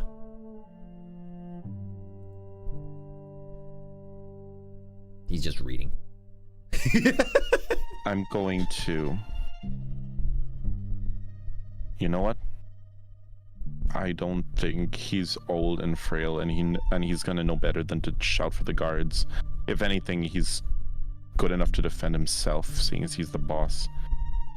So what I'm gonna do is I am gonna brace myself, and then I'm gonna lower myself. I'm gonna lower myself down from the vents as quiet as I can, and see if he notices. I'm also gonna just watch for any movements that he might be making. Okay, he's nursing a whiskey glass in his hand, and it's got 2 large whiskey stones inside of it. So it's just pure whiskey that he nurses with his hands, and he's like, "Oh, I believe I have a guest with me. Who are you, my man?"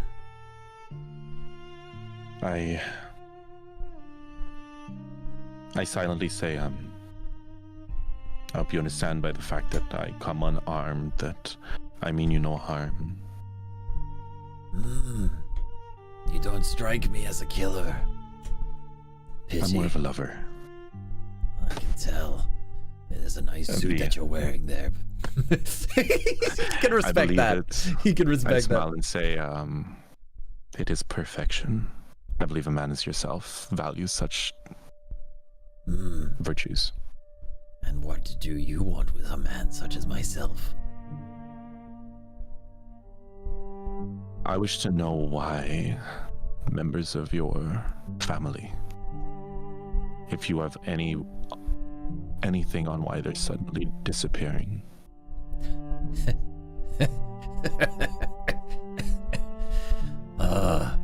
At first we laughed. We thought it was easy. It was great. Our rivals being taken down one by one. But then they started hitting our business. We thought it was just another upstart and that it would be a simple case of strangling the ones important to it. We were fools. And now you guys are in over your head. No. I know when I've been beaten, boy. This is a fight that I cannot win, even with all of the money and resources that my family has spent generations making.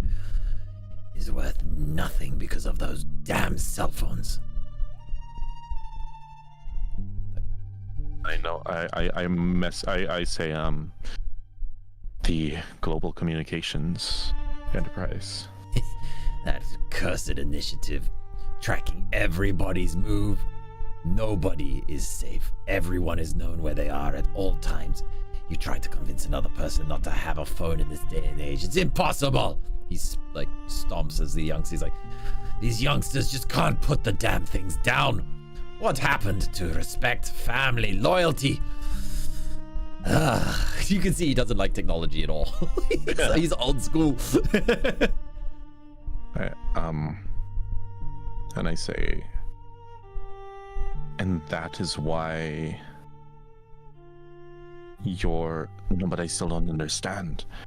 I seem to have made an enemy of this so-called initiative by snatching away a very specific chip. I believe you know about it. That was me. You have my chip. Huh? That damn thing knows where I go before even I do. And why does it exist in the first place?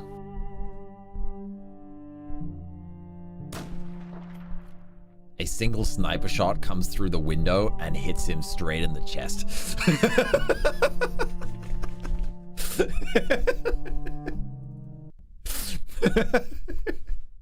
At this point, I think he's dead, right? Yeah, he just like straight up old man just took a sniper shot to the bullet. You see a red dot lining up on your chest. You have a quick reaction. At this point, I'm gonna kick the table. I know, fuck, yeah, that might not be enough to stop a bullet. Actually, what kind of table is it that he had his thingy It's on? a heavy wooden table. Like, it's gonna take all your strength to flip that, and you got like mere seconds to react. Can you dodge a wrench? Can you dodge a wrench is crazy. I'm gonna immediately drop to the floor. Gunshots start filling the room, followed by another sniper shot as it misses. You see, like, you hear shouting coming through, and like people on the other end of the door are like about to bust in through. So you have a choice. You got to deal with the mafia goons on the inside or the snipers on the outside.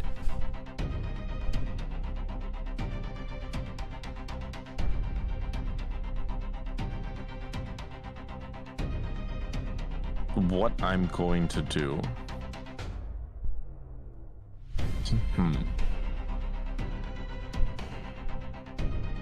Is there a blanket or anything around?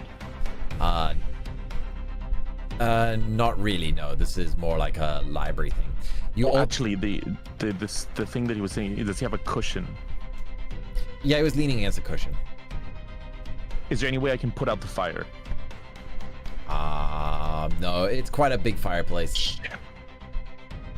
You can. My best bet is you can try and I'm just trying to think as well. There is like jars of water as well, like a vase full of flowers and everything. So there's a jar full of water as well that you could just grab that and throw that on the fire, and it might cause enough smoke to fill the room as well. Awesome. So I'm gonna see if I can. I'm gonna try to do. Also, did Alejandro have any weapons or anything as well? That would be useful. You notice like that, under the table or something. like, yeah, underneath his desk there is, because you jumped to the floor, so you can see under his desk. You can see that there was an M4 rifle underneath his desk as well, and you also notice that, like, on the table itself were all of the various companies that were at the gala connected together. And Sentinel Systems is the one in the center of all of this. I'm gonna make sure that Jono gets that all recorded as much as possible, and then, yeah. So at this point, yeah, I'm gonna grab that. I'm gonna put out the fire and try to fill the room with as much smoke as I can. All right. Whoosh. The fire like the water hits the fire, and there's just an explosion of steam and smoke that fills the room. You have to give me a quick stealth roll because the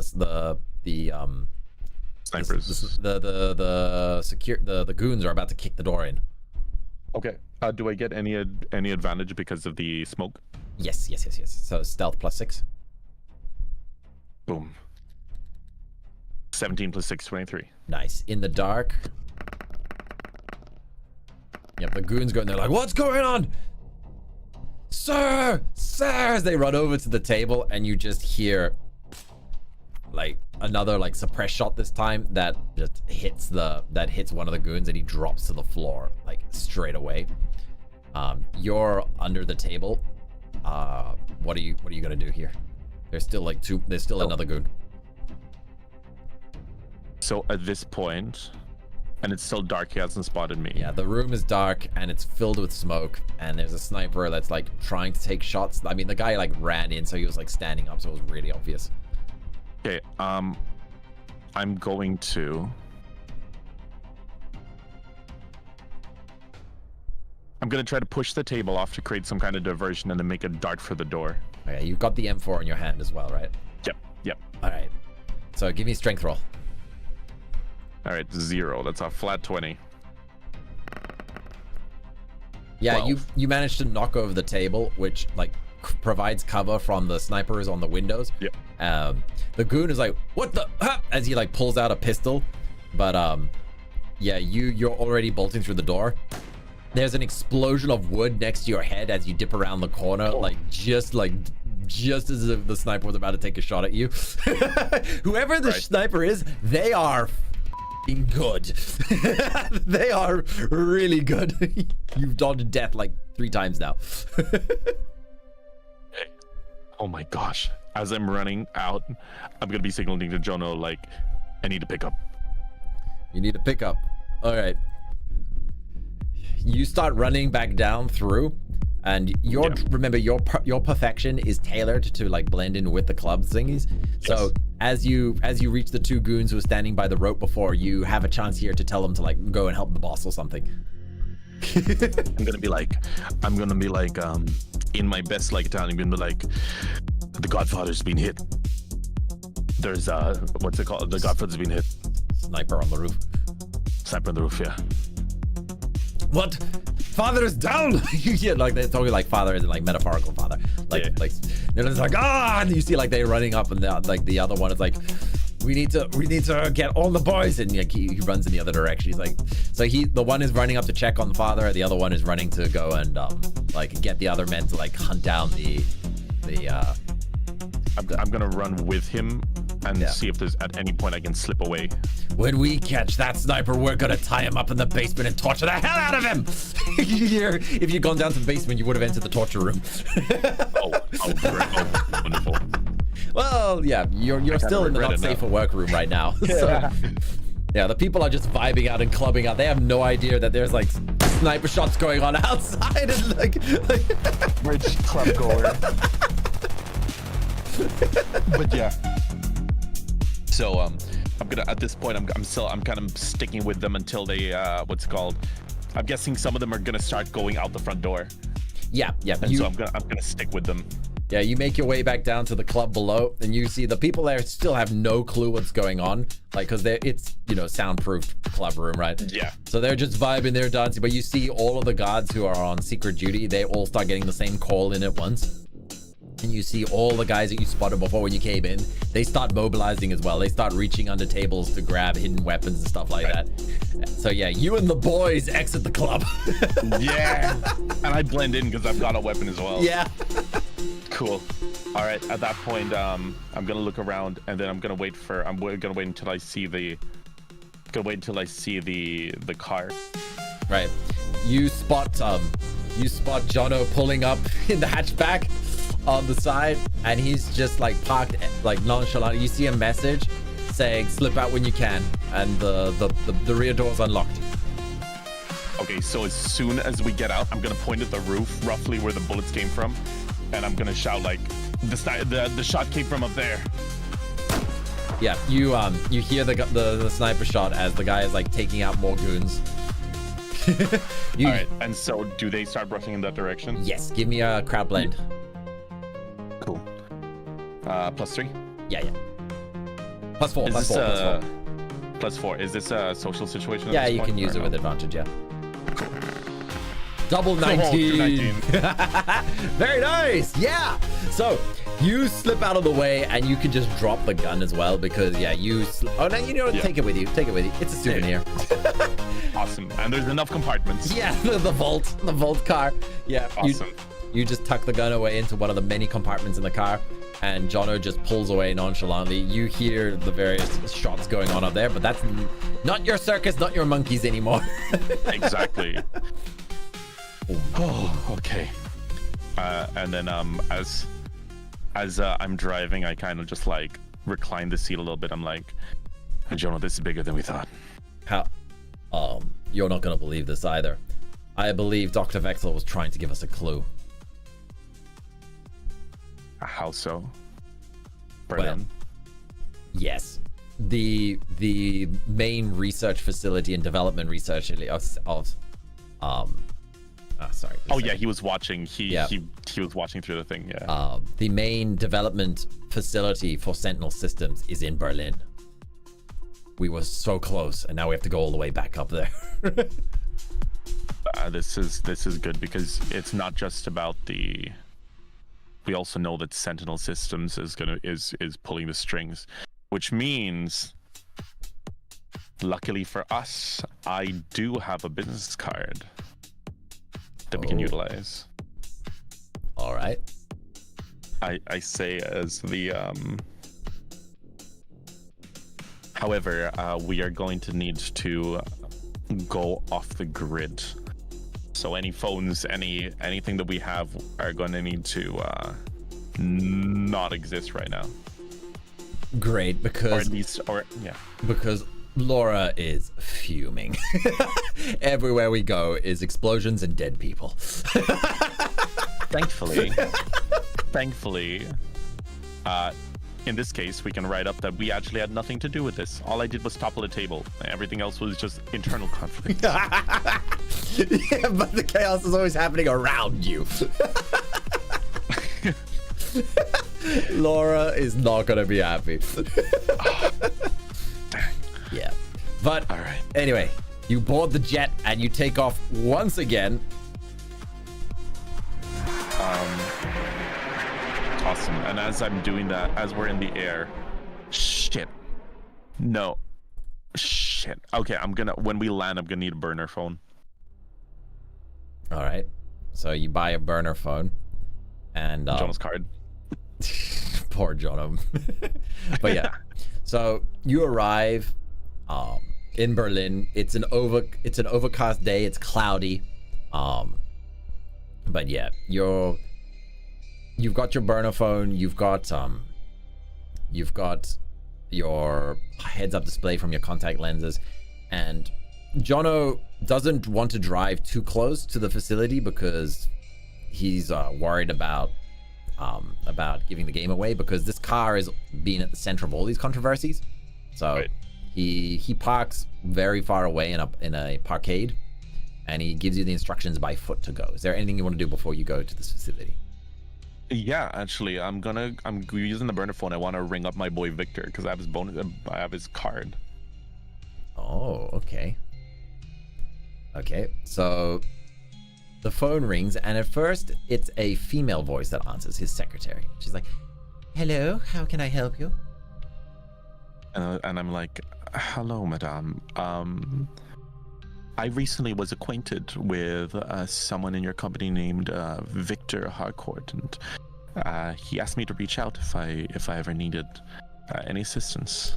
Who is speaking, please? That would be Tyr Noir. I gave Victor my name. Yeah. My agent's name. Just a moment, please.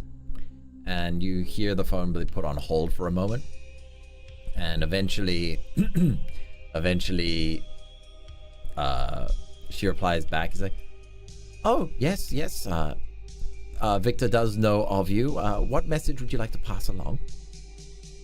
What was it called? I would like to ask him if he is willing to partner up with my company a little bit. I'm in need of expert. He mentioned encryption and decryption services, and my company would like to stay under the radar as much as possible. Make sure no one follows our tracks, if that makes sense. Ooh, a potential client. That would be lovely. We have a space in about 3 months.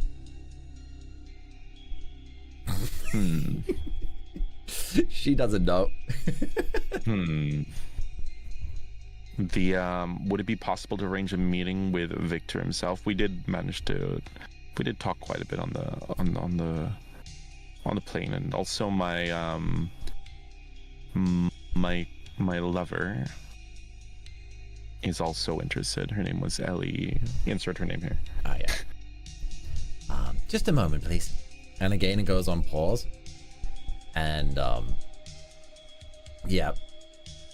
Eventually, the phone answers, and this time you hear Victor, and he's like, "Ah, Tyr, it has been a while. How are you doing? How was the gala? I heard that a certain somebody got seasickness." It was inevitable. You try to keep up as a drinking buddy to Miss Ellie. It doesn't end well. You missed out on all the fun. There's some people snuck on board the ship, caused quite the stir. I heard, but I also heard that the food was divine. Oh yes, and I regret missing that. Yes. Well, if you ever want to share a meal, you should join me on my private jet. It is magnificent. Well, actually, now that you mention it, I do have some, how should I say, business that I'd like to discuss, and I would most definitely rather have it somewhere safe. Nowhere safer than the skies, right? Of course. Okay then. Then meet me. Could you meet me in London in 2 days? London? Heathrow Airport. What was it called? Like using the I like blink and try to communicate with Jono. Actually, I cover the phone. I'm just gonna cover the phone and just be like, how is that okay? 2 days time. We don't have any other leads, I guess, is the message that pops up. I'm gonna not say, actually, what's it called? I'll be leaving Heathrow from business meeting at that exact time. That might be perfect. Excellent. I'll see you in 2 days then. So I'm sorry for reaching out directly. I hope you understand that It's fine. It's all good business. Some deals. Exactly. See you then. Geek. All right. So Jono sends you a message, and he's just like, okay, so we have the meeting with Victor in 2 days, but we're in Berlin, and their head facility is here right now. So what are we gonna do? We should definitely get some information as much as possible. If I can go in and just try to figure out exactly how this is working and what they plan to do with this information. Because like I said, currently we know that the program tracks everyone at any given time. All right. So you go to the facility itself, and you see it's a bit of a fortress. You can see this concrete structure with very tight security, very difficult to get in. How do you plan on getting in? Are there any delivery docks? Like any Yeah, there's a delivery bay for trucks. No. I'm not a stealth guy. Does it look like there's a public entrance? You still have your face scanning tech thing. And I thought that was just one session. No, you can I'll let you use it another time as well. Why not? Okay. I'm gonna ask Jono if he's aware of Victor's whereabouts currently. Jono says, give me a moment. I might be able to reconstruct the data from the iCam recordings. We might be able to pull just enough to make a convincing disguise. And is he in Berlin currently, or is he elsewhere? Eclipse has him registered. That's strange. He's registered. He's in Spain at the moment, and he was in Italy yesterday, and he was in Germany the day before that, and in France the day before that. So busy man, busy schedule. Yes, he will be in London. He will be in London. His flight logs apply that. So I could go in right now, and he's not going to turn the corner. No. So okay, John's going to do some technical wizardry here, because it's not a direct face scan. But he succeeds. He's able to extract enough data from your conversation with him in order to... Best sidekick. Yeah. All right. Cool. So yeah, you get... It's not perfect, but it's close enough that very few people would notice. that it's not him. Right. Okay.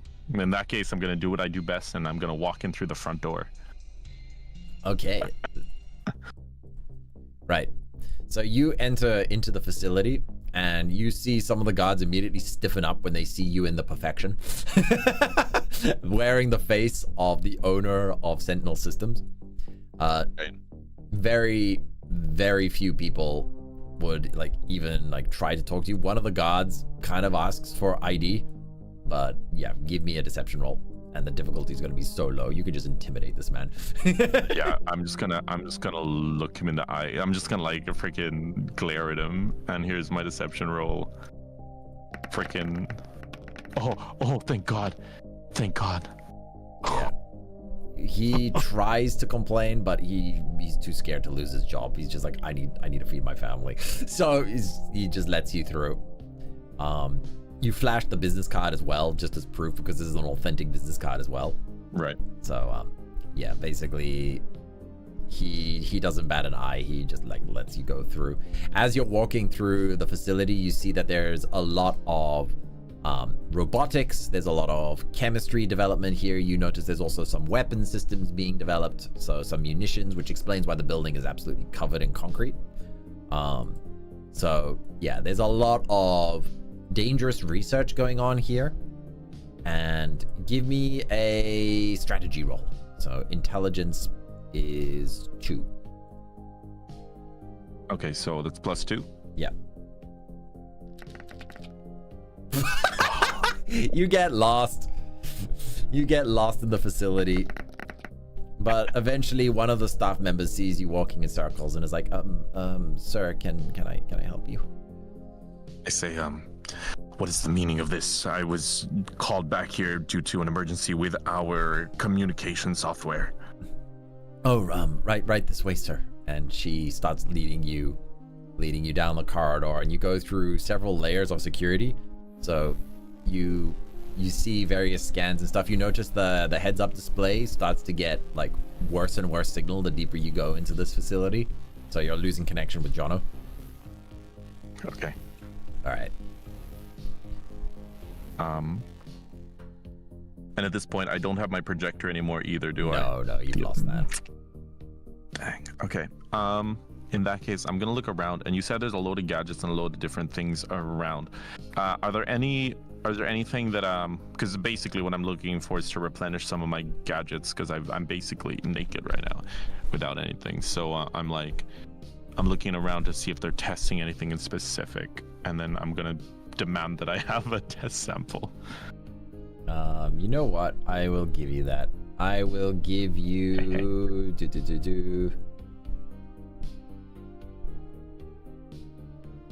I'll give you the lipstick with C4. Beautiful. Okay. I'm gonna nod. And also, one of the workers, male or female? Male. Okay. Never mind. I follow him unenthusiastically. Yeah, the other girl who was leading you has gotten back to work since she was guiding you in the right direction. So yeah, basically you have two choices here. You see just a second, I'm trying to find the notes here. So you see GCI labeled on the wall, and you realize that it's the Global Communications Initiative. And yeah, you see that there's a room. This is one of the deepest rooms as far as in the facility goes. And yeah, when you're let through by the security at the post there, you have two options here. You can either go to the development section, or you can go to the server room. Which two are you going to go to? Which one are you going to go for?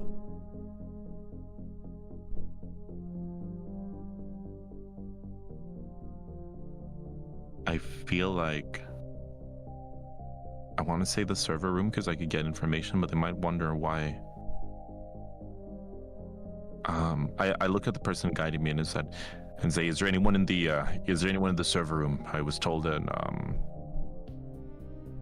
I was needed there. If there's no one there, then take me to R&D. Unfortunately, Norman took the week off work to go to a furry convention, so our IT guy is kind of out for the day. So yeah, if there's a problem, then yeah, You're welcome to take a look, sir. I'll go check out the server. Norman might have left me some note or something. I don't understand furries. It's so true. It's so true. Dude, it's disproportional. It is crazy. I mean, he gets paid well, so. That is true. That is true. I mean, it almost costs as much as a VTube model. All right. So yeah, you go into the server room and there's essentially nobody there, but lots of like wires and server racks and everything. And yeah, essentially you see what did I call his name? NORAD? Sorry, I forgot his name. Norman, that was it. Norman. Yeah, you see Norman's computer is left like open. You can try and give me a, what's your skills here? Give me a cryptography roll to try and like figure out this guy's password. All right. Based on the tiny bit of information you've been fed. Is it like wit? It's like 3 plus 3? Yeah, intelligence, so +2. +2. All right, I'm gonna try friendship is magic. Yeah, you try several. 18. Yeah, you try several variants of that, and you realize you need to add the word yip to the beginning and ending of that. So it's yip, friendship is magic, yip. There you go. Perfect. But you get it. I kind of let out a sigh. Like, I'm almost disappointed that worked. But I'm in. And I'm looking around for if there's any. Calm down. I'm crying. I'm looking around. I'm trying to see if there's any storage device or USBs or anything that I can load a bunch of information on. All right. Or even better, I kind of look around. Oh no, it's a big server room. Yeah, you're right. Okay. All right, so the server room is bathed in a cold blue light and the blinking screens and humming machinery. But when you access the logs on the station, you notice that just a moment. You realize that the prototype device is the proto device has been relocated. Like, it's no longer in the facility. It was developed by Dr. Vexler in the facility, but after Dr. Vexler was moved to the yacht, the prototype itself was relocated to a safer location. It says here, our most recent entry logs confirm that it's transferred to the investor's private jet. Convenient. However, opening these logs does set off an alarm. So I'm gonna close everything, and I'm gonna close everything. I'm still disguised as what's his name? Victor. And Victor. And then as soon as that happens, and as soon as I see it, so everything's closed. And I'm gonna open the door before anyone comes in and say, "What is the meaning of this?" I'm gonna shout it at the top of my lungs. Give me perception. Give me deception, and yeah, we'll just make this an intimidation roll. So +8. Boom. 12 and 16, 24. 16. All right. So yeah, you intimidate the hell out of them. Like, we're so sorry, sir. It's Norman he's on vacation, so he's normally in charge of all of this.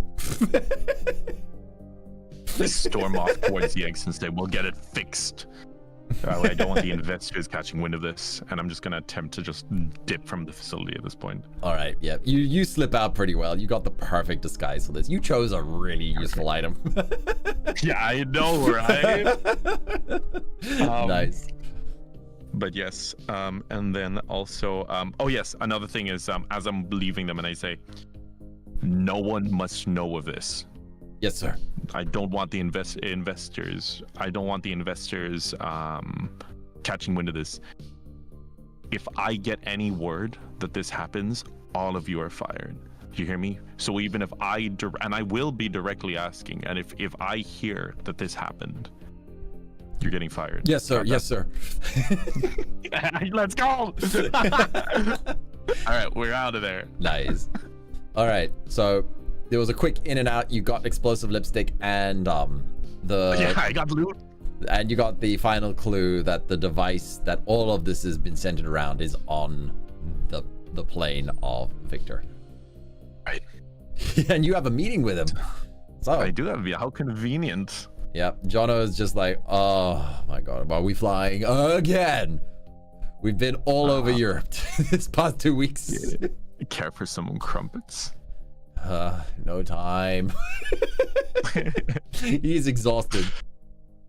All right, so yeah, we're gonna need to plan this though. Oh yeah, Jono. Oh, it was recording, so he knows. Yeah. So I'm gonna say we're gonna need to figure out what I'm gonna do when I'm on that plane. Once you're up in the air, we don't know if there's gonna be guards there. I do have C4, but I'd rather not use that on a plane, if at all possible. Yeah.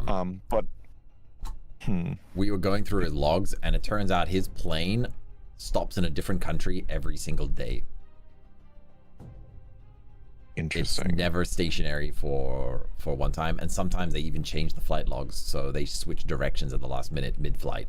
So trying to predict where he's going to go next, like, this might be our only shot. If only I had a glider suit. If only. I look around and I say, also, at some point, message the nerds back home, and I pull out the lipstick, and it says, and say like, it would seem that some of our R&D got leaked, or maybe we stole theirs. But either way, it's a good one to follow up on. Mm-hmm. Maybe we can get an extra bonus. Maybe they'll soften the wrath of our dear Laura. All right. Sorry. All right, let's figure this out. So we still need to figure out. So I need to get on that plane. I have to figure out what the true plan is for the device, what the device is, and whether or not it should be destroyed, and whether or not we need to eliminate Victor. Give me a strategy roll. Okay. Boom, and then +3. Yep. 8. 8. Okay. So your options here are either to try and sneak past airport security and sneak onto the plane itself. You can either accept the invitation and probably be searched in order to get on board, or you can try and fight your way through. I'm gonna accept the invitation. I've got the lipstick, but I'm pretty sure that's pretty inconspicuous, right? Yeah. You're smart enough to know that airports have explosive detective agents, so you need to make sure that the lipstick is very well sealed so it doesn't trigger the sensors in the building. Right. Oh man, prison pocket. No. Just go. Essentially, just tap into the budget of the mission and go in first class. First class people get to skip all the lines. Wait, really? Well, not really, but you know what I mean. I'm just playing with it here. Yeah, honestly, let's do that. I still have the entire briefcase of gold. We're just gonna keep pulling from that. All right. So all right, sounds good. I'm going through the front door. All right. So Jono and you pull up to the airport, and you very quickly rent the most luxurious vehicle you can find there. It is a sports car that is only got seats for 2, so for you and Jono, so that you can pull up to the airport like a Saudi prince. Perfect. So yeah, rocking up in the hatchback would probably have some issues. Oh, that's nice. Yeah. You pull up to the airport in style, getting the attention of everybody. You step out in the perfection. You're wearing sunglasses on your face. You see a lot of heads are turning because Germany's full of car people, and they're just like, nice.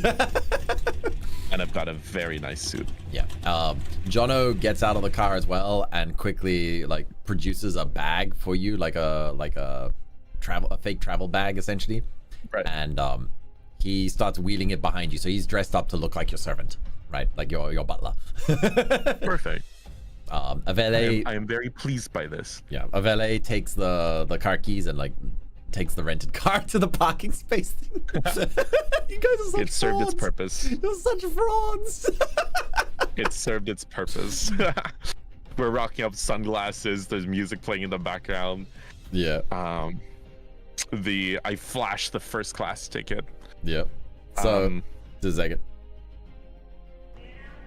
Right, so you hear the sounds of the airport, the hustle and bustle all around. And, yeah, Jono essentially hands you a bag and is like, safe flight, sir. I will see you when you get back. I'm gonna say, I expect all of my sheets folded and my pillows fluffed. His eyes wince a little bit like...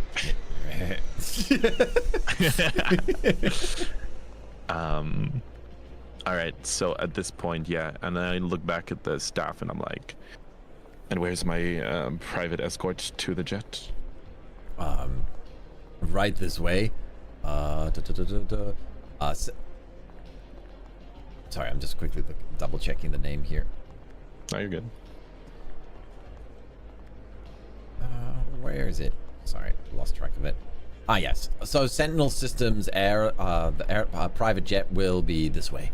And yeah, the first class service of the airport at Heathrow Airport essentially just lets you straight through without like serious question or examination. You do go through security, but nothing comes up as unusual. The one security guy like raises an eyebrow like, why do you have a thing of lipstick? But you know, the systems are showing all green, so yeah, looks good to me. Some walking in through the front door, that's how we do it. All right. So yeah, you arrive, you get past the security, and you were expecting a private jet, right? Yes. Well, this is what you see before you with the Sentinel Systems logo on it. It's an A3080. It's a monster double-decker jet. Right. You are led through this absolutely beastly That is jet a fortress engine. That is Yes. a fortress. Yes. As you board, you see that it has been custom fitted. It is absolutely been remodeled on the inside, so it is kind of like an Air Force One, for a lack of a better example. It's got private rooms, it's got a games room, it's got like, well, you don't know what else is in there, but yeah, it's been kitted out, so it's a flying fortress essentially, and it changes locations every single day. Okay. Okay. I'm just gonna maintain composure and keep on following until and wait for my meeting with Victor. I'm gonna try to get as much of a layout as I can, trying to see what parts of it are more heavily guarded, because that's probably where the device is being held. Mm-hmm. All right, you see that there is some security, but not much on it. Okay. But yeah, you are boarding Victor's personal plane, and the device itself must be somewhere on this plane. The prototype, the communications module that Dr. Vexler unlocked for you. You get a momentary thought that all of this connects together in a way, that the communication module and this prototype device, you're not sure if they're essential for each other, but what you do know is that the fact that this plane is shifting countries every single day means that something is being protected here. Like, you don't spend this amount of money flying all over the place for fun. So, Right. Yeah. Okay. In that case, I'm gonna simply wait. I don't think I have the device on me, do I? No, you left it behind, you said before. That's totally fine. Okay, in that case, I am gonna make my way. I'm gonna like wait until my meeting with Victor. All right, you're led on board, and again, you notice that the security on the plane is short. There are just like staff members here and there, like air hostesses and and kitchen staff and stuff like that. You know, there are people on here, but it's not what you expected. You were kind of expecting like high-tech robot security type things, but it's actually more like a flying fortress, and the security is suspiciously low. Yeah, that's Yes. That's interesting. Yeah. Is there anything you want to do before you go through to Victor? At any point am I left alone? You have the lipstick, and no, you're not left alone. You're being escorted. I think I should mention the mechanisms for this. Basically, if the lipstick itself is the explosive, but the container itself is the trigger. So it's like a thumb button. So you can push off the putty to drop it or squeeze it or hide it wherever, and then you push the bottom of the lipstick thing to pop. Okay, interesting. All right. So at this point, I'm going to.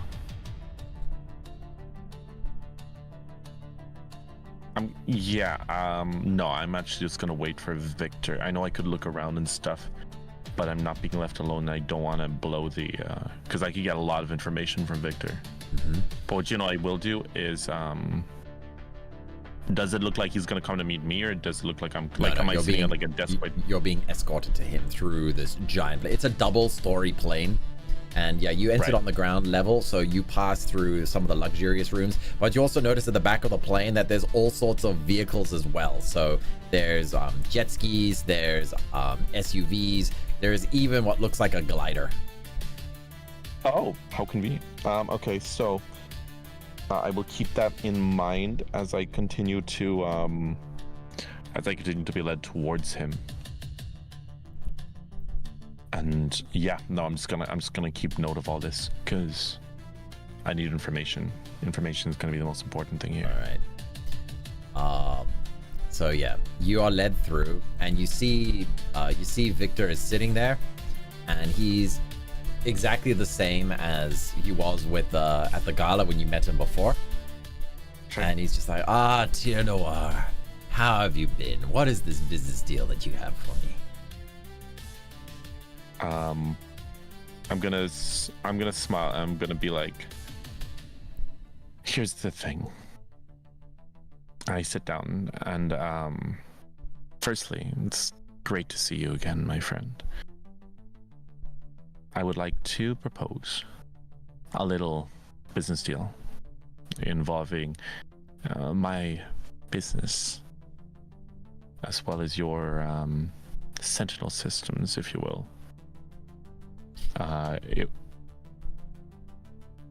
It would seem as though there are people who are after me, after my people.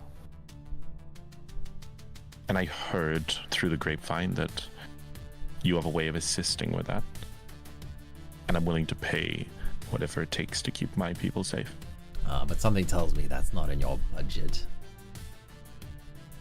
Agent Noir.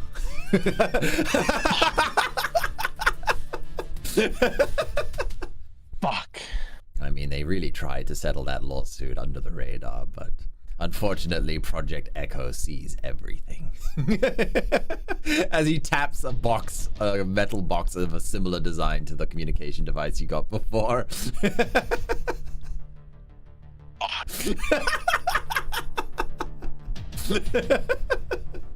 I'm gonna look at him and say, what's it called?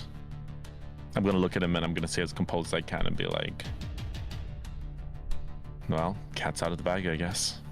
But I have a deal for you. That's why I invited you on here. I knew you were going to come today. I've been expecting you. I propose that Eclipse looks the other way to what me and my teams are busy working up to. And to what? Let me just ask you this, though. Someone as grand as yourself, someone who has the talents and, mental prowess, why bother making a simple tracking device that any random hacker can do with a simple IP address? Give me a persuasion roll. What's my persuasion? 8. Again? 8 with advantage. Beautiful. That would be Okay. 18. Please. Don't try to play to my flattery. I know what you've been trained for. I went through the exact same thing. You worked for Eclipse. I mean, you could call me Nathaniel Mercer, and you see a message pop up from Jono just being like, wait, what? He's alive? And then the HUD just cuts out completely as he presses a button on his table. He's a former agent of Eclipse. I knew the moment. Well, if you must know,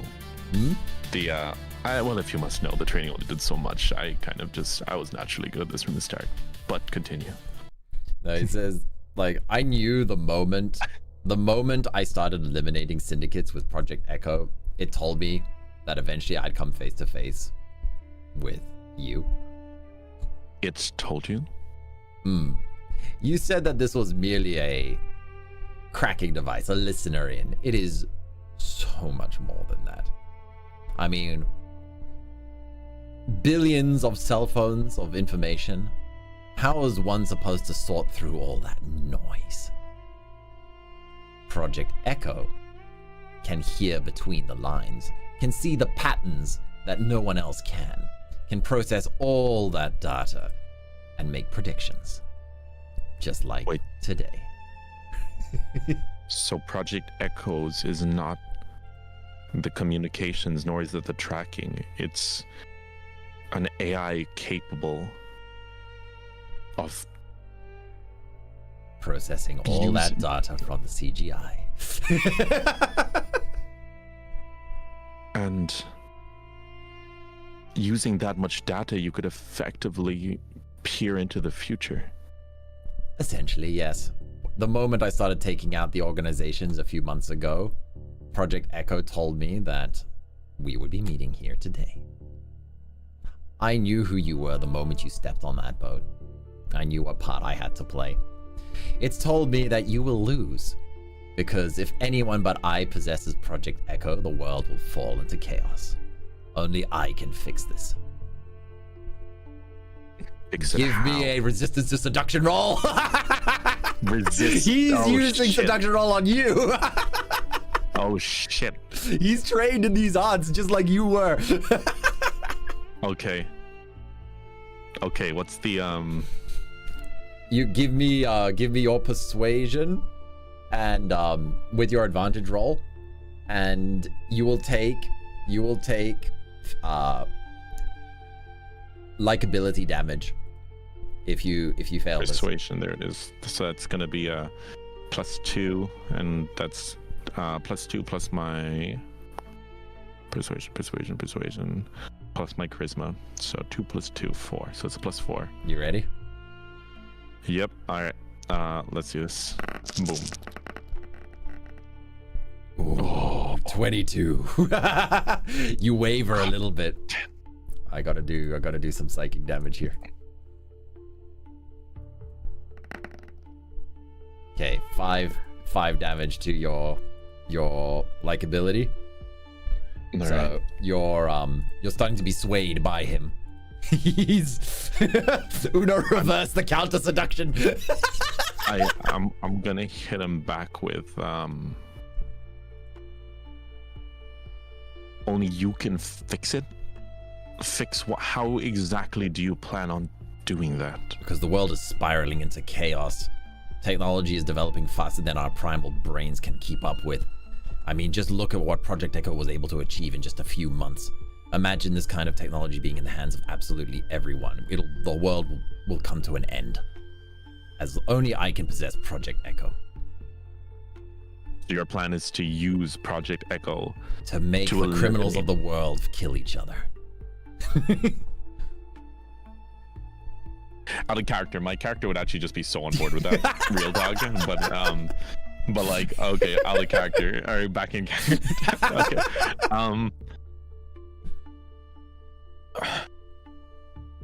How do you know that it's not just using you? That's gonna be my kind of manipulation tactic. I'm trying to make him like question things. Because it already told me that you would lose. me losing does not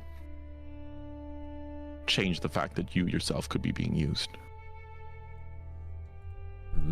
Give me persuasion roll. We're doing counter hits to him as well. Yeah, charisma. These are the battles I can fight. Persuasion. Okay, so that's gonna be 4. God, this is gonna be hard because he has such a high freaking modifier. Boom. Oh, God damn, close. he's so strong. Yeah, I mean, he is basically was the top ranking agent before you came along. Oh. He's like the old dog from before your time. Close though. That was very close. 3-point difference, Jet. Oh, but give me psychology roll. That is +5. Yes. Also, the plane itself takes off while you're in the air. 22. All right. You do realize that his ego is absolutely insane. It rivals your own as well. Like, he literally sees himself as like the protector of the world itself. Like, it's reached a point of delusion where he thinks that only he can do this, right? Even though you're basically just like him, but younger and stronger. Okay, then. I play to your ego. In that case, I'm going to, if this is going to be a battle wits and one where I clearly seem like I'm on the back foot, I'm gonna smile and I'm gonna take a seat, and then I'm gonna say, "All right, I'm listening. Let's chat." Oh, it's very simple. Like I said, all Eclipse has to do is look the other way, continue doing your job just as before, and let me do mine.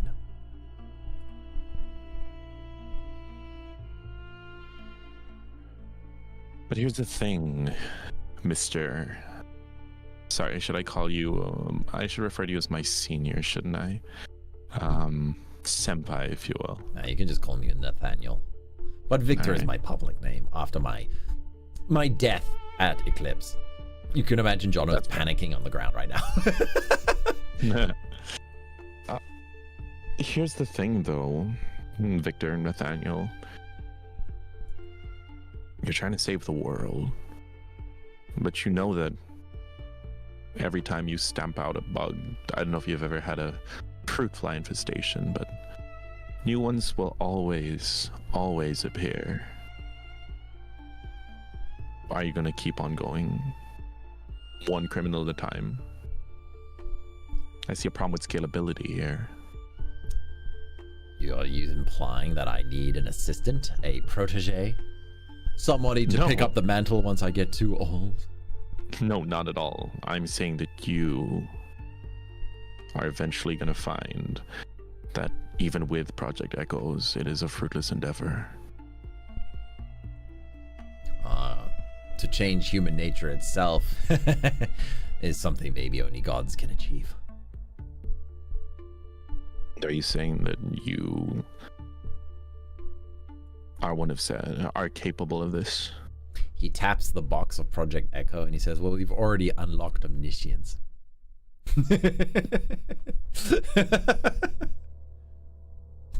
I kind of smile. It's like, I like the sound of that. It would make my... Did Project Echoes tell you that too? Maybe.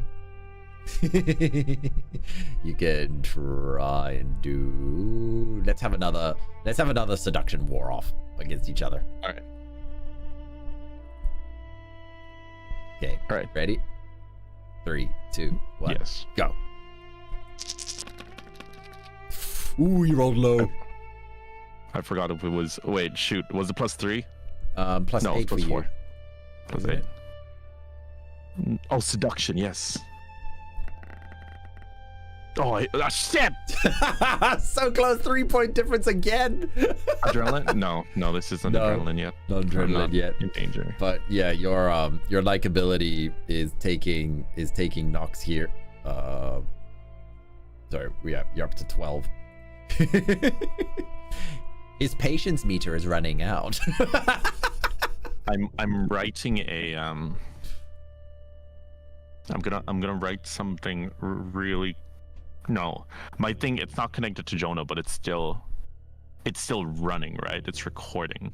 Yeah, it's recording, but he's blocked out the signal going out of the plane. Cool. So Jono is in the dark and is probably calling Eclipse at the moment. Let me see. How do I do a spoiler? Because I want to write a message that is only revealed at the very end. Actually, no. Do you trust that I just won't change it? Just type. You can type it out in the private chat. Yeah, but I don't want you to see it either. I want this to be really cool. Oh, I won't look at it. You can type in the private chat, but I won't look. Oh, you know what? Even better. I'll type it to someone else, and then that way there's a timestamp. Just send it to me. I'm not looking. Don't worry. I've got too much on my screen right now.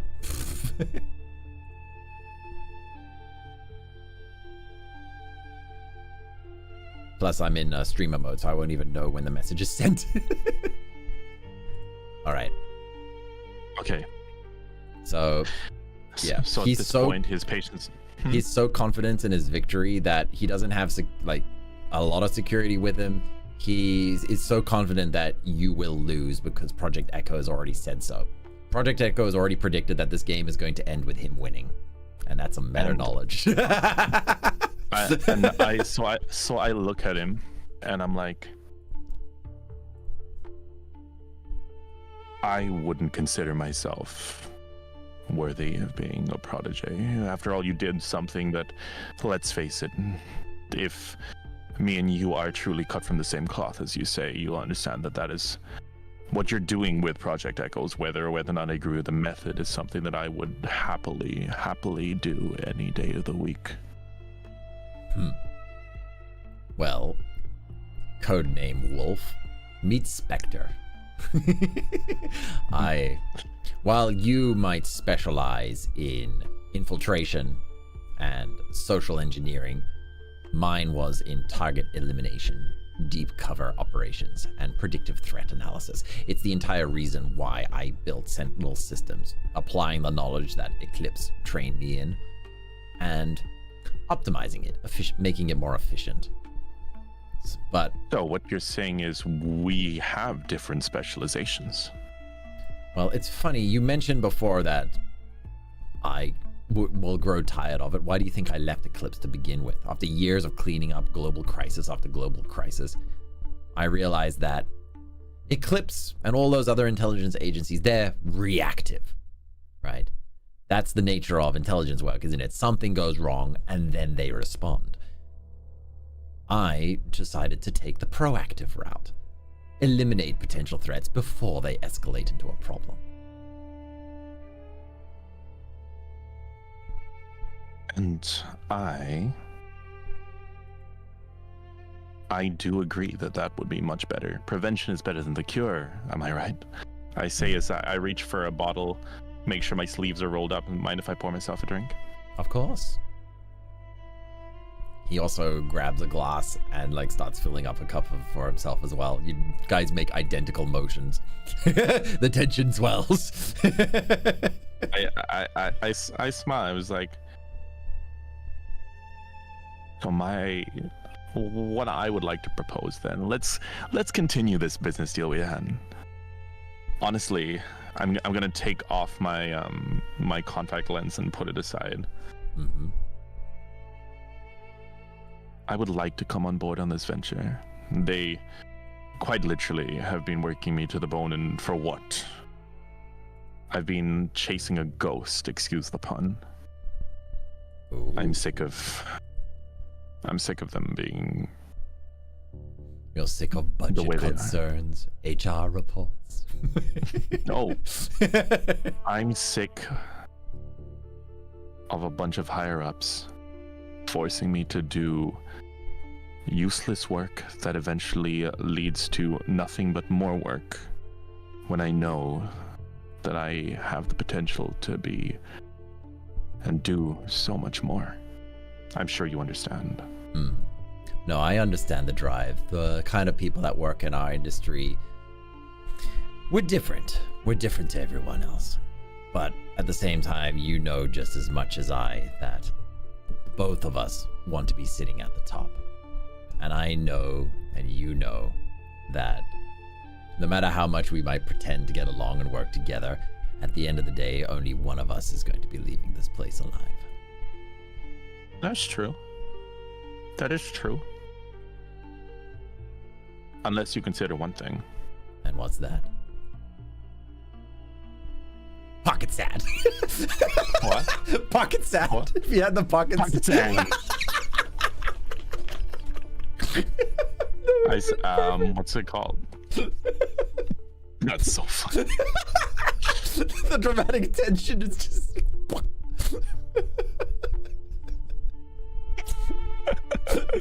Your Project Echoes has predicted everything. I know if... And like you said, we would both rather be on the top. But unless you've discovered immortality, and I'm a patient man, and I'd rather be working for the winning side anyway. You know.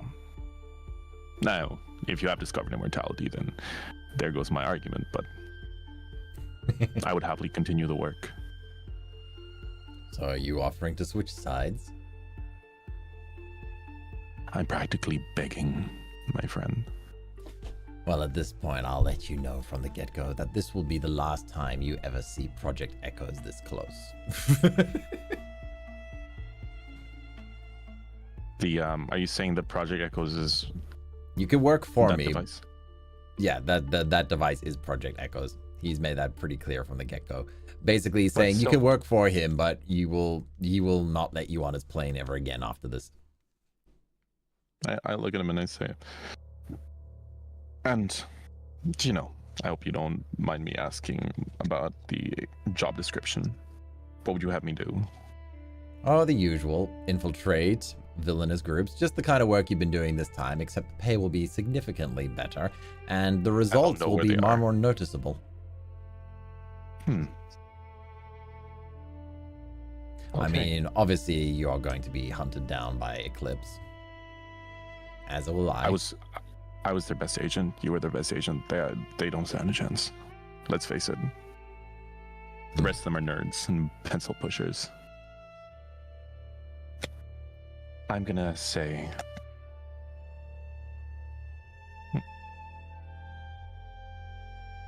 Alright. Tell you what. I'm gonna stand... I stand up and I reach out my hand. And I'm gonna say, I'm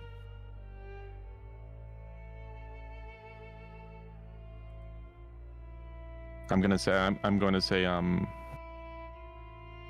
what can I do to prove my loyalty? Well, all you have to do is get off of this plane without any incident. We will be flying from London. We'll be heading back to Berlin in order to pick up a couple of data points. Ever since you freed Vexler, it's made things a little bit more complicated, so... Yes, we need to pick up a few more scientists. I will drop you off in Berlin, and then you will receive messages from me after that. That sounds good. Well, please help yourself to one of the many rooms on this Airbus. I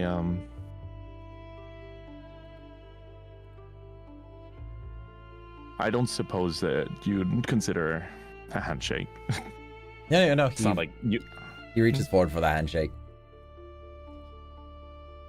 And what I'm gonna do is, at some point, would it have been possible for me to like have the putty stuck to the chair, like as we were talking? Like, would you have noticed that? Okay. You're gonna have to give me a larceny roll. So dexterity. And this is I'm talking like do or die, one chance Please tell me adrenaline is rushing. Yeah, okay. So give me the larceny roll. Larceny, I don't have any proficiency in that, so that is base what Dexterity, so +2, and I'll let you do that roll. Unnatural 20. Okay. All right. Okay, you put the putty in. Just. And in the hand, and as we're shaking the hand, I'm getting ready to like have it so the handshake seals like is the trigger, like the lipstick is in my hand. Mm-hmm. And as I'm doing it, I'm saying, I hope you know though that I truly do believe in your vision. I truly believe that this will work. He squeezes your hand tight as he shakes with it as you're playing to his ego. Give me a seduction roll. And oh, beautiful.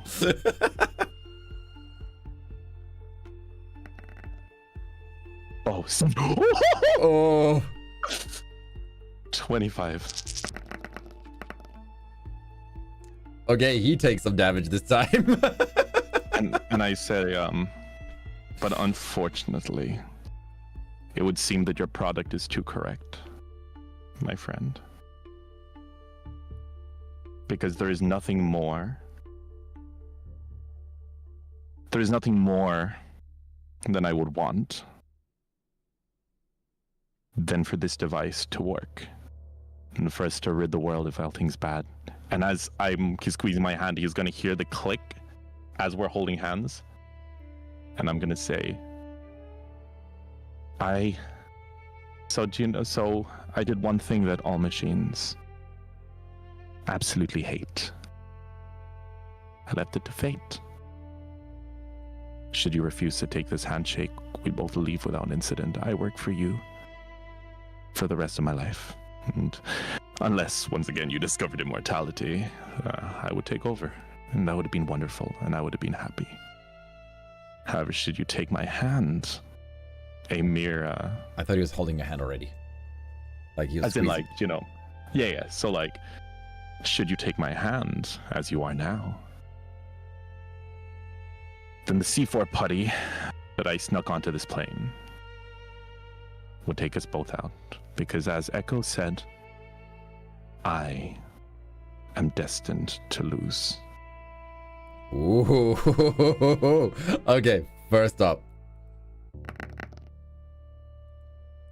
You mean the putty you stole from my facility? He recognizes the container. And we had it at ours too. Co-developed. Great minds think alike. And he looks at you. Give me a perception roll, so +6. Advantage or no advantage? No advantage. 23. 23. Okay. He says, you know, even when I was back working as Spectre in Agent Eclipse, they really wanted to get that Robo-Dog finished, but they never could. Did they ever finish it? They did, but he's got a weird personality. Maybe he's too much like a dog. Because I did too. As a Robo-Dog jumps out from behind the counter and grabs your hand with the lipstick on it. God. Oh my god.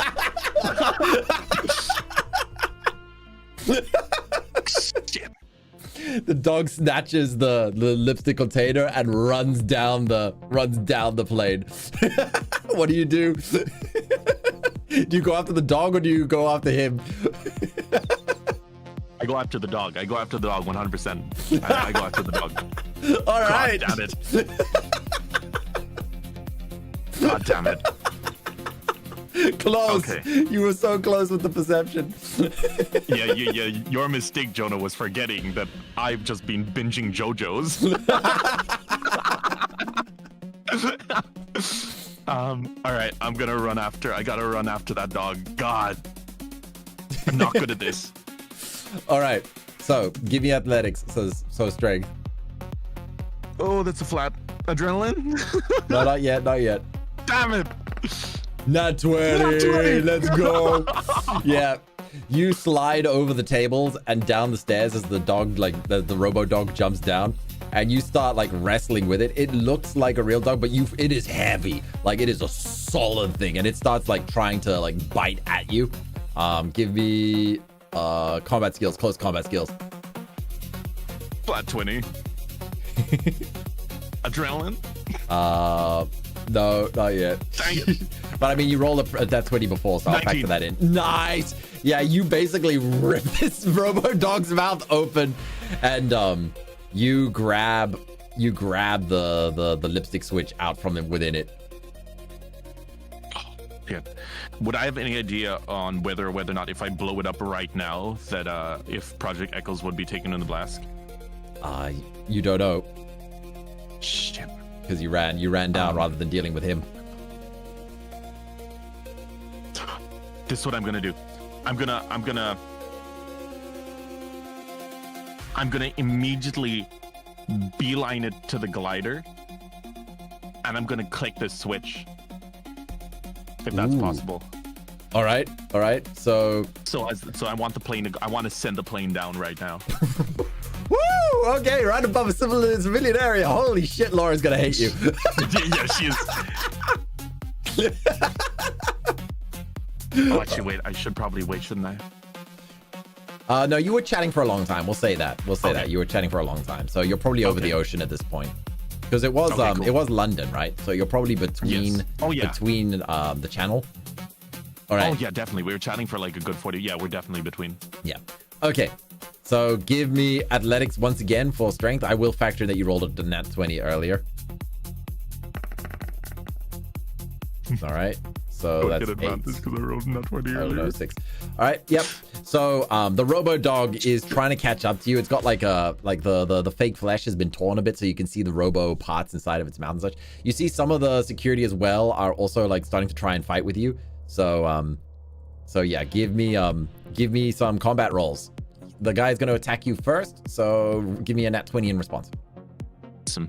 And I'm still running, so I'm just trying to slide underneath him. Yeah. And keep going. All right. Okay. Try and beat a 2. 16. Good. Yeah, you slide right underneath the goon as he takes a swing at you. The robo dog is still chasing you from underneath. I want to see if I can push something over while I'm running, so that so I can like either have it land on the robo dog or at least get in his way. Okay. So give me a sabotage roll. So wit. So +2.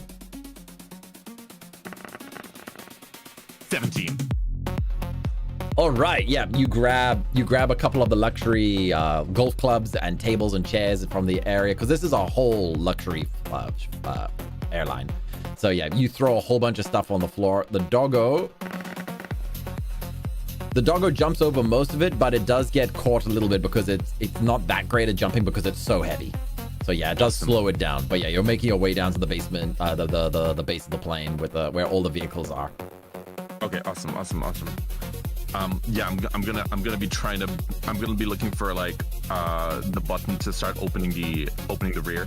Yep, you slam your hand on the button and like the whole area depressurizes like as it opens up. There's another button that you can press that'll start releasing the vehicles, and the cars have to go first.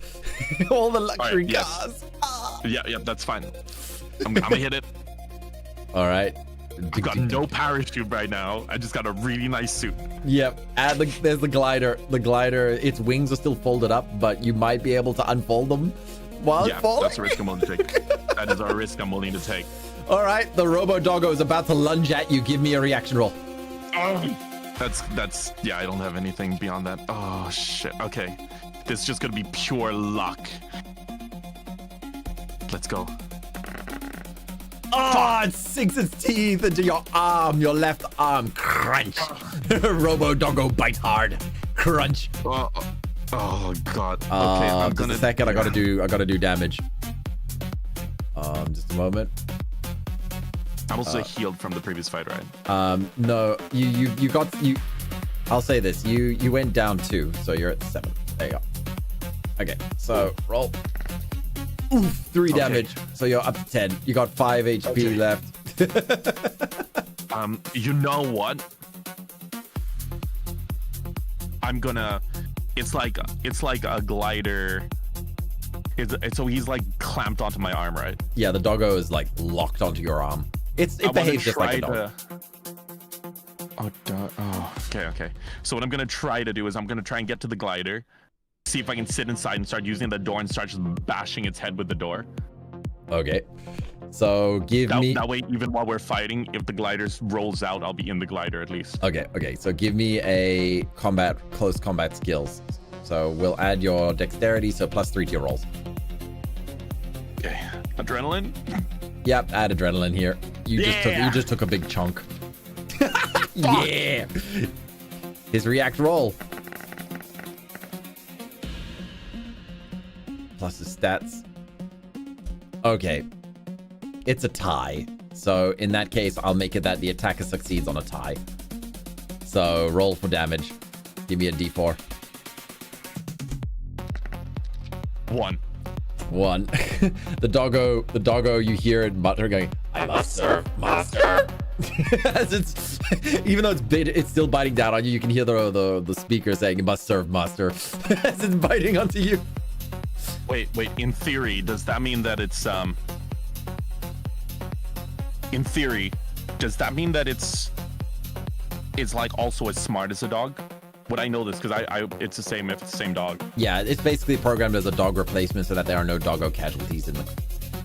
I have the oh no, I don't have the mask thing anymore, do I? No, nope, you've used it up. Shit. Oh, never mind then. You wouldn't wear his face to a meeting with him.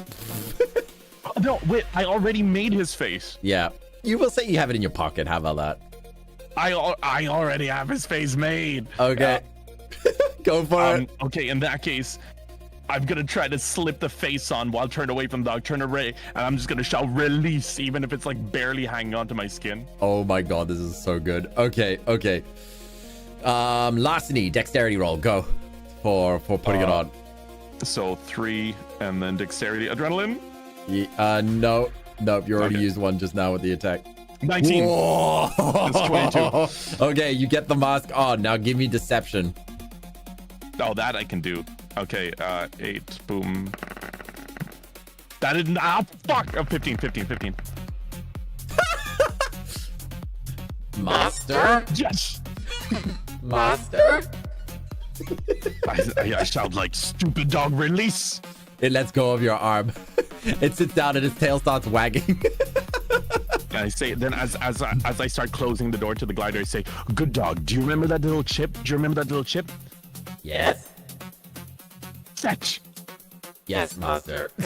And it starts running up the... It starts running up the stairs. I'm gonna wait as long as I can in the glider. Because everything's moving anyway. All right. I need to do Dude, some imagine. Is this his face? Oh wait, as it's going up the stairs, say, and ignore any further orders from me. Yes, master. Good damn seduction roll on the dog. I seduced the dog.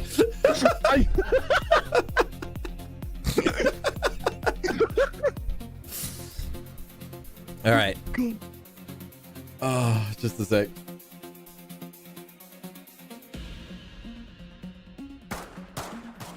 You hear gunshots happening from upstairs.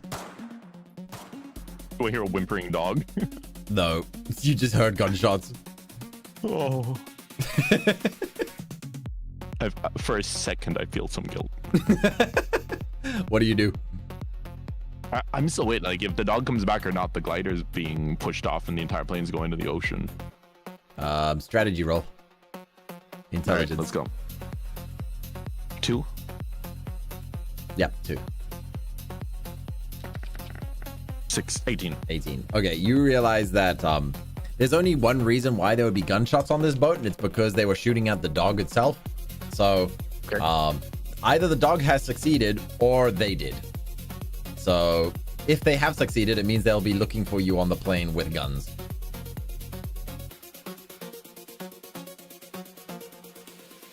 Well, they don't know I'm in the glider, so I'm just gonna duck down, and then if the dog comes back, I'll hear it, right? You did open the back of the plane, so you depressurized it. So there are very few places on the plane that depressurize that, you know, like the entrance doors and the vehicle cargo hold. So those would be the two places they would look, because the little masks have dropped down. Do I risk this? Do I risk this? Do I risk this? I'm gonna look, and I'm gonna think for a second, and I'm gonna like wait. Whether he still has Project Echoes. Project Echoes can see the future. I'm gonna sigh. All right, let's make it so he only has a 50% chance of making the right thing, and I'm gonna pull out that one gold coin that bite bit that I kept, and I'm gonna flip it, and it's like bite marks up. I leave the dog. Bite marks down. I go. What's it called? I have to. I wait for the dog. Okay, so give me a d6 and we'll do even for heads and tails for. Okay. So heads is that your heads is that you're gonna go and save the dog, right? What was it called? Sorry, let me reroll. So it's heads I save the dog, tails I leave the dog. Okay, so tails so is odd. Okay. So odd is abandoned, even is save, and you want to save the dog. I'm gonna kiss this coin. I'm gonna be like, and then I'm gonna immediately wipe my lips and I was like, bite, you better not let me down. Oh, he's dead. I put it in my pocket and I go. And then as I'm going, I'm like, it tastes of coffee, by the way. Oh. And I'm just like, just imagine his hot cousin. I say as I just keep on. I just walk up the stairs, back up the stairs. Fuck. Okay. What do you call it? I'm thinking it's like, okay, we have a 50% chance. Either he perfectly predicted I come back from the dog, or he's gonna think that I took the glider out. Either way, I'm gonna run into him. All right. Okay. So I'm gonna try and sneak up the stairs very quietly before they come rushing in. Give me another strategy roll quickly. +3. Yes. 19. 22. Okay. Oh, 22. Nice. You know that there is a maintenance shaft from the cargo hold here that goes up through the plane, and you realize from the positioning that this is relatively close to the room that you were chatting to him. So you might be able to come through one of the service ducts, essentially. Okay, I'm gonna do that, and I'm gonna try to get as close to where I thought where the gunshots were as possible. All right. So yeah, as you pop open the door and you climb through the plane, you enter into the room where you were chatting to him before, but you notice that Nathaniel is missing. Well, we can say Victor, because you know him as Victor. So yeah. Victor is missing, as is Project Echoes. Well, if the dog succeeded, then Project Echoes would be missing. So I'm gonna try to pop down. Are there any weapons or anything around I can find? I need to find a gun. No, but you do see see bullet casings on the floor. Okay, so the dog was here. Do I see any signs of struggle? Any like fluids or whatever from the dog? Give me perception. It's like 6. Okay. +6? Yeah. 15. 15. Okay. Yeah, you see there's a trail of fur and a little bit of splatters of oil here and there leading to down the way that you sprinted before. Okay, I'm gonna follow those, see if I can find the dog. You find the guy that the dog had crashed into. He's clumped up on the floor unconscious. Stealing his weapon. Okay. Give me a react roll. Flat 20? Yeah. 12.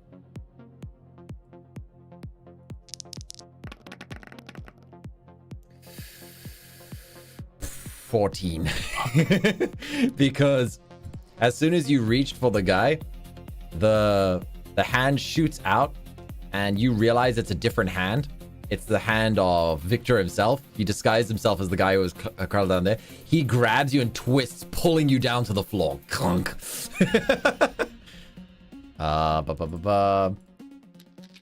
One damage. Oh, this is bad.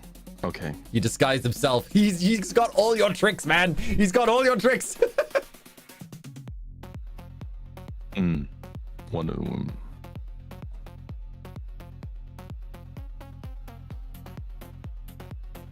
I gotta think of a way.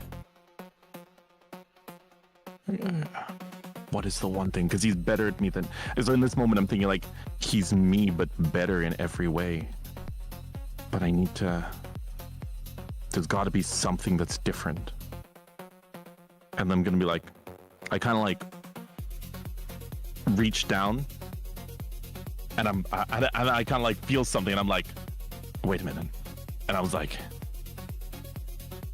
You got me, but there's one more gadget that you failed to realize I had, Victor. I say as I'm going, like I'm like in the chokehold with him. Okay.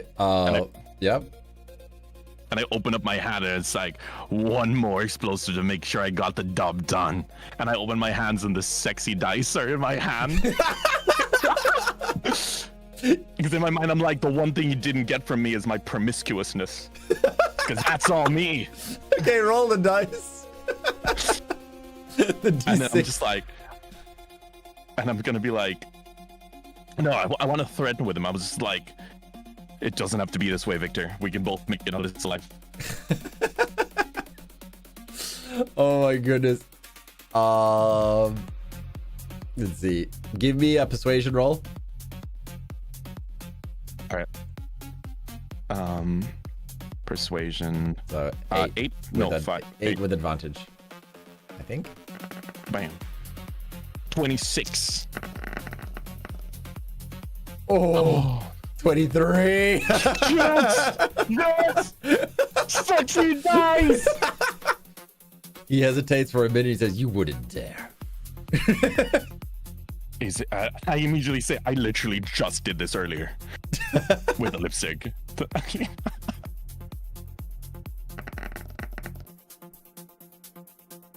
Reaction roll. Shit. Okay, 20. 20! Wow.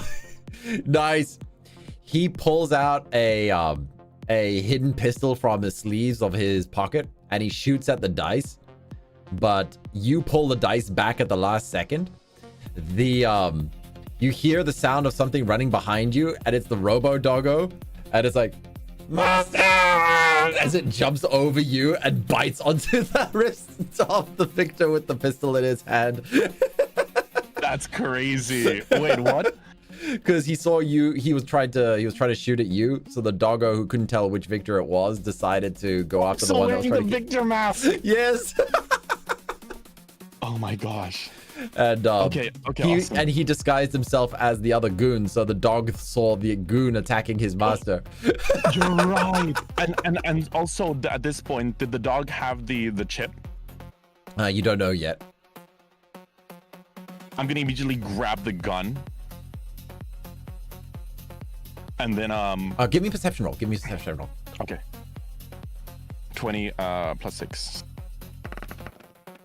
All right. You see that as the dog was leaping over you, he dropped the Project Echo's cube in your lap as he jumped over and bit onto the disguised Victor's arm. Okay.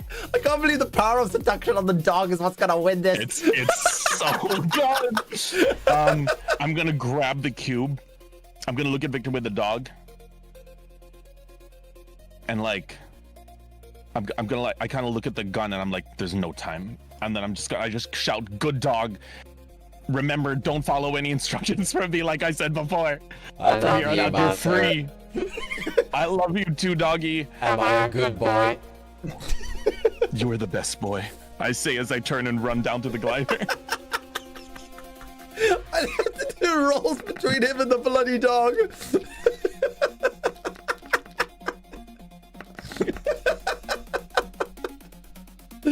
Oh, my face hurts. Oh my gosh. Yeah, you run down to the glider section, you hear another gunshot go, and I think the doggo is probably now out of commission. As you're readying the glider, you see a bloodied and wounded Victor crawling out. He's like, "It's impossible! It told me you would lose!" And then I shout, "I did lose, Victor. I genuinely wanted this to work. I wanted you to be right. But there was one thing it could not predict, and that was fate, and that was not on your side. And if we want to pick straws here, I just lost a friend just now. I hope you understand that. So, I did technically lose."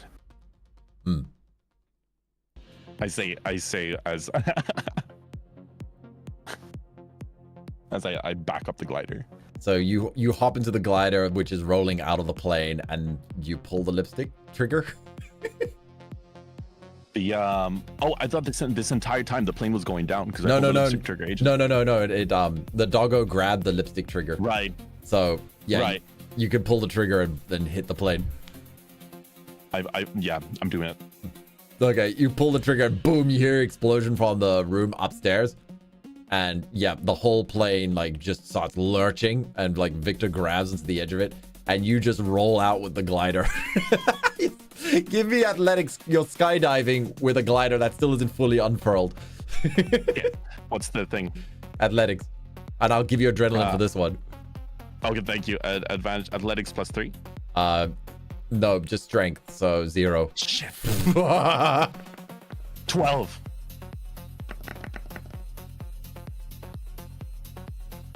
Oh my goodness. As the plane is careening sideways, you see Victor jumps out of it, chasing after you as well. And the two of you are falling down. He tries to aim a gunshot at you. Give me a reaction. Oh god. Imagine if I get a 1 here, I just fucking die. 18.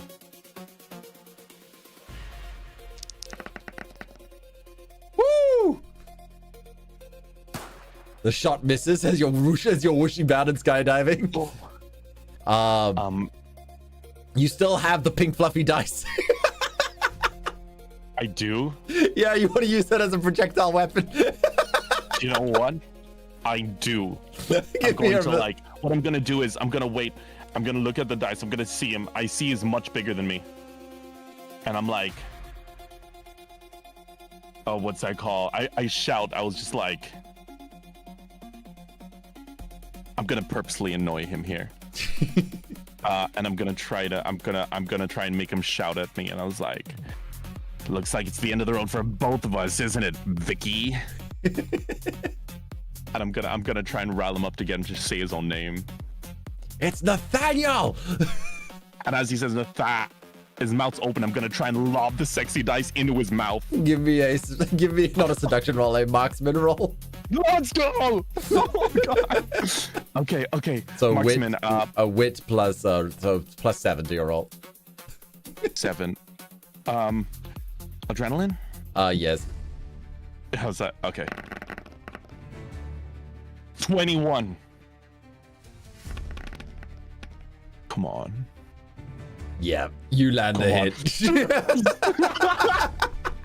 Yeah, you stuff his mouth with the sexy dice. Yeah, you stuff his mouth with the cube. I mean, with the fluffy dice. Does he start choking? Yeah. Perception roll plus 6. Go. Quick. +6. Okay, 6. Boom, boom, bam. 10.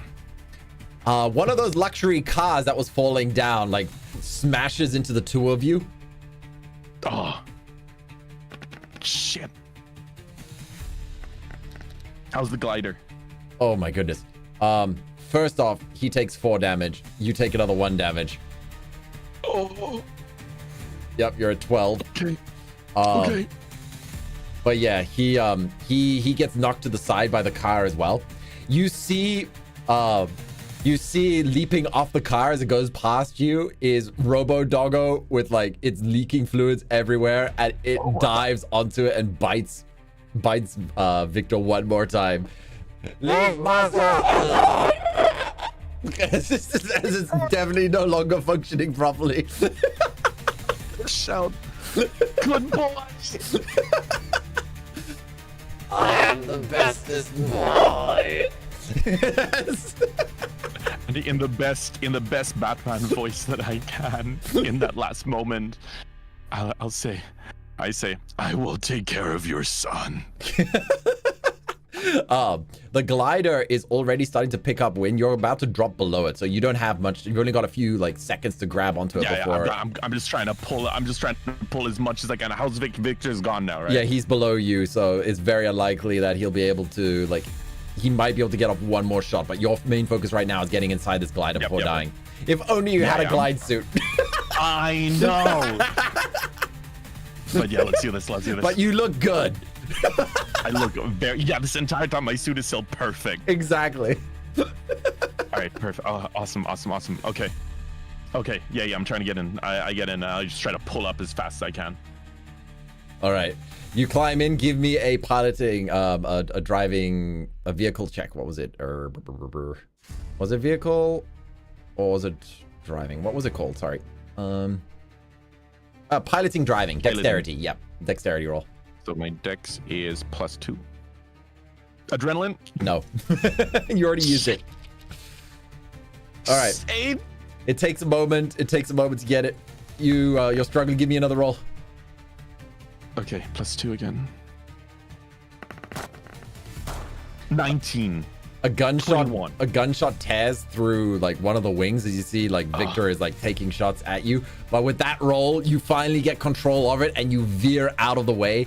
You see the Airbus like crashing down into past you as it like hits straight into the Canal River itself. Give me a quick larceny roll. The Thames? Not the Thames. No. This is in the channel between France and the UK. Yeah, give me a quick larceny roll. That's strength, right? No, dex. So plus 2. 21. Woo! The cube, you also managed to just barely hold on to it before you climbed into the glider itself. I'm gonna stash it. Like in my pocket or something. Yeah. And with that, you have basically defeated the bad guy. I'm gonna make sure that I'm gonna try and glide as far as I can before I see Eclipse. As I'm assuming they were chasing after. No, they crashed into the water. Like you can't see them anymore because you have to. No, as in my guys. I'm gonna see if I can glide as close to the as close back to England as I can because I assume that's the way Jono's coming from. Yeah. Okay, yeah. You should be able to make it. There's quite a strong winds here. But yeah, you just see like the fireball behind you of this A310 just erupting in fire on top of the water itself. It seems very unlikely that Victor survived. And bestest boy, rest in peace. Moment of silence for him. But yeah, so if I land, is Jono there? Yes, there is a lot going on at the moment, but yeah, Jono grabs you out of the car. You land like near the beachfront and he's like parked there and he's just like, get in. Laura is furious. I'm gonna say I look at him and I sigh and I pull myself in like barely alive. And I was like, all right. Yeah, we have to go right now. He takes you straight to the you didn't see any of what happened up there. No, not yet. But he's just like, Laura wants to see you immediately. Like essentially, you get in the car, you get on the plane, you get back to France, you go down the catacombs, and you are now. Please tell me we're in the vault, right? Like the vault car. Yes, you're in the vault car in London. Is there anything you want to do before you head? Yes, I want to try to sneakily stash the. I want to stash Echoes. Okay. So yeah, you stash Echoes inside. All right. Okay, cool. Okay, so Yeah, you get on the plane, you fly across to France, you go down into the catacombs, and you enter past the security. And, yeah. You are taken to the elevator straight up to Laura's office. And she's just like, Tyr, you always get results, but really, let's recap this briefly. You fired off an RPG in Naples, Italy. You caused a gunshot. I look at him real quick. I very quickly look at Jono silently. Just a second. Hi Sam, welcome to the stream. This is a roleplay session where we've been going for 6 hours in a super spy story. Tyr Noir just saved the day, and we're recapping the events. He's getting scolded by Laura, who's his boss's boss's boss. Let's recap. So, yeah, you fired an RPG in Naples, and you look at Jono, who's just like, madam, you did give that to us. And she's like, that's not the point. I was expecting you to use it in a more covert manner. Dead bodies in the streets as you took shots at mafia goons. A cafe broker bite. A prodigy hacker dead and tortured by the mafia. A grieving cousin, of which seems to be has your private phone number, by the way. Oh yeah, I remember her. Let's see. What else? Oh yeah, a couple of very enthusiastic chefs on a yacht now who are also being tried for attempted murder of 3 goons. They are incredibly enthusiastic and might be starting their own crime gang soon. Thanks for that. But they are good chefs. Yeah. You've caused untold number of headaches for all the politicians and other intelligence agencies because almost all of their wealthiest people are now caught up in this conspiracy. Not your fault. I won't blame you for that one. But I am getting lots of complaints from the other intelligence agencies because some of their agents were also on the boat at the same time. All right, let's see. Good thing you didn't actually do anything to any of them. God forbid we don't need another HR complaint. Yeah, there was a chance you could have seduced another agent. I was being a very loyal boy that night. Dr. Vexler and her husband have completely vanished, and we really could have used with them, but you let them go. And John was like, but it's our policy. I don't want to hear it. We needed them.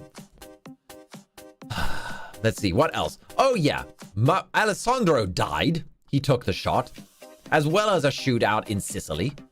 More dead people. That one wasn't my fault. I was just there. I just happened to be there. That was not caused by me. And I'm going to assume the incident with the A380 crashing in the channel is also not your fault. Actually, Laura, if you would humor me for a moment. Do I? I look left, I look right, I kind of fidget. That one might have been, how should I say, your fault? Where did you get the explosives from? Because I got it from a lab owned by a Nathaniel. What was his name? Yes. Nathaniel Mesa. Nathaniel Macer. She looks at Jono and she looks at you and he's like, okay, that one's on me. She's like, but what about Project Echoes? Project Echoes. Your signal from the contact lenses died off, and we couldn't recover them from the crash. Unfortunately, Project Echoes and Nathaniel both perished in the crash, or at least I'm hoping they did. Very hard to make it out of that, and I left them in quite the state. Well, you have caused untold amounts of destruction and death all around you throughout this incident, but at the end of the day, I guess Project Echoes is better off at the bottom of the ocean than it is now. So, good work. And I saved most of the gold in the briefcase as well. Excellent. Just so you know. Our budget can actually be saved for next year. Excellent. She takes the gold. Perhaps we can save some of it for a nice candlelit dinner for 2. Don't push your luck. I've already got enough headaches as it is. But I think you've definitely earned a extended vacation. So you're free to return to that little hotel that Jono found you at, or you could go jump off a bridge. she's looking at all the paperwork around her, just like the absolute chaos this man has caused, but he succeeded. If I could, I'd like to take my holidays to Berlin, if you wouldn't mind. Yes, I'm wherever. quite fond of that place. Yes, Jono, take him wherever he wants to go. And Jono's just like, please let me be free. Thanks, Laura. You got away with it. Give me one more seduction roll. One last seduction roll for this. Boom, boom, boom. Adrenaline? Yeah, why not? I don't think I can do a triple advantage. No, just advantage, yeah. 24. Nope, she needed a nat 20 here. Okay, you got away with it, you dog. Oh, one more thing. Okay, as you're passing through the toy box, you notice that various technology from Sentinel, shoot, I've forgotten its name now. Security. Sentinel Securities, yeah. Various Sentinel systems. Sentinel systems, yeah, was recovered from the crash.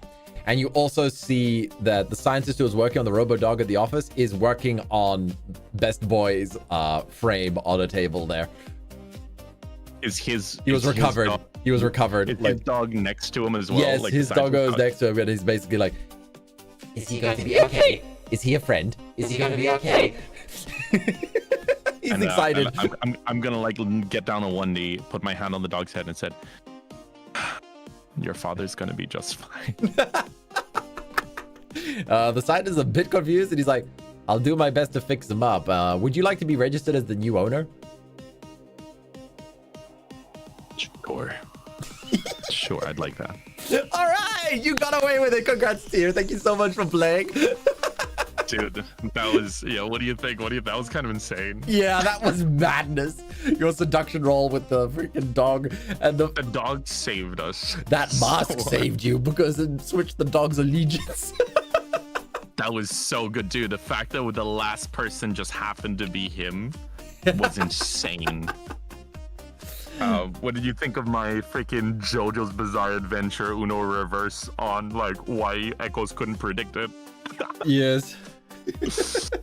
Oh god, and then the fuzzy dice, like that was the one thing he didn't have, Jono. That was the one thing he didn't have over me. Mm-hmm. My promiscuous nature. I fell asleep during the chaos for a while, woke up through the entire action. It flew over my head. Definitely going to use the VOD for stealing. No worries. Oh man, that was a long stream. How long have we been going for? 6 hours, 7 hours. Yeah. Oh yeah, easily. Yeah, 6 hours, I think. Oh my goodness. That was amazing though. That was so much fun. The system is really good, actually. The system is very good. At least for a charisma build. I did not touch the physical aspect of that at all. Yeah, a John Wick build would have gotten more guns blazing, but my goodness, that was funny. I didn't expect Jono to become such like an important character. I was just like, I'll name your handler Jono as a bit of a joke between us, but then it became pivotal. The contact lenses were that allowed him to just become so useful. Yeah, like this story could have gone completely different if you'd picked different gear and clothing and vehicles. Oh yeah, 100%. Like even the mask maker, the lenses, the projector. The vibrating shoes came in handy. The vibrating shoes had its moment. Yes. I really thought you were going to use that in the final fight with Victor, like the shoes were going to come in clutch. I would have, but still, I was so the sexy dice came in clutch. the random shop owner would be proud. Oh my gosh, that was so good. Oh man. And the vehicle also just came in like so clutch. You survived the police search, everything. Oh man, that was great. You did great. That was very good. I told you I prefer being a player. Like I'm a very good RP player. I just never get the chance. Yeah. All right, let's say goodbye to everybody in chat. Thank you so much for watching. Thank you, Tyr, for playing. I hope you enjoyed the Super Spy story. It was so fun. It was so fun. Are you gonna do it with other people as well? I'll probably watch. I'm gonna do one-shot campaigns with other people as well. And who knows? Maybe Tyr Noir, the Super everyone Spy, will together. return for a new movie with maybe a buddy. Dude. Yeah, imagine you get all the spies together for like a collab. Yeah. Oh, that would be sick. Wait, that would actually be sick, Jono. I feel so sorry for the handlers. Oh my gosh. All right, everybody. Bye-bye. Bye. End it there. All right, Just a sec. there we go. No worries. He's gonna roll seduction on the other